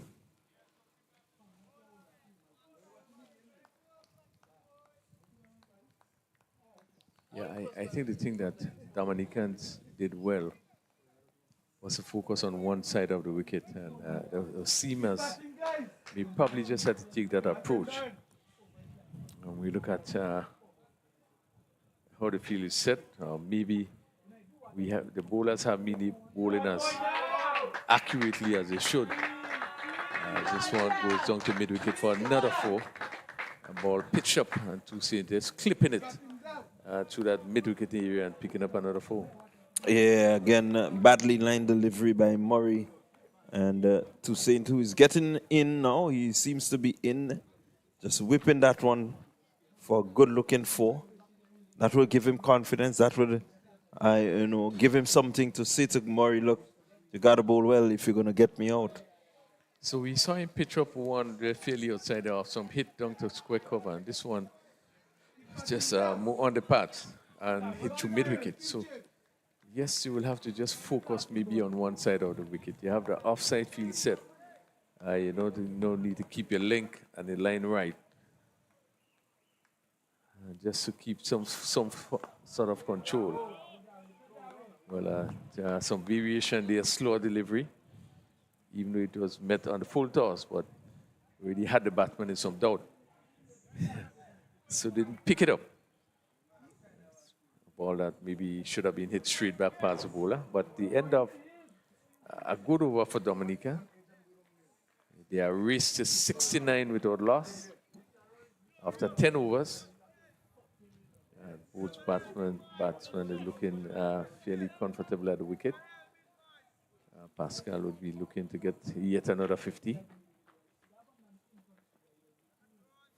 And that will be back-to-back 50s for him once he gets this 2 runs needed. That will be something that he will be happy with. I think the Dominican coaching staff will be happy. It will be good for him in terms of moving ahead, to get maybe towards that 3-figure mark and put something against his name in this year's tournament. Yeah, and what a good place to have it done.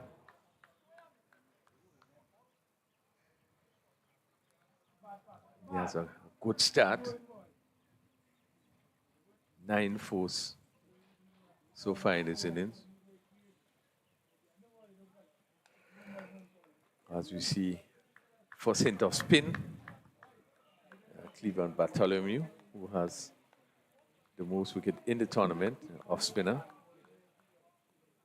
And he'll be bowling to Stephen Pascal, the captain of the Dominica team. 48.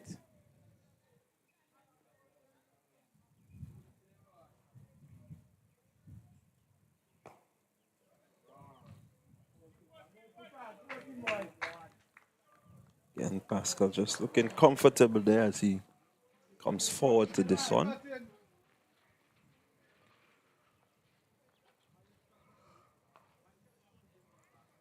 Bartholomew giving it some air.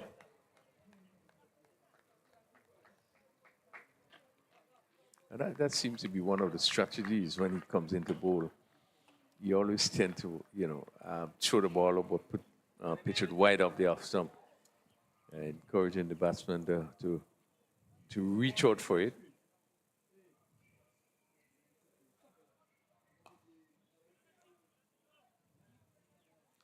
That's a full toss. And two scenes will be disappointed there. There's a cover on the boundary. And there's also a long off.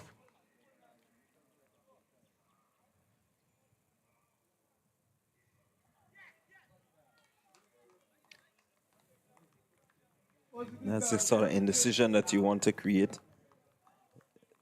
Toussaint just not really moving out, but pushing the bat.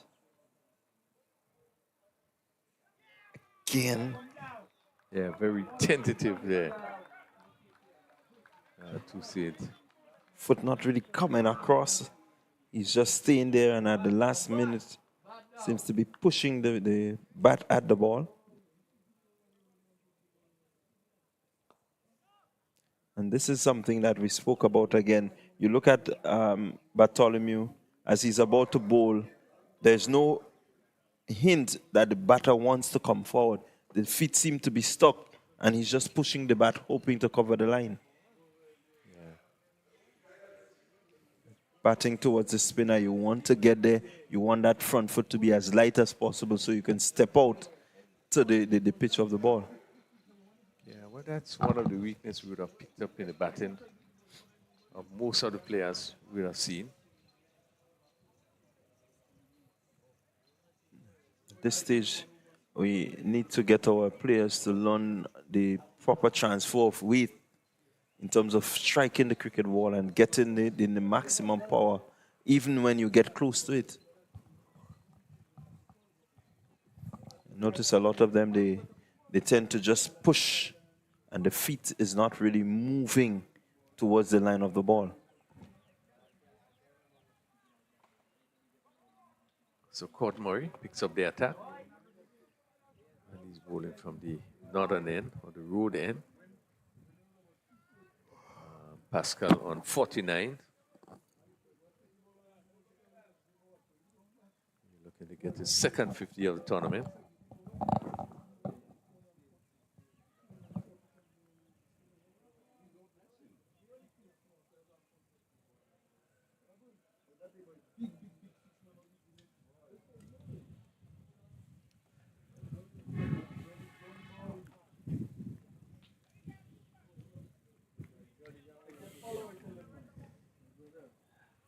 And there seemed to be some change there. Probably we see that Court Murray was about to bowl his first delivery. There's a change, and that seemed like Mitch.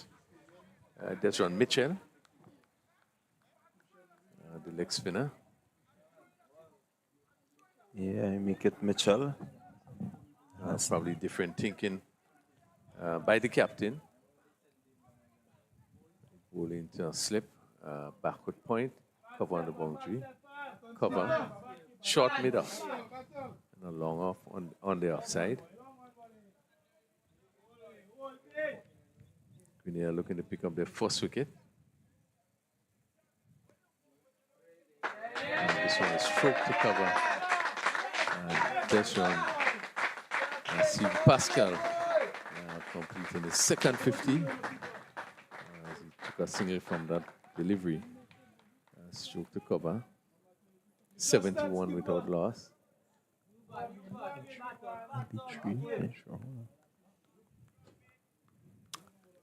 Yeah, again, good going, good start there by Pascal. He now wants to convert this into a three-figure score. He's been striking it really well, and one will hope and one will expect that he will go on to get the three figures. Yeah, he gets a start as required, a good start. And really one would hope from a Dominica point of view that he will stick there, continue to bat.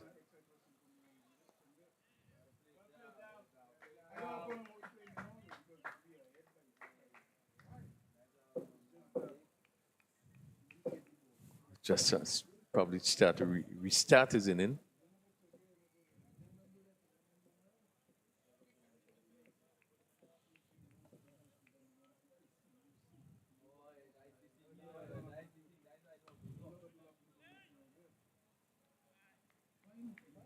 And this will be a really good matchup. Cut Murray and Stefan Pascal.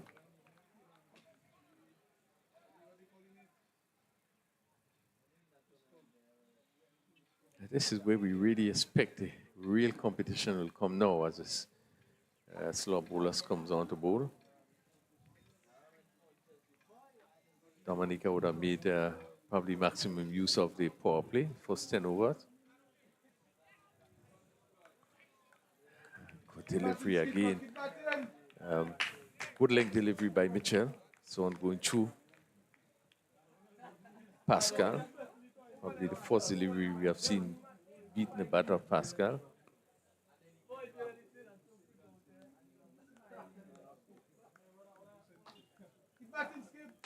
Completes a very good over. Mitchell in his first over is going for 2. 72 for without loss. Probably just for the 152 runs required. Well, if my maths is right. Yeah, they require 224 for victory. Just about 152 needed. So far, Dominica looking really poised to get that 152.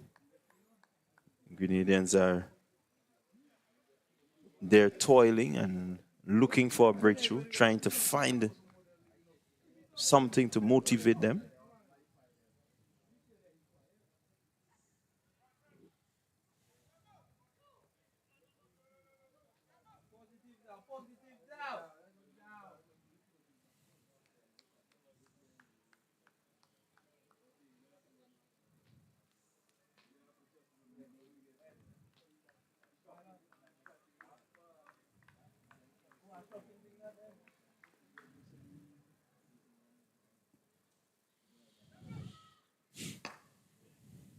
So Bartholomew continues.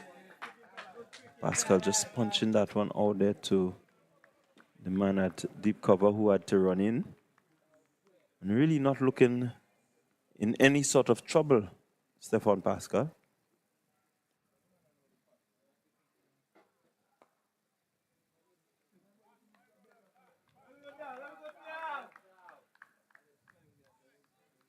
Bartholomew will want to show the selectors the reason why he's at the top of the table. He needs a breakthrough here.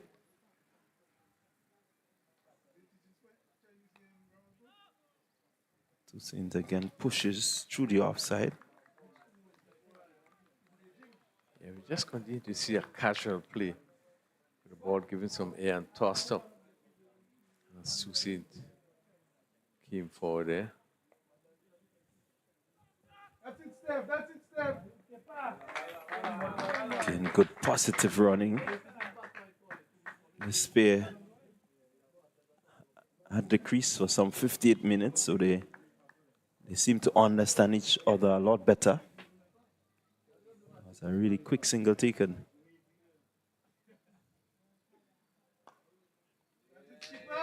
And Pascal just coming forward and stroking on the onside. Picking up a very easy single. 13 overs gone. The Dominican in response to Grenada's 223 for 8. They are 76 without loss, requiring another 148 runs for victory. It's going to be a water break. And while the players and match officials get their break, we will take a break. And we'll be back with you in a few moments' time.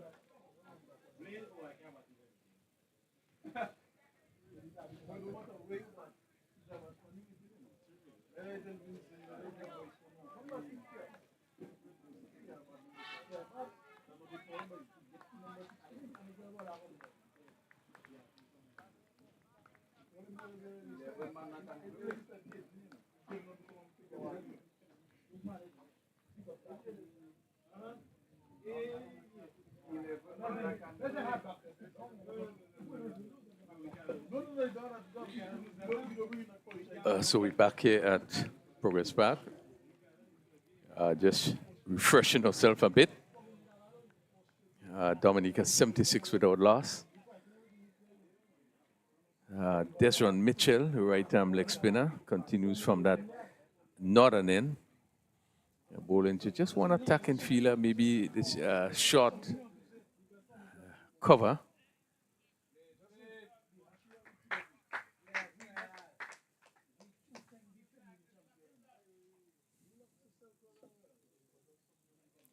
Quiet period. Grenada would be hoping to pick up a wicket. Has been a good start by Dominica.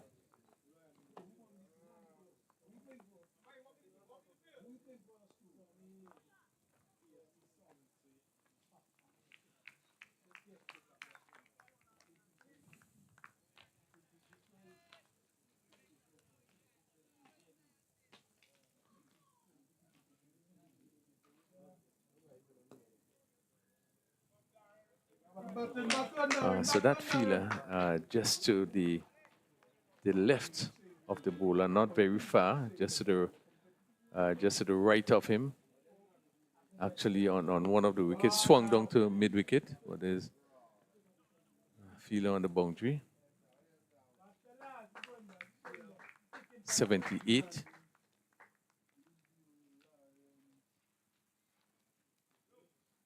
Grenada will be hoping that the spinner's going to come into the own, maybe pick up a few wickets. So far, it has all been Dominica.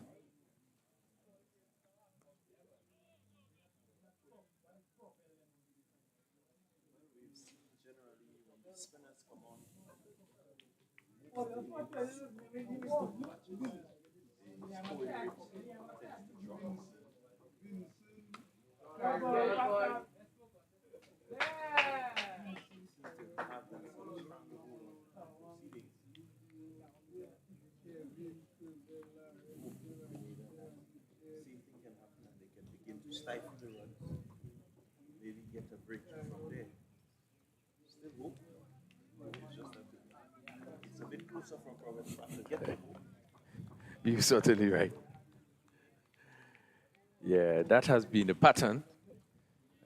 However, this first game that have been played here, we didn't see much of it in the Grenada inning. They was able to push the spinners around, and based on what we are seeing out there, does not indicate that they should be too much a problem in terms of pushing the spinners around. But you never know what 1 or 2 wickets can cause.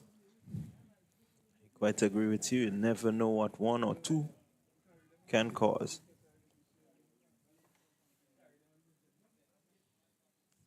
Clevan Bartholomew so far has 12 wickets in the tournament. Known to be a bowler that takes wicket. Pascal was beaten outside there off some pushing at this one that seemed to have gone straight on. Yeah, really, nothing has really beaten his bat that often. So a plus for Bartholomew.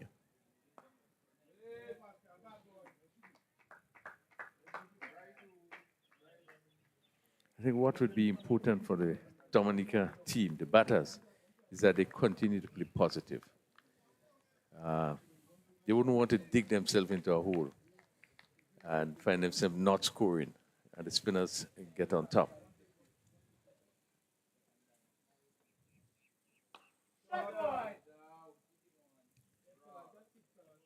Yeah, again, a good looking shot there by Toussaint. Toussaint just growing in confidence somewhat. Striking the ball really nicely now.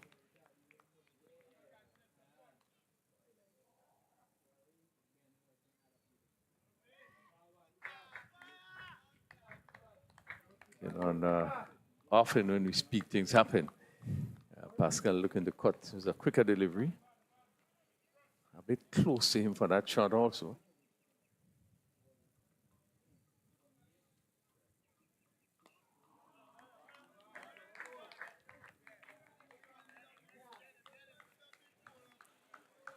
Bartholomew has picked up wicket in every match that he played. 2 hauls of 3.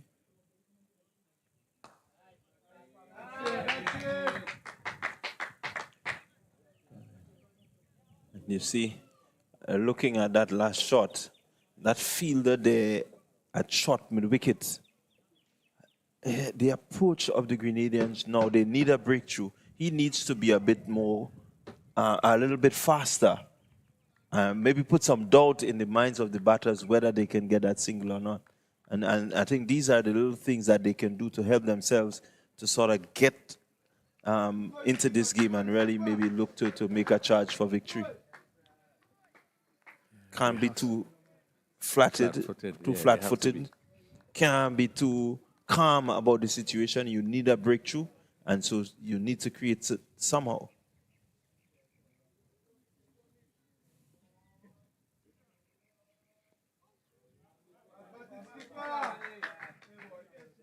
Again, the Dominicans looking in total control. Pascal 56, Toussaint 20. Are we going to see the first 100-run opening stand?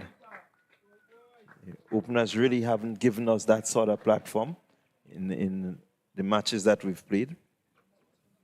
So this may just be the first one. They are 17 runs adrift. As you see now that, as you rightly see, the spinners a little more caution. Not the fluency.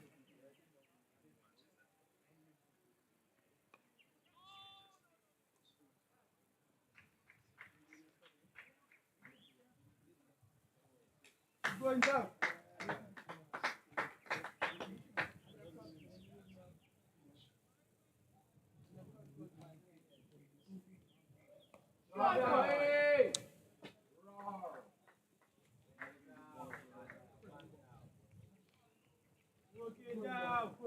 Another good shot there by Toussaint. He's really settled well. Showing that he has good patience.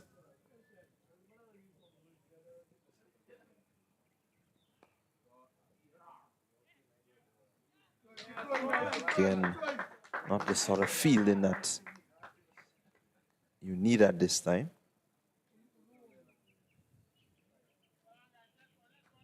So at the end of 16 overs, Dominica, in response to Grenada's 223, they are 85 without loss, requiring a further 139 to win, with some 34 overs remaining. So lots of time in this one. Yeah, good start by Dominica. He had lots of time. 34 overs were really a lot of overs to go to get to just over 130. It's been a good and positive start by the Dominican pair. We have seen Pascal in the second 50 of the tournament, and as you say, Toussaint coming into his own. And that's a hit over long off for big six.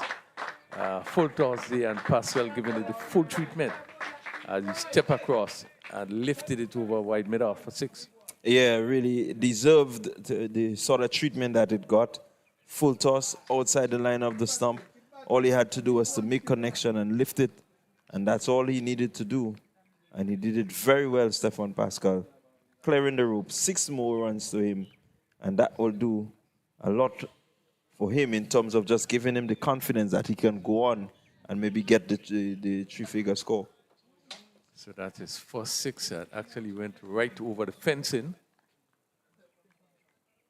So outside the plains, the plain area.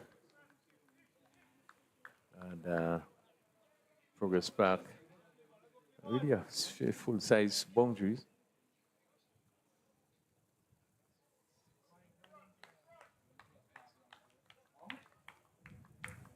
And just guilty of chasing one there, Pascal.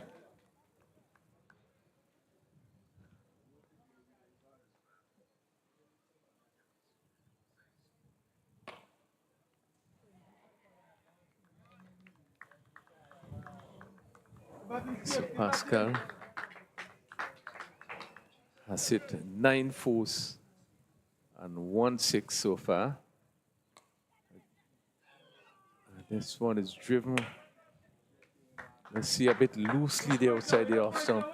Let's look at the replay, see how close it went up. Actually went down to the boundary for 4. But one get the impression with the hands in the air. Let's see how close it went to the feeler.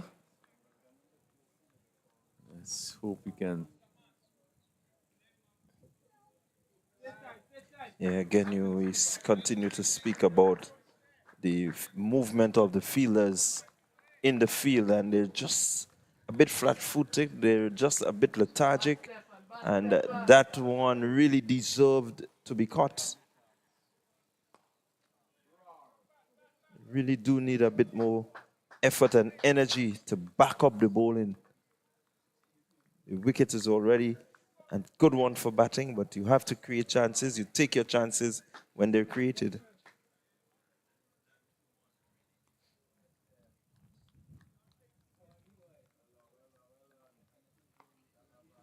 That completes the fourth over by Bartholomew. So far, he has gone for 17. And, it's 95 without loss, and we had some 17 overs completed. Dominica, quite a strong reply. They need to get 224 and make it 119. Yeah, they require 129. 129.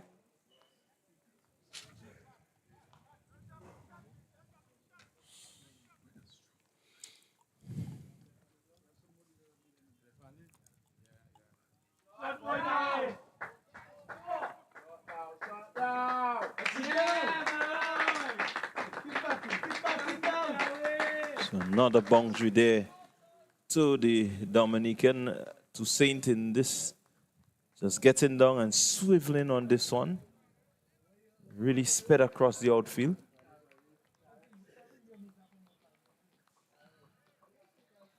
More importantly for him, there was no one there. So 4 runs to Darren Toussaint. He moves on to 25. Total 99 without loss. It's just growing in confidence. It's Toussaint. 25 from 48 deliveries.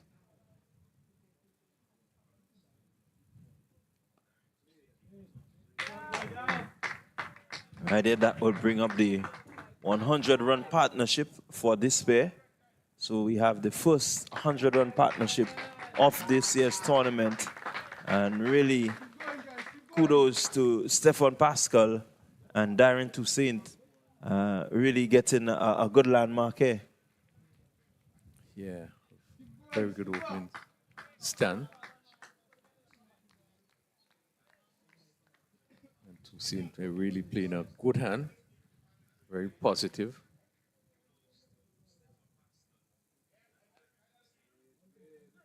And he's hustling very quickly, looking for 2. And they really come up for easy 2 runs.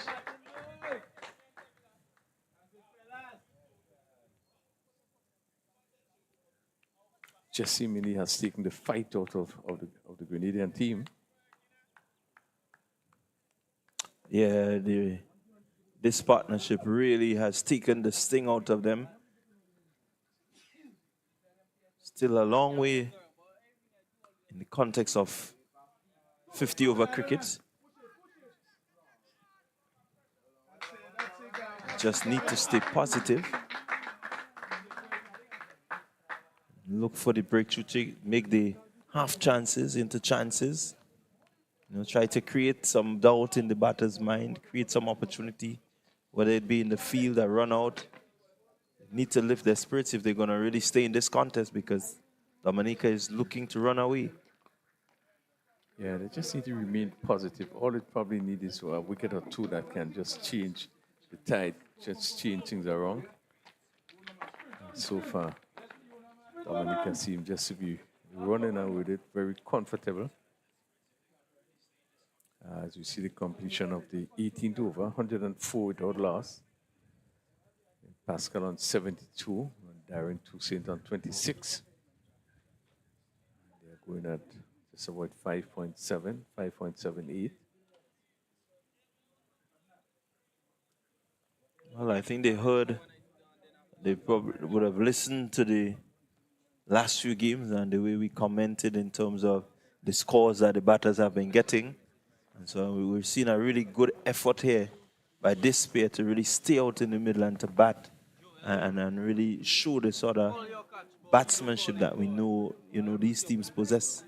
Yeah, and batters with ability, you in a good position on a good pitch. 104 without loss. You wouldn't want to give it away, but you'll want to really put your head down and bat. And the captain, who's on 72, certainly shouldn't look to really give it away at this time.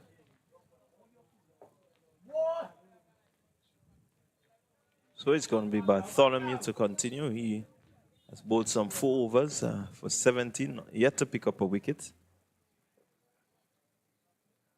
Certainly will need some inspiration here.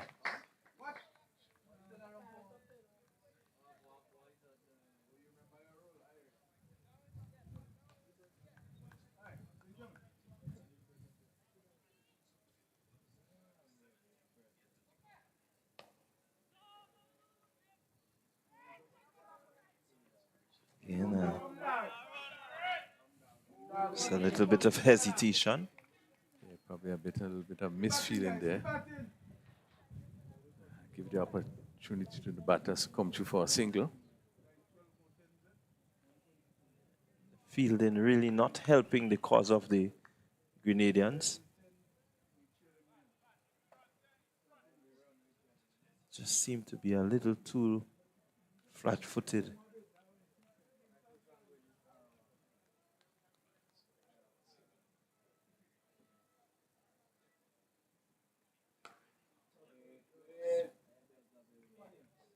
Pascal just drives this one expertly to the man at deep cover. Pick up again another easy single. So looking pretty comfortable, Stefan Pascal.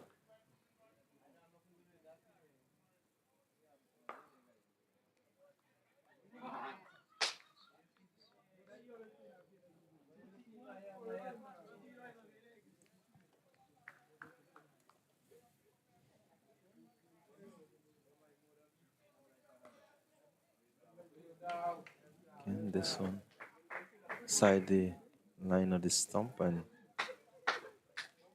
ever confident Darren Toussaint just pushes it to the man there at deep mid wicket, deep cover rather, and get another single. Yeah, just picking up the singles. 5 singles already in this over. It's turning it around. Full toss. Pascal will be disappointed.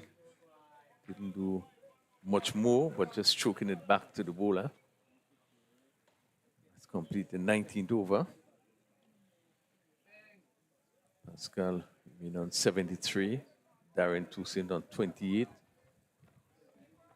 Dominica 107. Require further 117 for victory. 31 overs.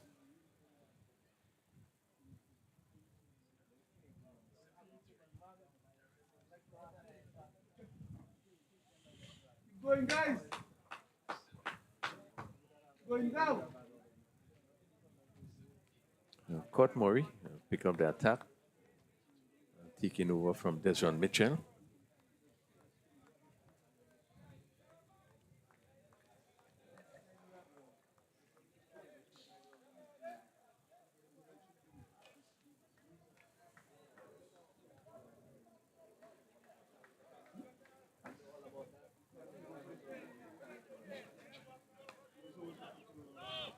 Now.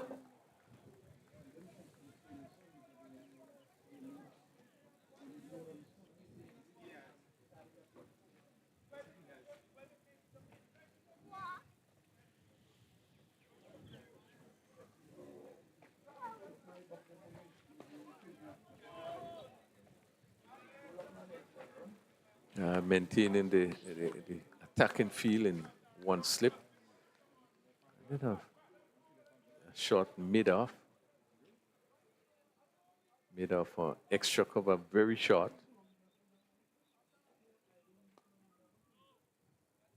Keep going down. Keep going down. Court Murray has had a good tournament so far. Get some runs and bowled rather tightly. Pick up the amount of wicket I assume he expected. But has caused a lot of concern for batters.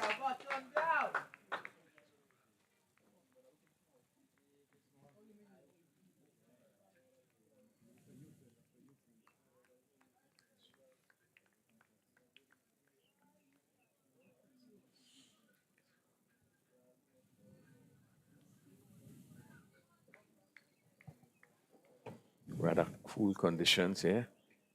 Progress Park.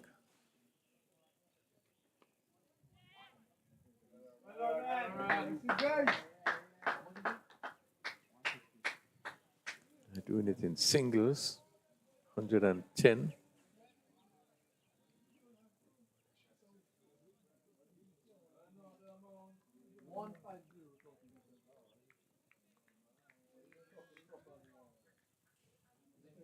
Well, while we have lots of runs being scored here in our second innings,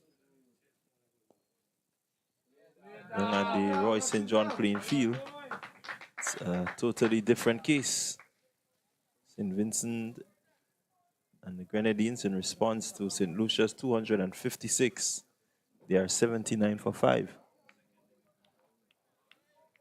So they are finding it tough, St. Vincent and the Grenadines. Yeah, St. Vincent up against it. 256. Well, yeah, we did say they should get up to 250.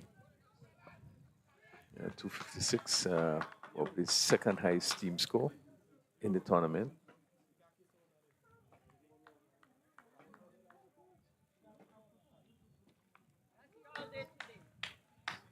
At Progress Park here. Grenada up against it. Dominica 110 without loss.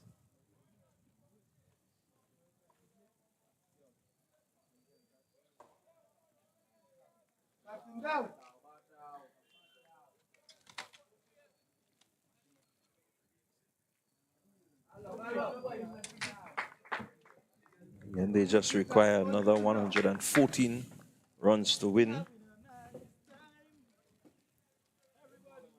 So they're looking poised.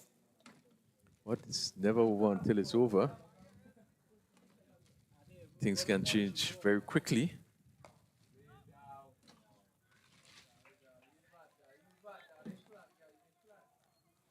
And while I quite agree with you, the way that these two have gone along does not suggest that they intend to get out.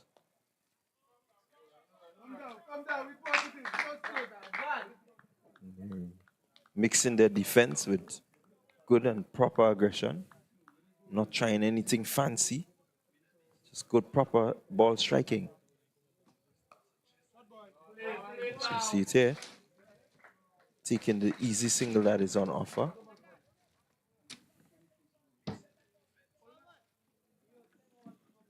So there's nothing much for them to worry about. Yeah, there's really no need to rush. I think they have been turning the strike around, picking up the singles and importantly putting away the bad deliveries. This one clipped off the leg. They will look for a second run here. Easily taken.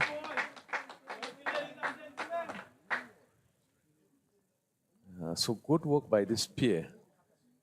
They are picking up the singles and they're not afraid to put away the bad deliveries. We have seen in this innings quite a number of boundaries have been struck. We see the batting of Pascal. He has so far hit 10 fours and 1-6. Then we see Darren Toussaint. He has also hit 3 fours in this inning. Run rate, quite a good run rate, 5.38.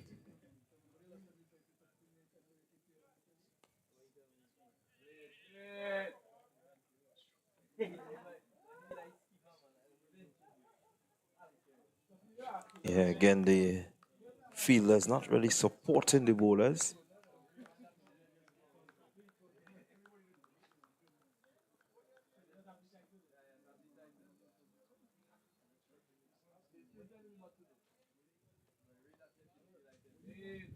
Nicely played there by Pascal, just coming back and tucking it around.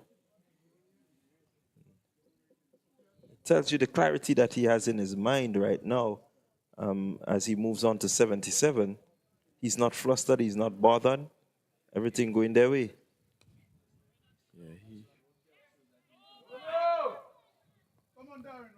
Yeah, he really would be disappointed to get out at this stage, the way he's looking and the way he's playing. You will want to certainly make a big one, get on the pads, the 3-digit mark. And back to bring his team home.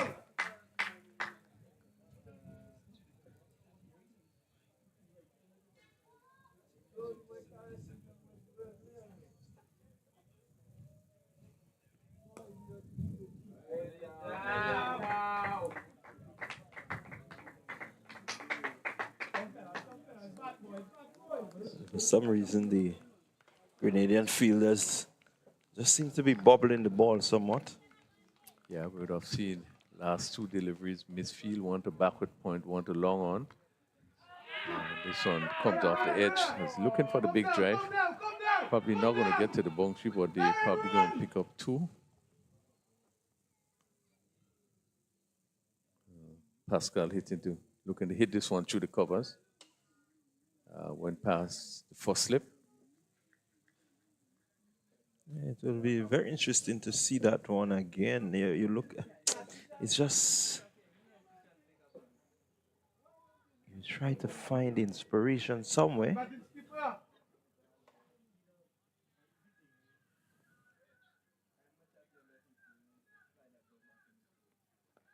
And just as you said, that he doesn't look, that one comes off the edge.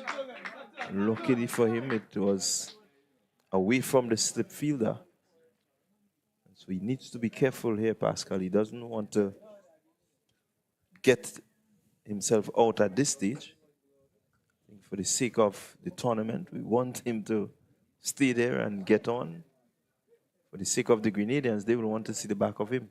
Yeah, you'd want to, when you are in, you want to bat on.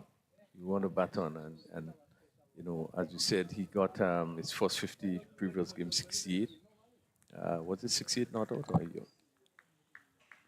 But having 68 and you are batting here, no, you're 79, playing on what is a good pitch.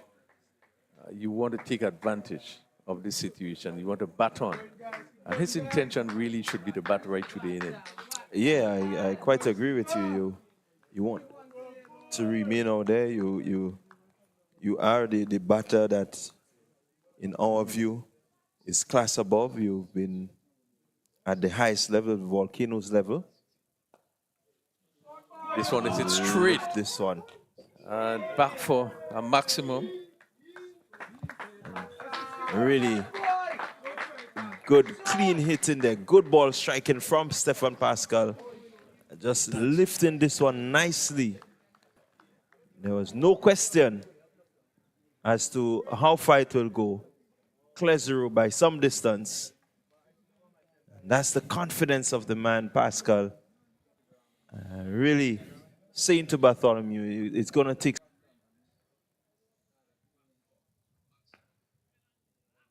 He's prepared to hit the big shot. He's not afraid. He's not going to allow the bowlers to tie him up in any way. He will express himself. So that's the second 6 he has hitting this inning. This one really looked the part. White signal day, but this one really hit it straight. That's a big 6. Actually has hit 2 6s, which has really went way beyond the boundary. He's really looking good at 85. Dominica now needs some 98 runs. It has been a dream start. But when you are in and you are a batsman that is doing well, you want to see them go on. You want to see them go on, get big scores. Yeah, I quite agree. The batters that we've seen, quite a few of them have gotten starts and really have failed to convert these starts into big scores, big totals. And this is the best time to begin to do that, so that as you move your way up the levels, you know, your teammates and your team management can have the confidence that you know what it is to score big runs, what it means to stay out there for long periods and concentrate on your batting. So you're actually preparing to win a tournament, which means that you must win this game. Important that you win this game, just to give yourself the best chance. And certainly you have a Winlott tournament, a West Indies tournament to follow. So really you want to take this form. You want to get used to scoring big totals. 150, 68, you know you are 85, you want to go on. And then continue with the next inning.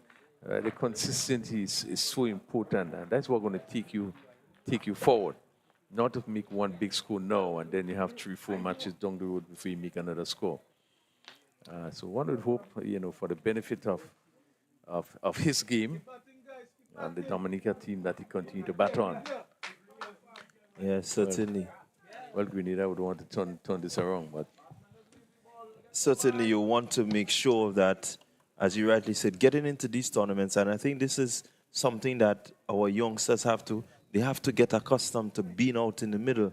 Runs are scored not in the pavilion, but it's out in the middle. And so the more they can stay out there during matches, it augurs well for them, in terms of their ability to concentrate as they move out. So the next tournament will be the West Indies U-19 tournament. You have the likes of Pascal, maybe a Fontaine. These guys have to really, the Murrays, they really have to show that they have the powers of concentration to stay there and to score big runs for the Winlott Islands. yeah, and it's so important. Probably might be going into the longer portions of the game, and having the basics, you could continue to pick up on that. And one would hope, really, for the benefit of Winlott cricket, that young players take the opportunities. This is a pitch. You get in as a batsman, you have to take the opportunity and score big. You wouldn't always get situation like this that is friendly to you. So you want to push on. Shouldn't be satisfied with a 80. Shouldn't even be satisfied with just 100. But you want to go on. Yeah, I quite agree with you. So we're going to have the continuation of the over. And a chance created there. And so I think this is the second time we're seeing Pascal just a little bit out of character from what we've seen from him for this today. Getting the outside edge, keeper unable to hold on. So we've seen most of the batsmen struggle with that ball that gives some air outside the off stump, some of them going straight on. And we have seen that Bartholomew have been very successful in picking up wicket there. And this one just seemingly would have come off the edge, and Grenada having to just change the keeper because of a knock. But one would expect that you would hold those catches. Just came off. They pick up a single in the process. But the consistency of Bartholomew, consistent line outside the off stump, he really attacks the batters just outside the off stump. So getting some to turn back and some to go straight on. And that sometimes creates a problem in the batsman picking up the straighter one. That's what happened in that last over there to Pascal. So he probably would have just got a life. He remains on 86, 127 without loss, Dominica. Yeah, Dominica in good control of this match. Pascal, 86, facing up to Murray. Just covers up and we would have seen or probably used to so much drama in this game of cricket. With glorious uncertainties. And even though Dominica in this driving seat, they will have to continue batting if they're going to get up to 224. Well, there's always the old analogy that says it's not over until the fat lady sings. It's not over until it's over. So, yeah. Never know, the glorious, uncertain game called cricket. break a partnership and one brings two and two brings three, and you have a slide that person's never imagined could have happened. Murray continued to attack the stumps.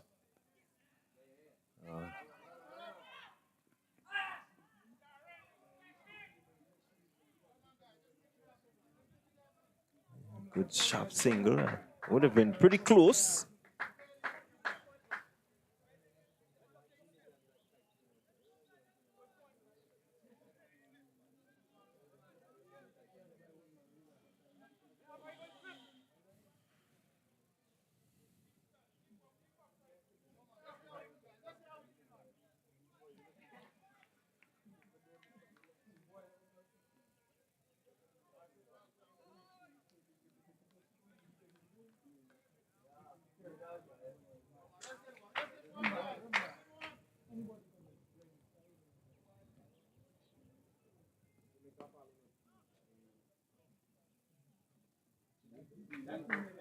And this one just stroked the man there at cover.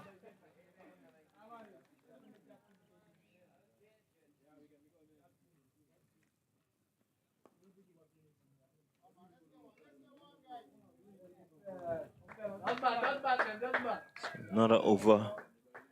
Another Murray over comes to an end. At the end of 3 overs, he's bowled these 3 overs for 9 runs. Yet to pick up a wicket. Any of the bowlers, rather. They are yet to pick up a wicket. And so they will certainly need to pick up one. They are ever going to really challenge these Dominican batters.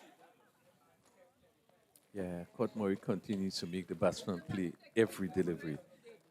He has been there and thereabout, attacks the stumps, and really does not give much away. And this one.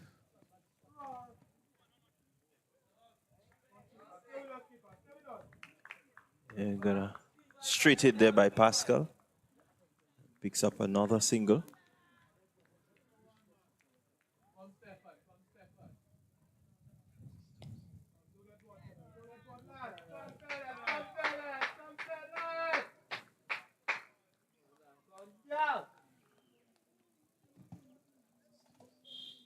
Quite a strong reply from Dominica.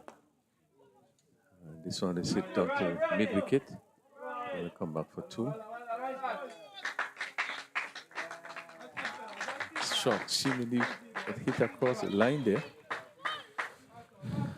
But got in no bat on it. And hit it down to wide long on.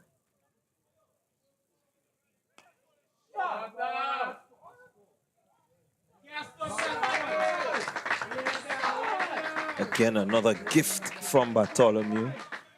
Just guilty of being a bit too full here. And to Saint not really needing to do anything much. Just had to play through the line of it, beat the man there at the short cover. And it was always going to race away to the boundary once it beats him. So good looking runs to him. He moves on to 40.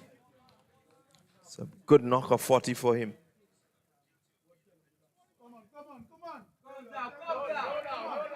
So we have seen him play the shot. This is second time in the over he played the shot. The first one he hit down to a wide long and he picked up 2. And just seeing a sense of anxiousness. And you look at the swing across the off spinner, and that one just seemed to straighten and just missed the off stump. Well, at the halfway stage of this Dominican reply, Dominica, they are 135 without loss. Stefan Pascal, he's on 88 not out, while Darren Toussaint, he's on 40 not out. There were some 7 extras bowled so far by Team Grenada. And so Dominica really in a strong position to win this one. Yeah, very good position. They make it 89 in 25 overs. They still have all the 10 wickets in hand.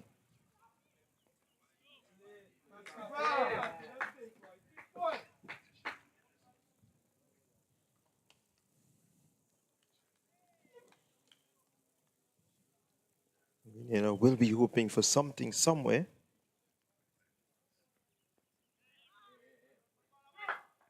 Again, Pascal playing into that vacant fine leg region. Soft hands, just allowing it to come and just turning the face of the bat. Not really looking to hit it hard. And picks up another 2 runs. Yeah, well played. He turned it and that vacant leg slip position. The fielder from slip having to run around. Pick up 2 important runs. He takes him into the 90s on 90. Ball again played almost in the exact position. The slip fielder have some more work to do. Run into that backward square position. Pascal moves to 92. 139 without loss, Dominica.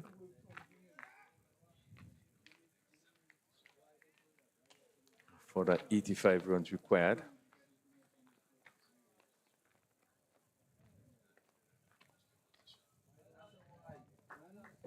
Murray just teasing Pascal there, asking him to come after him.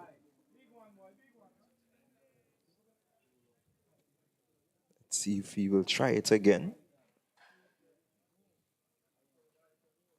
This time he's back at the line of the stump. You may just need to tease him a bit more and hope that he will play a rash shot.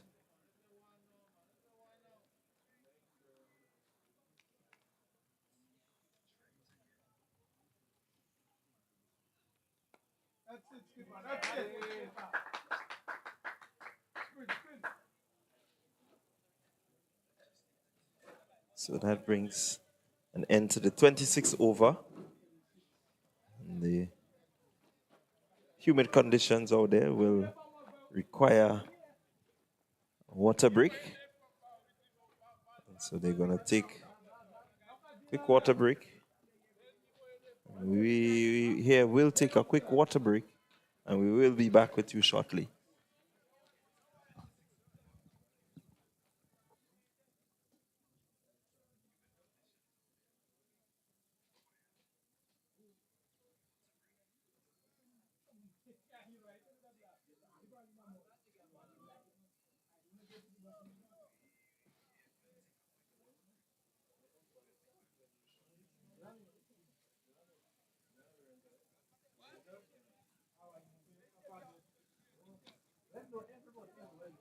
First time I see that.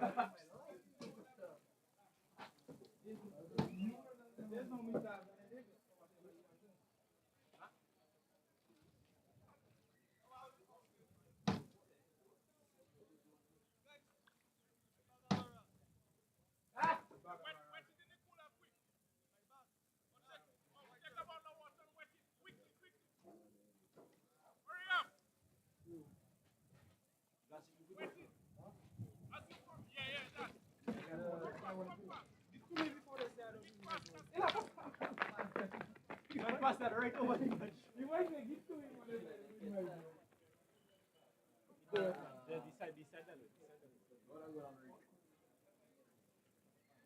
Decide that.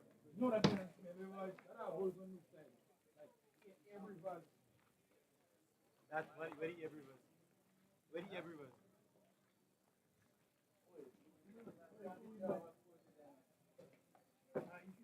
Camera, no quality. 85 from 85 from 1. If you follow at all, so that's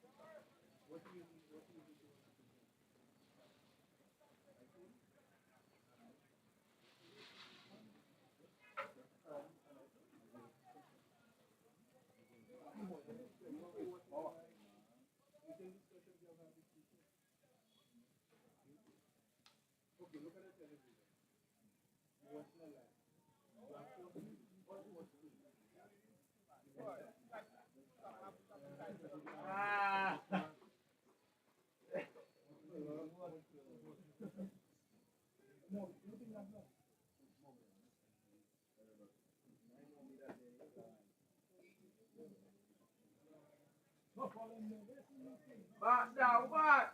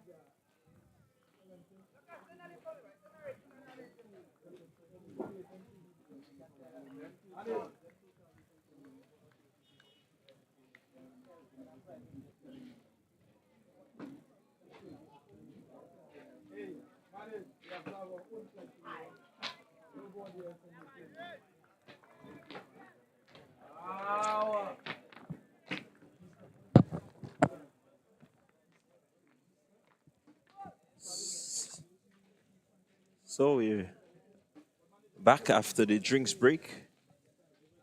And we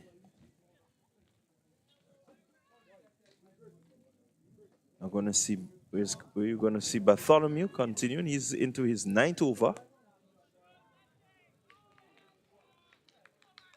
His 9th over. He's gone for 39. He's yet to pick up a wicket. Grenada really yet to get a breakthrough in this one. It's been tough going for them, as Dominica has really settled in to a nice groove here.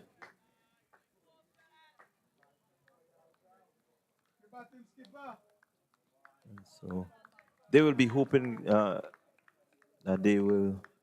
this pair will remain out there for the duration of this match. And I think this will be an absolute statement by them if they were to stay there and bring up the 84 runs that they need without losing any wickets. We continue to say the wicket is good for batting, a quick outfield. So everything is there for batters to really score runs. While signaled by the umpire, Bartholomew just asking the batter to come after him.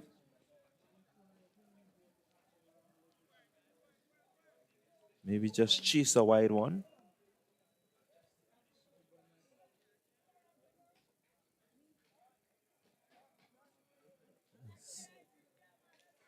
Looking to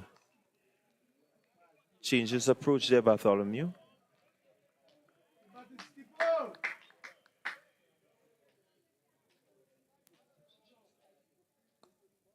Pascal just pulling this one. Wasn't all that short, but he placed it well. And they cross for 2. What's important there is the placement on this one. Fielder had to run around and cut it off.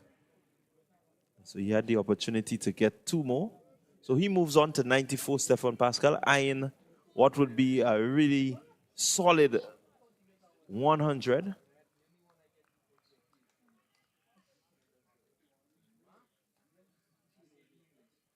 It will be a testament of the talent that he has.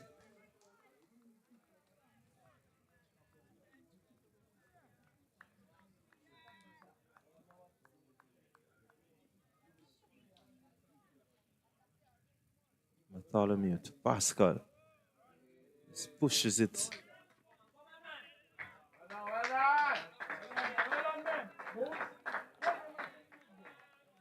Pushing it there to backward square and picking up 2 more runs. Really exploiting the field well, Pascal. He's really maneuvered the ball well. He's struck it fiercely when he had to. He nudged and pulled. He punched. I think he brought out every shot. There he is, back on the back foot and just cutting that one. Picking up another single. So he moves on to 97. Total moving on to 146 without loss, Grenada, requiring another 78. And they have lots of time to do this.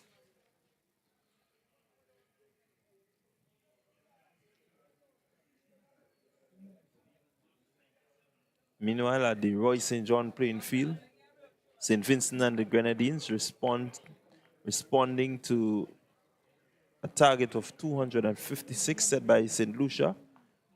They are 106 for 4. Renoli Hillock on 3, and Kevin Joseph, he's on 25.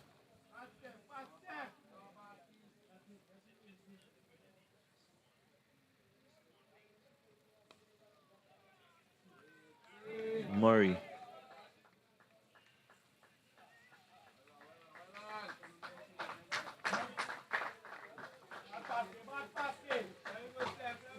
And Pascal brings up another 2, moves him on to 99.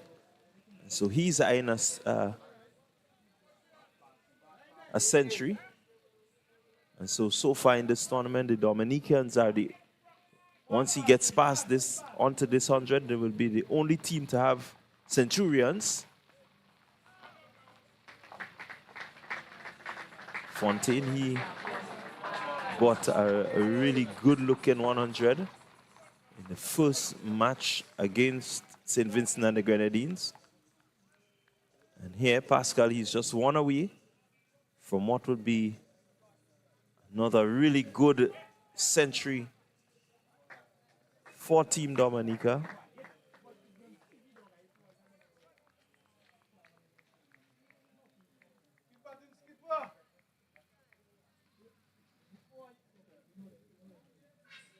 Murray.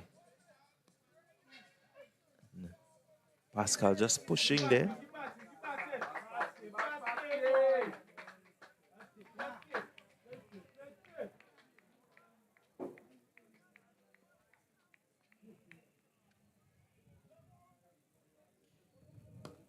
And there he goes. Stefan Pascal bringing up his 100. He must be elated at this. He's been there, started the tournament, really didn't start in good fashion. But in the last 2 games, he has really come to the party. He has really begun to show the sort of class that he is. He's class above. He's one of the more experienced players in this tournament, having played for the Winwood's Volcanoes. And so definitely he will be happy with what he has accomplished so far. Still some ways to go. It's not the end of the match. So kudos to Stefan Pascal, really doing the business here for Dominica as they forge ahead. They require another 75 for victory. So I know that the Dominican fans will certainly be supporting Pascal and his efforts here today. It's been a really good effort of Pascal. He's been really circumspect. He's been in total control.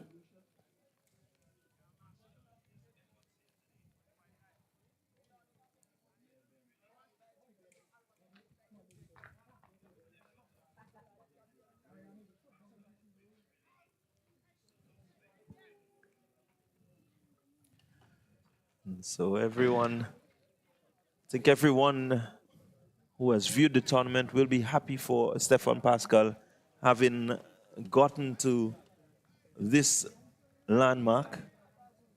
Yeah, it has been a tremendous knock. I came out rather positively and really played a good innings. Pascal, that 100 only took 90 deliveries, 110 minutes, 10 fours and 2 6s. It was a positive inning. It's not that he was bogged down, but he really played well. Played a captain inning. Probably give Dominica the sort of start they need to get out that score of 224. And really, from a Dominica point of view, they don't want him to continue batting.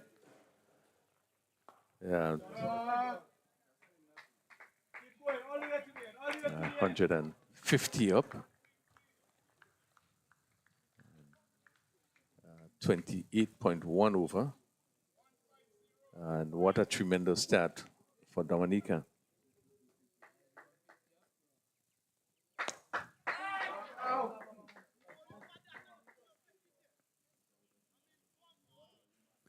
Yeah, really good hitting there. Dominicans really showing that they are out for victory in this year's tournament. And I remember in that Dominica would have lost was it Dominica lost it for? No, it was, I think they defeated St. Vincent in the first game, yeah. And really would have played well through the tournament.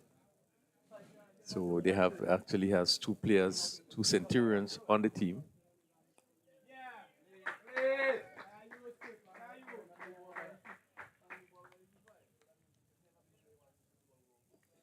There's no sense of letting up. 152. Bartholomew is into his 10th over. He has so far gone for 50. Probably is the first inning that you would have probably bowl if he doesn't get a wicket in the next 3 deliveries.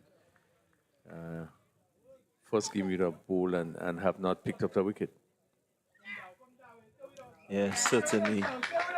It's been hard going out there for Bartholomew. Really not getting any chances to celebrate or, to move his tally forward. He was the leading wicket taker coming into this one. And so, a bit of a lull there for him.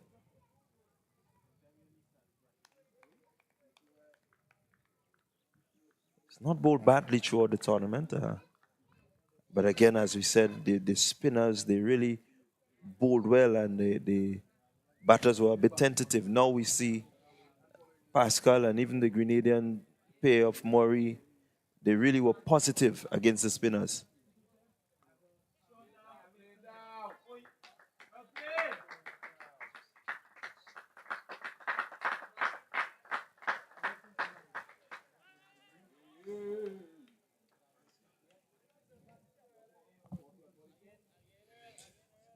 So at the end of his spell, Bartholomew is 10 overs, going for 53, picking up no wickets at all in this one.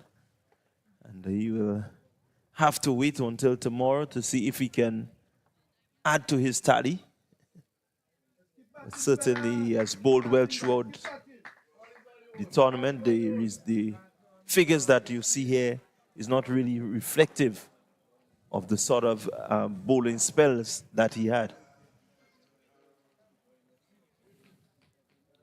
So at this stage, I think one would think that probably maybe the captain, maybe Kosamori, maybe should try from this bottom end, see if anything going to happen, give himself maybe a 2 overs, and then probably back with the leg spin of Deshaun Mitchell.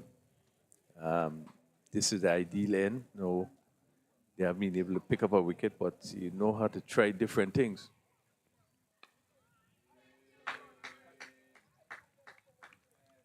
Pascal just punching that one.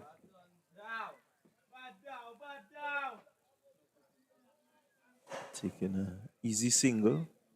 Rotation of strike has been pretty easy for him.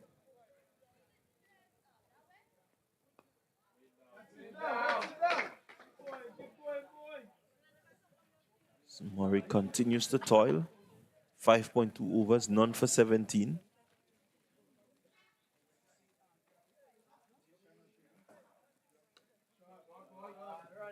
One just a bit wide. Sweeper has some work to do, covers ground well.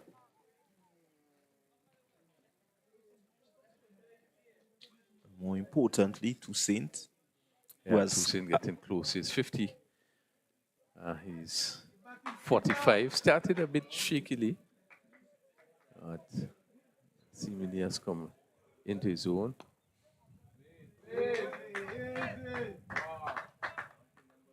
Yeah, he has certainly come into his own and has hit some 4-4s and has nudged and pushed and really batted well. Certainly think he will be happy if he brings up his 50 here. He had a little difficulty with Court Murray when he came on to bowl, but outside of that, really well.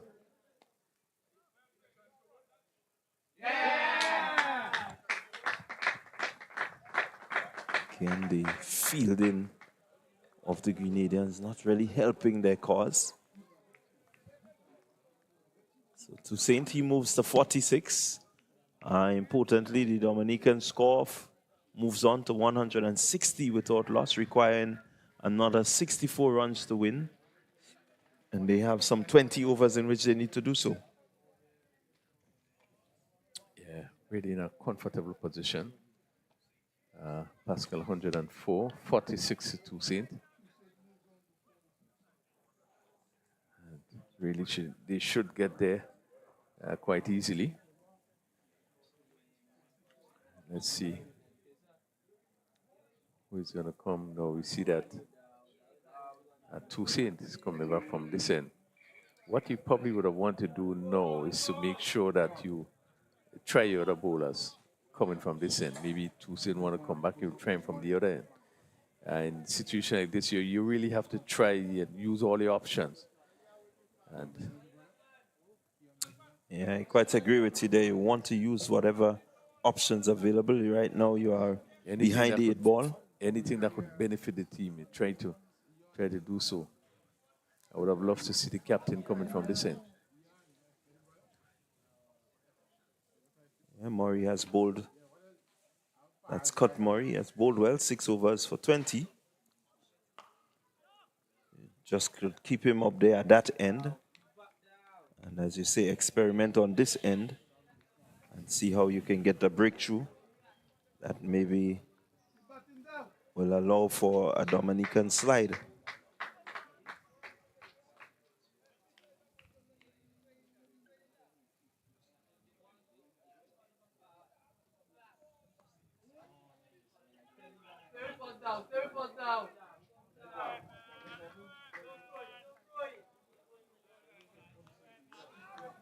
Saint into his 5th over.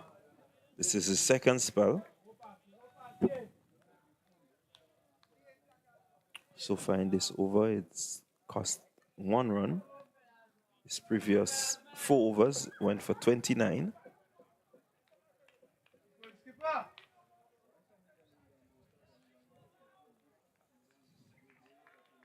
So as we look at the leg side field, see basically a straight line, hit 2 mid-wicket for 4. Ball pitched up and the whip it should be between mid-wicket and mid-on. And they picked up another important boundaries. Pascal moves 108. Dominica 165 without loss. Really has been a tremendous reply. Dominica trying to get to 224 for victory.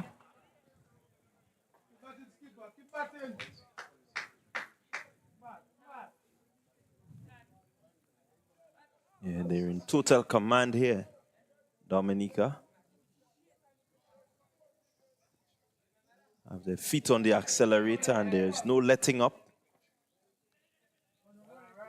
The Grenadian team just doing all that they can to assist them, getting closer.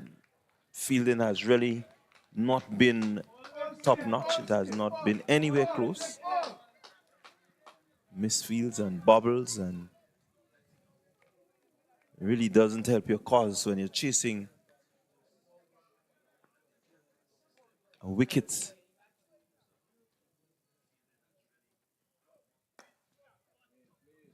They're still looking for a wicket. None has fallen. So you're hunting there to see if you can get a breakthrough and maybe just try to claw your way back into the game.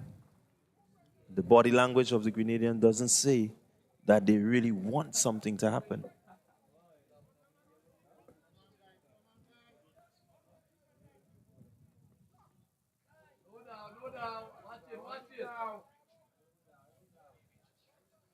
And with a fairly stiff breeze now blowing here, certainly probably would have been nice to see the left-hander coming from this end, or even leg spinner. As we see, as we realize that heavy breeze is now coming across the ground. Dominica continue to press on. 168 without loss. We still have 19 overs remaining. Just about 56 runs required for victory. Let's see.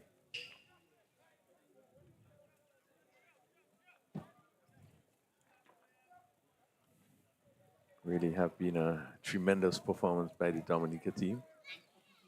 Yeah, and even as we look back at the Grenada batting, 223, based on where they were going with the two Murray brothers in bat, we would have felt pretty much they'll probably get maybe close to 300. Again, good bowling by the Dominica team.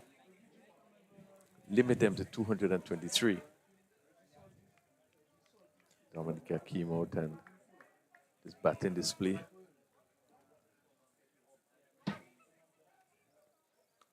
Sort of strengthened the fact that they would have bowled very well to reach Grenada to 223. Yeah, I certainly think at the halfway mark of this one, the momentum was with Dominica. They went back into the dressing room feeling happy that they were able to restrict that lineup. Got some key wickets at key times. So they felt and they knew for a fact that just getting them under 250 was a big win for them. And so far, the batters have shown that they were correct in terms of having that confidence that they can overhaul this target.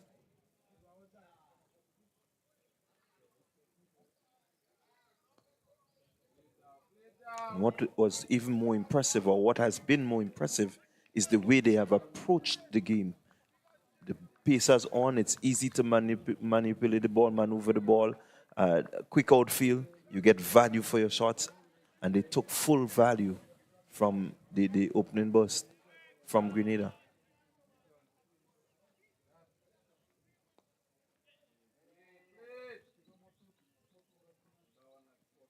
Another single to Toussaint, moves him to 48. Yeah, moves closer to that 50 mark. Yeah, batted well. He has been there for 92 deliveries, 124 minutes.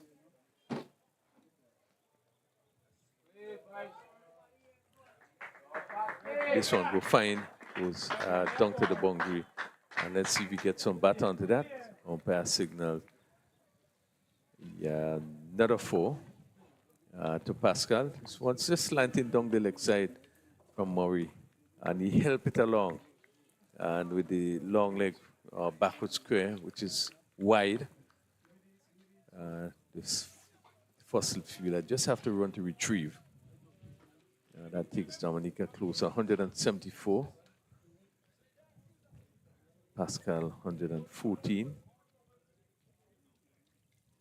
The sun continues to shine brightly here at Progress Park. Let's allow the final delivery. Murray is 7 overs, down for 26. Dominica 174 without loss. What has been really a mammoth inning. And Stephen Pascal, the captain.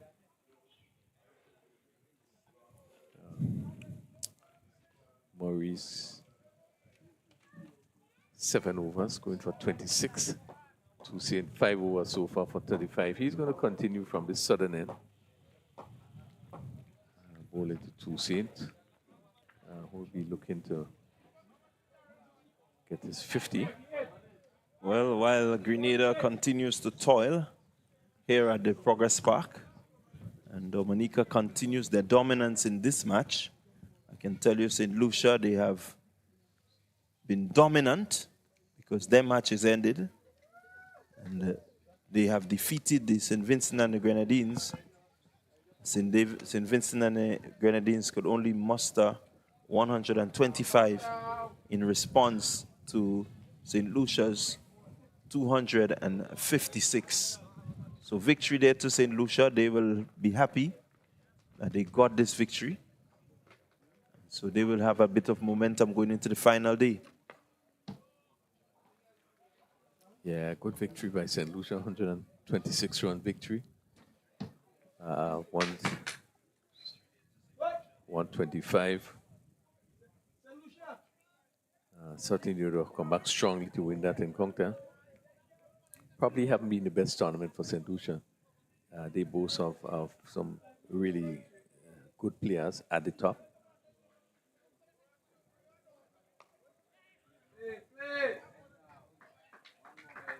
So Toussaint moves one closer to picking up a half century here in this one. Dominica moves to 175 without loss. Certainly the biggest opening stand in the tournament so far. And the way they look comfortable, they just seem unbothered. It might be interesting to check our stats to see the winner on the 19 tournament, the biggest opening stand.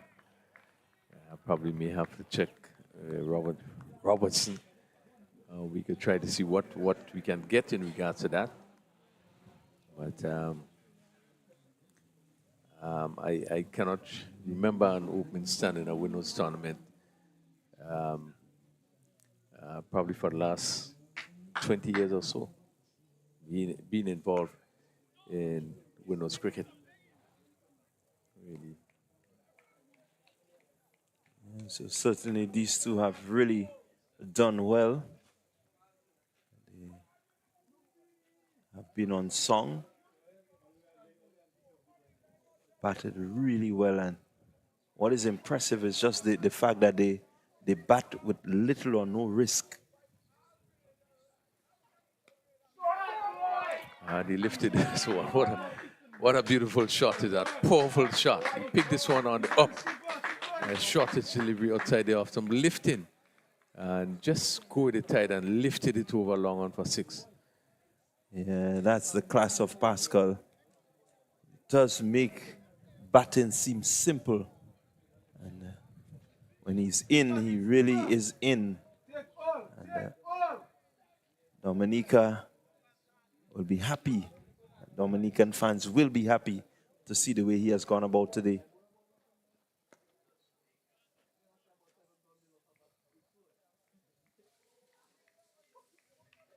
Yeah, very calculated inning played by Pascal. That's his third 6. He has hit in the inning. So it concludes over number 33, still 17 overs. There's somebody I think mentioned that if Dominica could win this game with quite a number of overs remaining. And at 181, there's 17 overs to go. Really, they have put themselves in a position to win rather easily. Yeah, certainly in a position where they can win. Grenada desperately in need of a breakthrough. They will want to see how they can claw their way back. Still 43 to get, so we know that cricket is really a game of glorious uncertainties. Once things are mathematically possible, there's always a chance.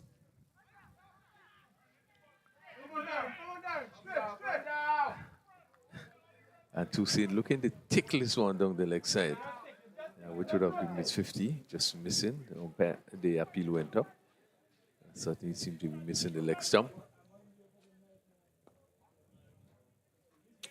Again, another misfield. And that brings up Darren Toussaint's 50. A wonderful knock for him. Take a bow. That's it. He takes a bow. He must be really happy with himself and the fact that he's able to concentrate, the fact that he's able to spend this long. His 50, 96 deliveries, and he has spent a total of 131 minutes out there. I mean, this is really good, awesome batting from this youngster. Yeah, good knock. Really has been a good foil to Pascal. They batted well in tandem. And coming off a hard-working 50.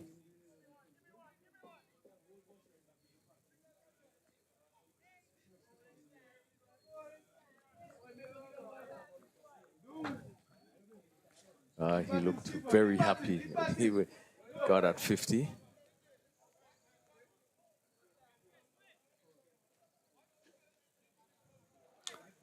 Yeah, certainly something to be happy about. So, another 50 being scored in this year's tournament. We continue to see how good the pitches are for batting. So the batters left it to the last two rounds to really come to the party in terms of batting. Seen St. Lucia scoring 256 today. And Grenada 224, and Dominica in a strong position here to win this one. They're poised to overhaul this total of 224. Pascal goes. This one is lifted high. Handsome. It's gone. 6 more. Stefan Pascal really now looking to turn up the heat on the Grenadian bowling. Yeah, good shot. Ball given some air and went down and lifted it over wide mid-wicket for 6. And Pascal continues to show the confidence, continues to show the ability they have to really clear this boundary, which is not a short boundary. But easily hit it over that mid-wicket area for 6 and pushes the score to 128, 191. Dominica. This will certainly be a landmark if this pair were to remain out here. What should have been taken there in the covers, a ball which was shorted, he was back and again trying to punch it to pierce the gap. And ball just seemingly dropped. We make it from here, really. I should have got both hands to it, and that might be Jumel Francis in that area. He just seemed to drop just in front of him and went down in the offside. They pick up a single there. But look, that catch just should have been taken. Yeah, really should have been taken. Fielders really not responding to try to make something happen. Yeah, have been out of sorts, if I may say so. Not really helping their cause, and so definitely a chance goes a begging. Partnership of 192. Still 16 overs remaining, 34 overs bowled. Toussaint.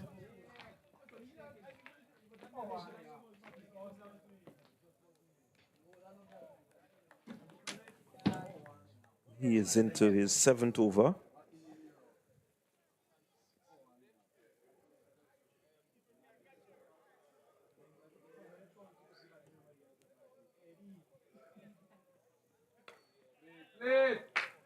Pascal again pushes through the offside.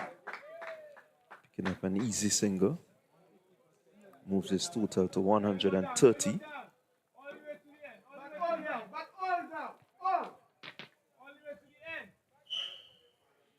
And I think what is important for players as Pascal is that they continue to score big runs.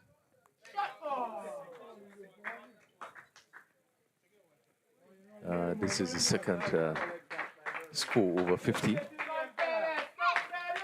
And it's like a habit. You want to develop that habit. In that the time it goes to the wicket, you look to score big. Well, what happens a lot for batters or even bowlers is that when you begin to do well and that confidence is grown, it could be a very dangerous thing. Hit through mid-wicket, it's going to run close to the boundary. Again, it probably will stop just inside the boundary. But quick hands, you can see the quick hands there as he sort of clipped it through mid-wicket. And Pascal picking up another 2 runs.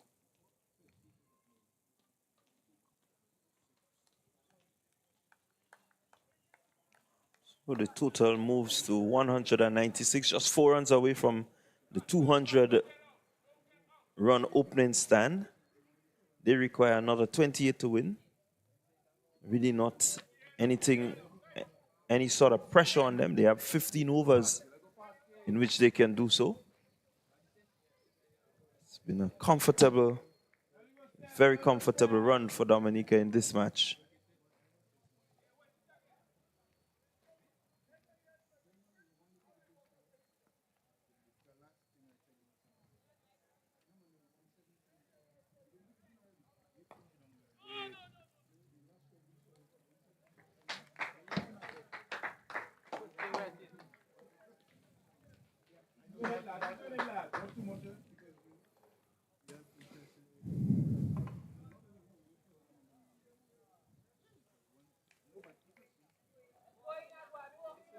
.196 without loss to Saint.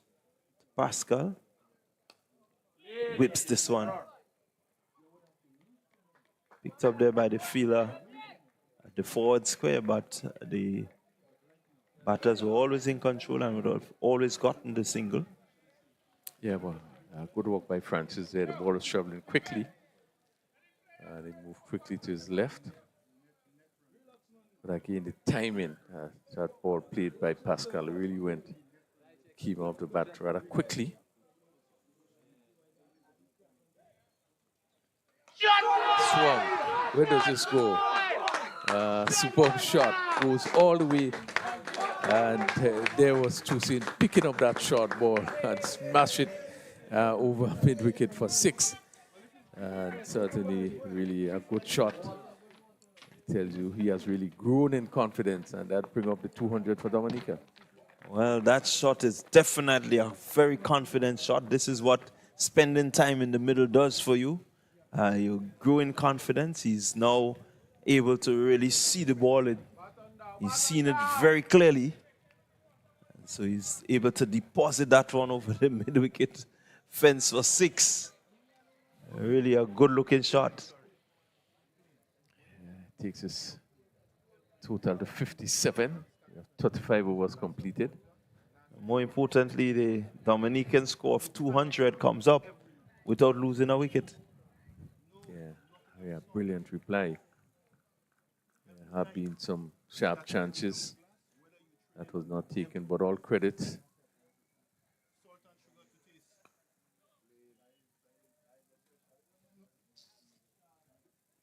to the batting of this pair.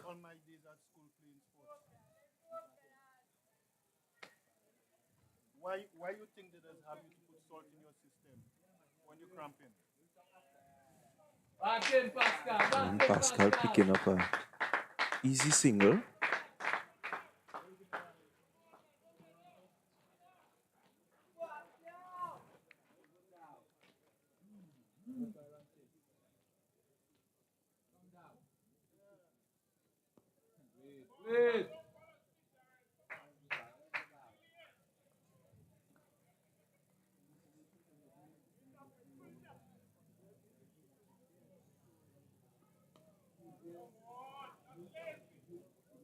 And that one just coming off the inside edge.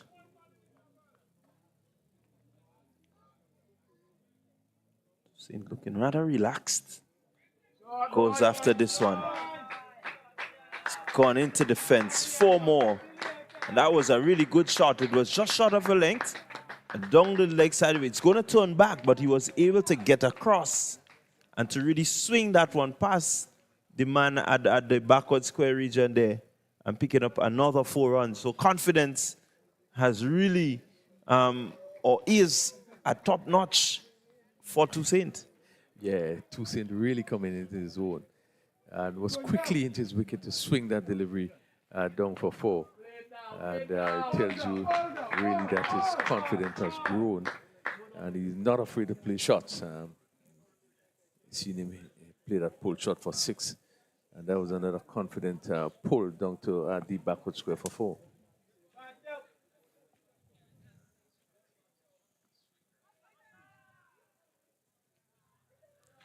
So Dominica continues to press on at the end of over number 36. They are 208 without loss, requiring only 16 for victory in this one. Yeah, tremendous reply. 208 without loss. Going to get 224 for victory.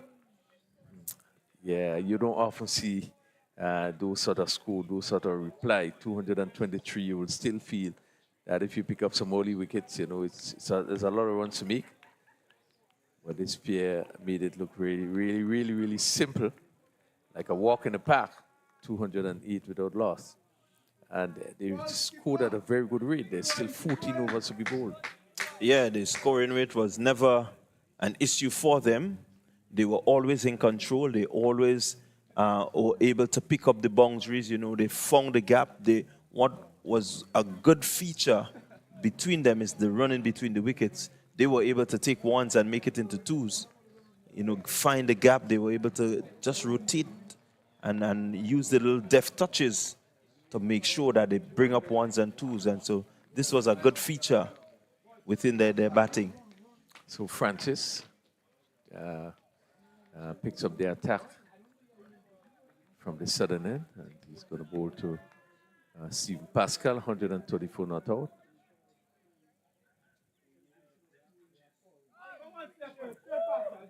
Yeah, we see looking to pull that ball going across him. So we see in last few overs, which is understandable. We're probably looking to take a little more chance. I think Pascal playing for the one that comes in, but this one went away.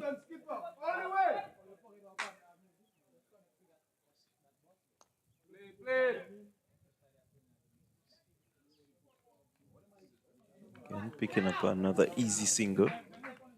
Score moves on to 209.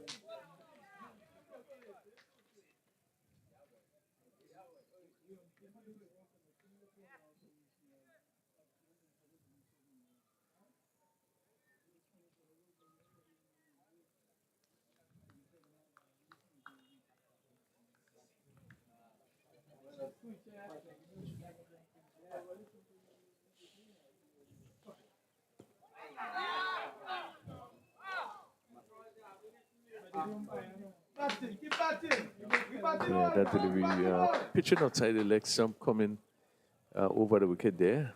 Just seemed to probably get some bat on it. Umpire was on move.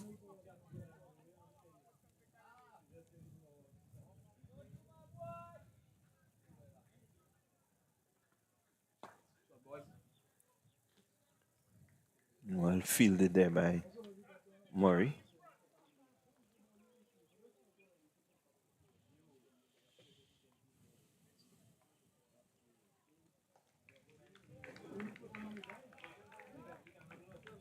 Which have been a very strong reply by the Dominica team.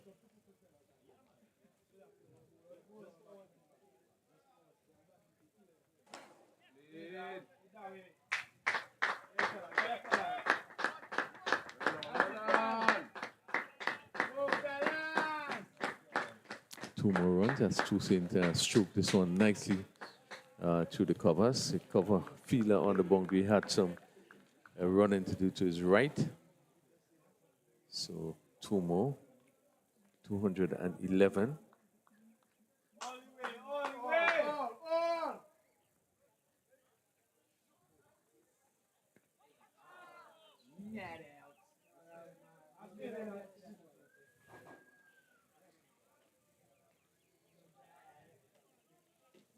That completes another over bowled by Francis. He has now bowled 5 overs.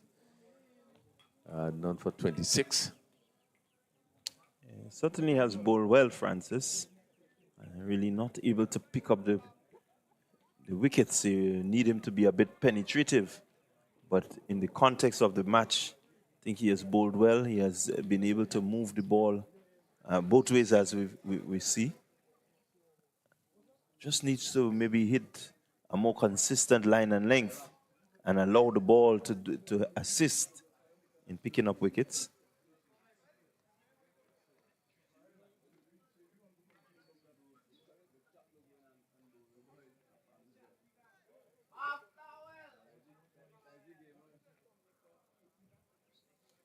So we're coming down to the end of this encounter.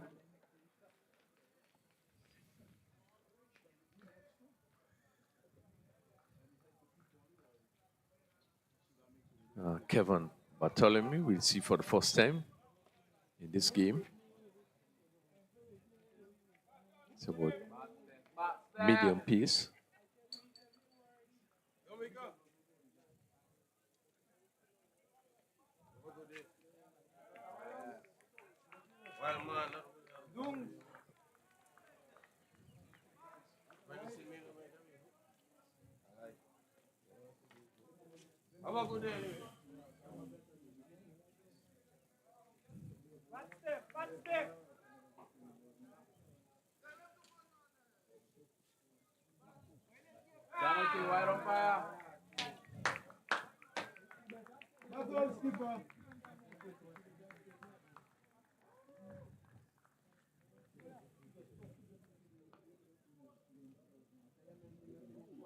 So that's 14 extras in the inning so far. That's white signal there by the umpire. Again, another misfield.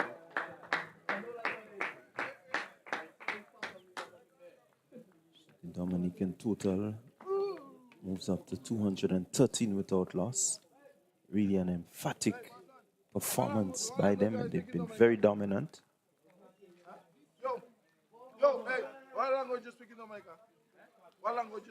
Really, all bowlers are put under pressure.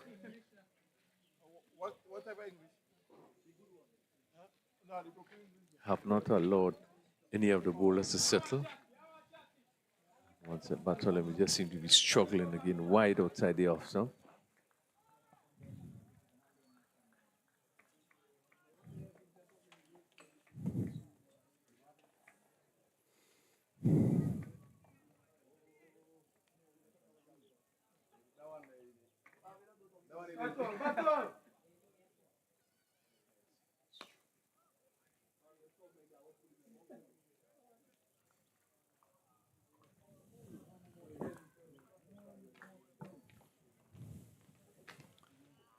So with some 12.3 overs remaining and 10 runs, the Grenada really up against the 8 ball. This one is powered through the offside. The sweeper comes round and picks up. Oh. Mathematically, they could still be in it. But when you think about reality, they're totally out of it. Not a good place to be. Pascal lifts. Lovely shot. Just stood up and it's straight back over the bowler's head. A couple of bounces down to the boundary for 4. Really, in really good position as he stroked this one. Pascal continues to impress 140 is the score. 219 without loss. And what a batting performance by Dominica. Well, it does look like batting practice for him out there now, Stefan Pascal. Really nothing threatening him. Just played through the line of that one. Again, the fielder making a dive, but not gathering the ball. Pascal collects another 2 runs. Total moves to 221. So only 3 runs needed. Some 12 overs remaining. It tells you the dominance of these 2 batters throughout this batting innings. Have 12 overs remain at a chase of 221. It also tells you how well the wicket has played. And it tells you that the Grenadians, they had no response to the batting display. But it also tells you how good Dominica would have bowled also at 223. Really has been a good all-round performance by the Dominica team. They look more purposeful, much more organized in terms of knowing what they want to do. We have just seen the Pascal just seemingly pull up after that last run there. Just holding the back of his legs, hope it's nothing serious. Dominica only need 3 more runs for victory.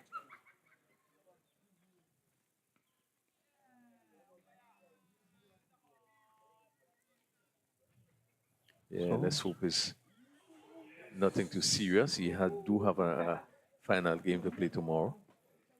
Well, it could be just a bit of cramps. The Spear have batted for 38 overs so far. 1 delivery into the 39th over. That's quite a while to be all there. So just maybe suffering from a bit of cramps.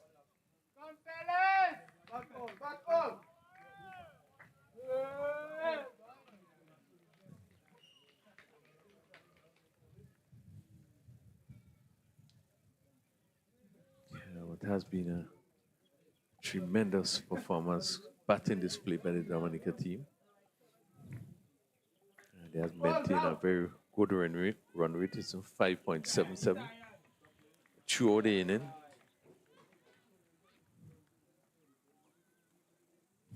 Yeah, certainly the run rate tells you that they never struggled.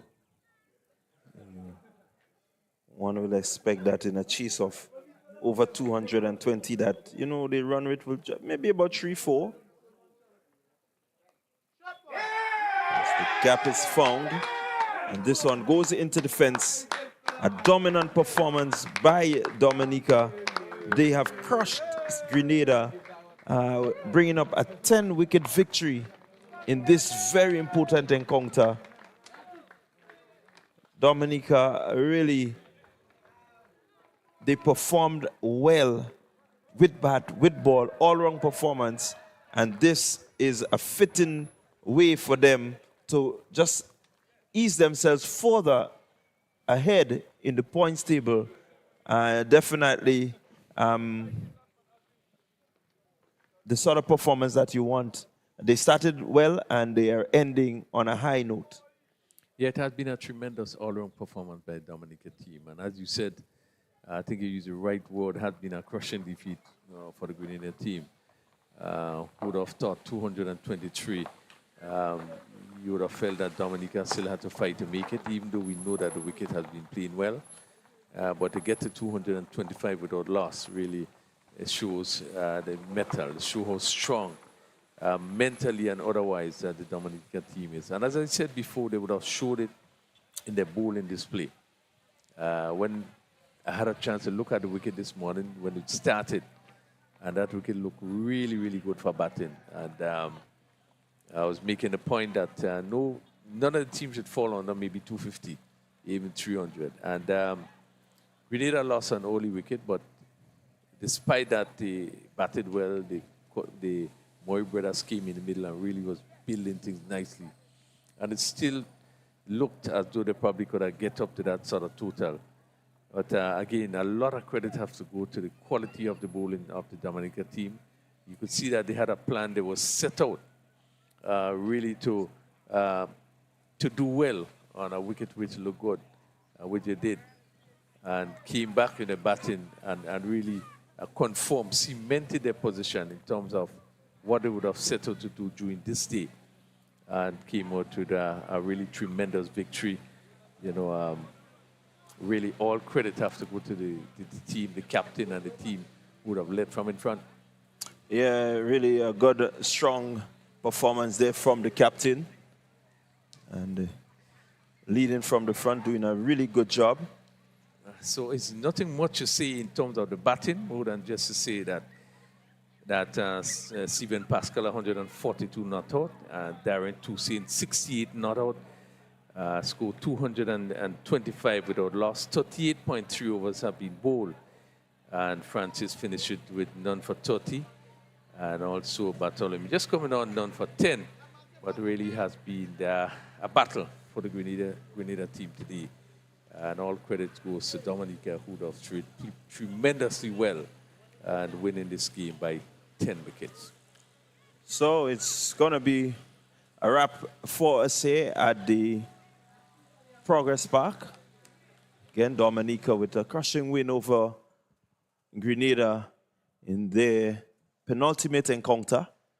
One more round of games tomorrow, where Dominica, they will take on St. Lucia, and Grenada, they will take on St. Vincent and the Grenadines. So from us here at the Progress Park, we're going to see you tomorrow, where Grenada will face up against St. Vincent and the Grenadines.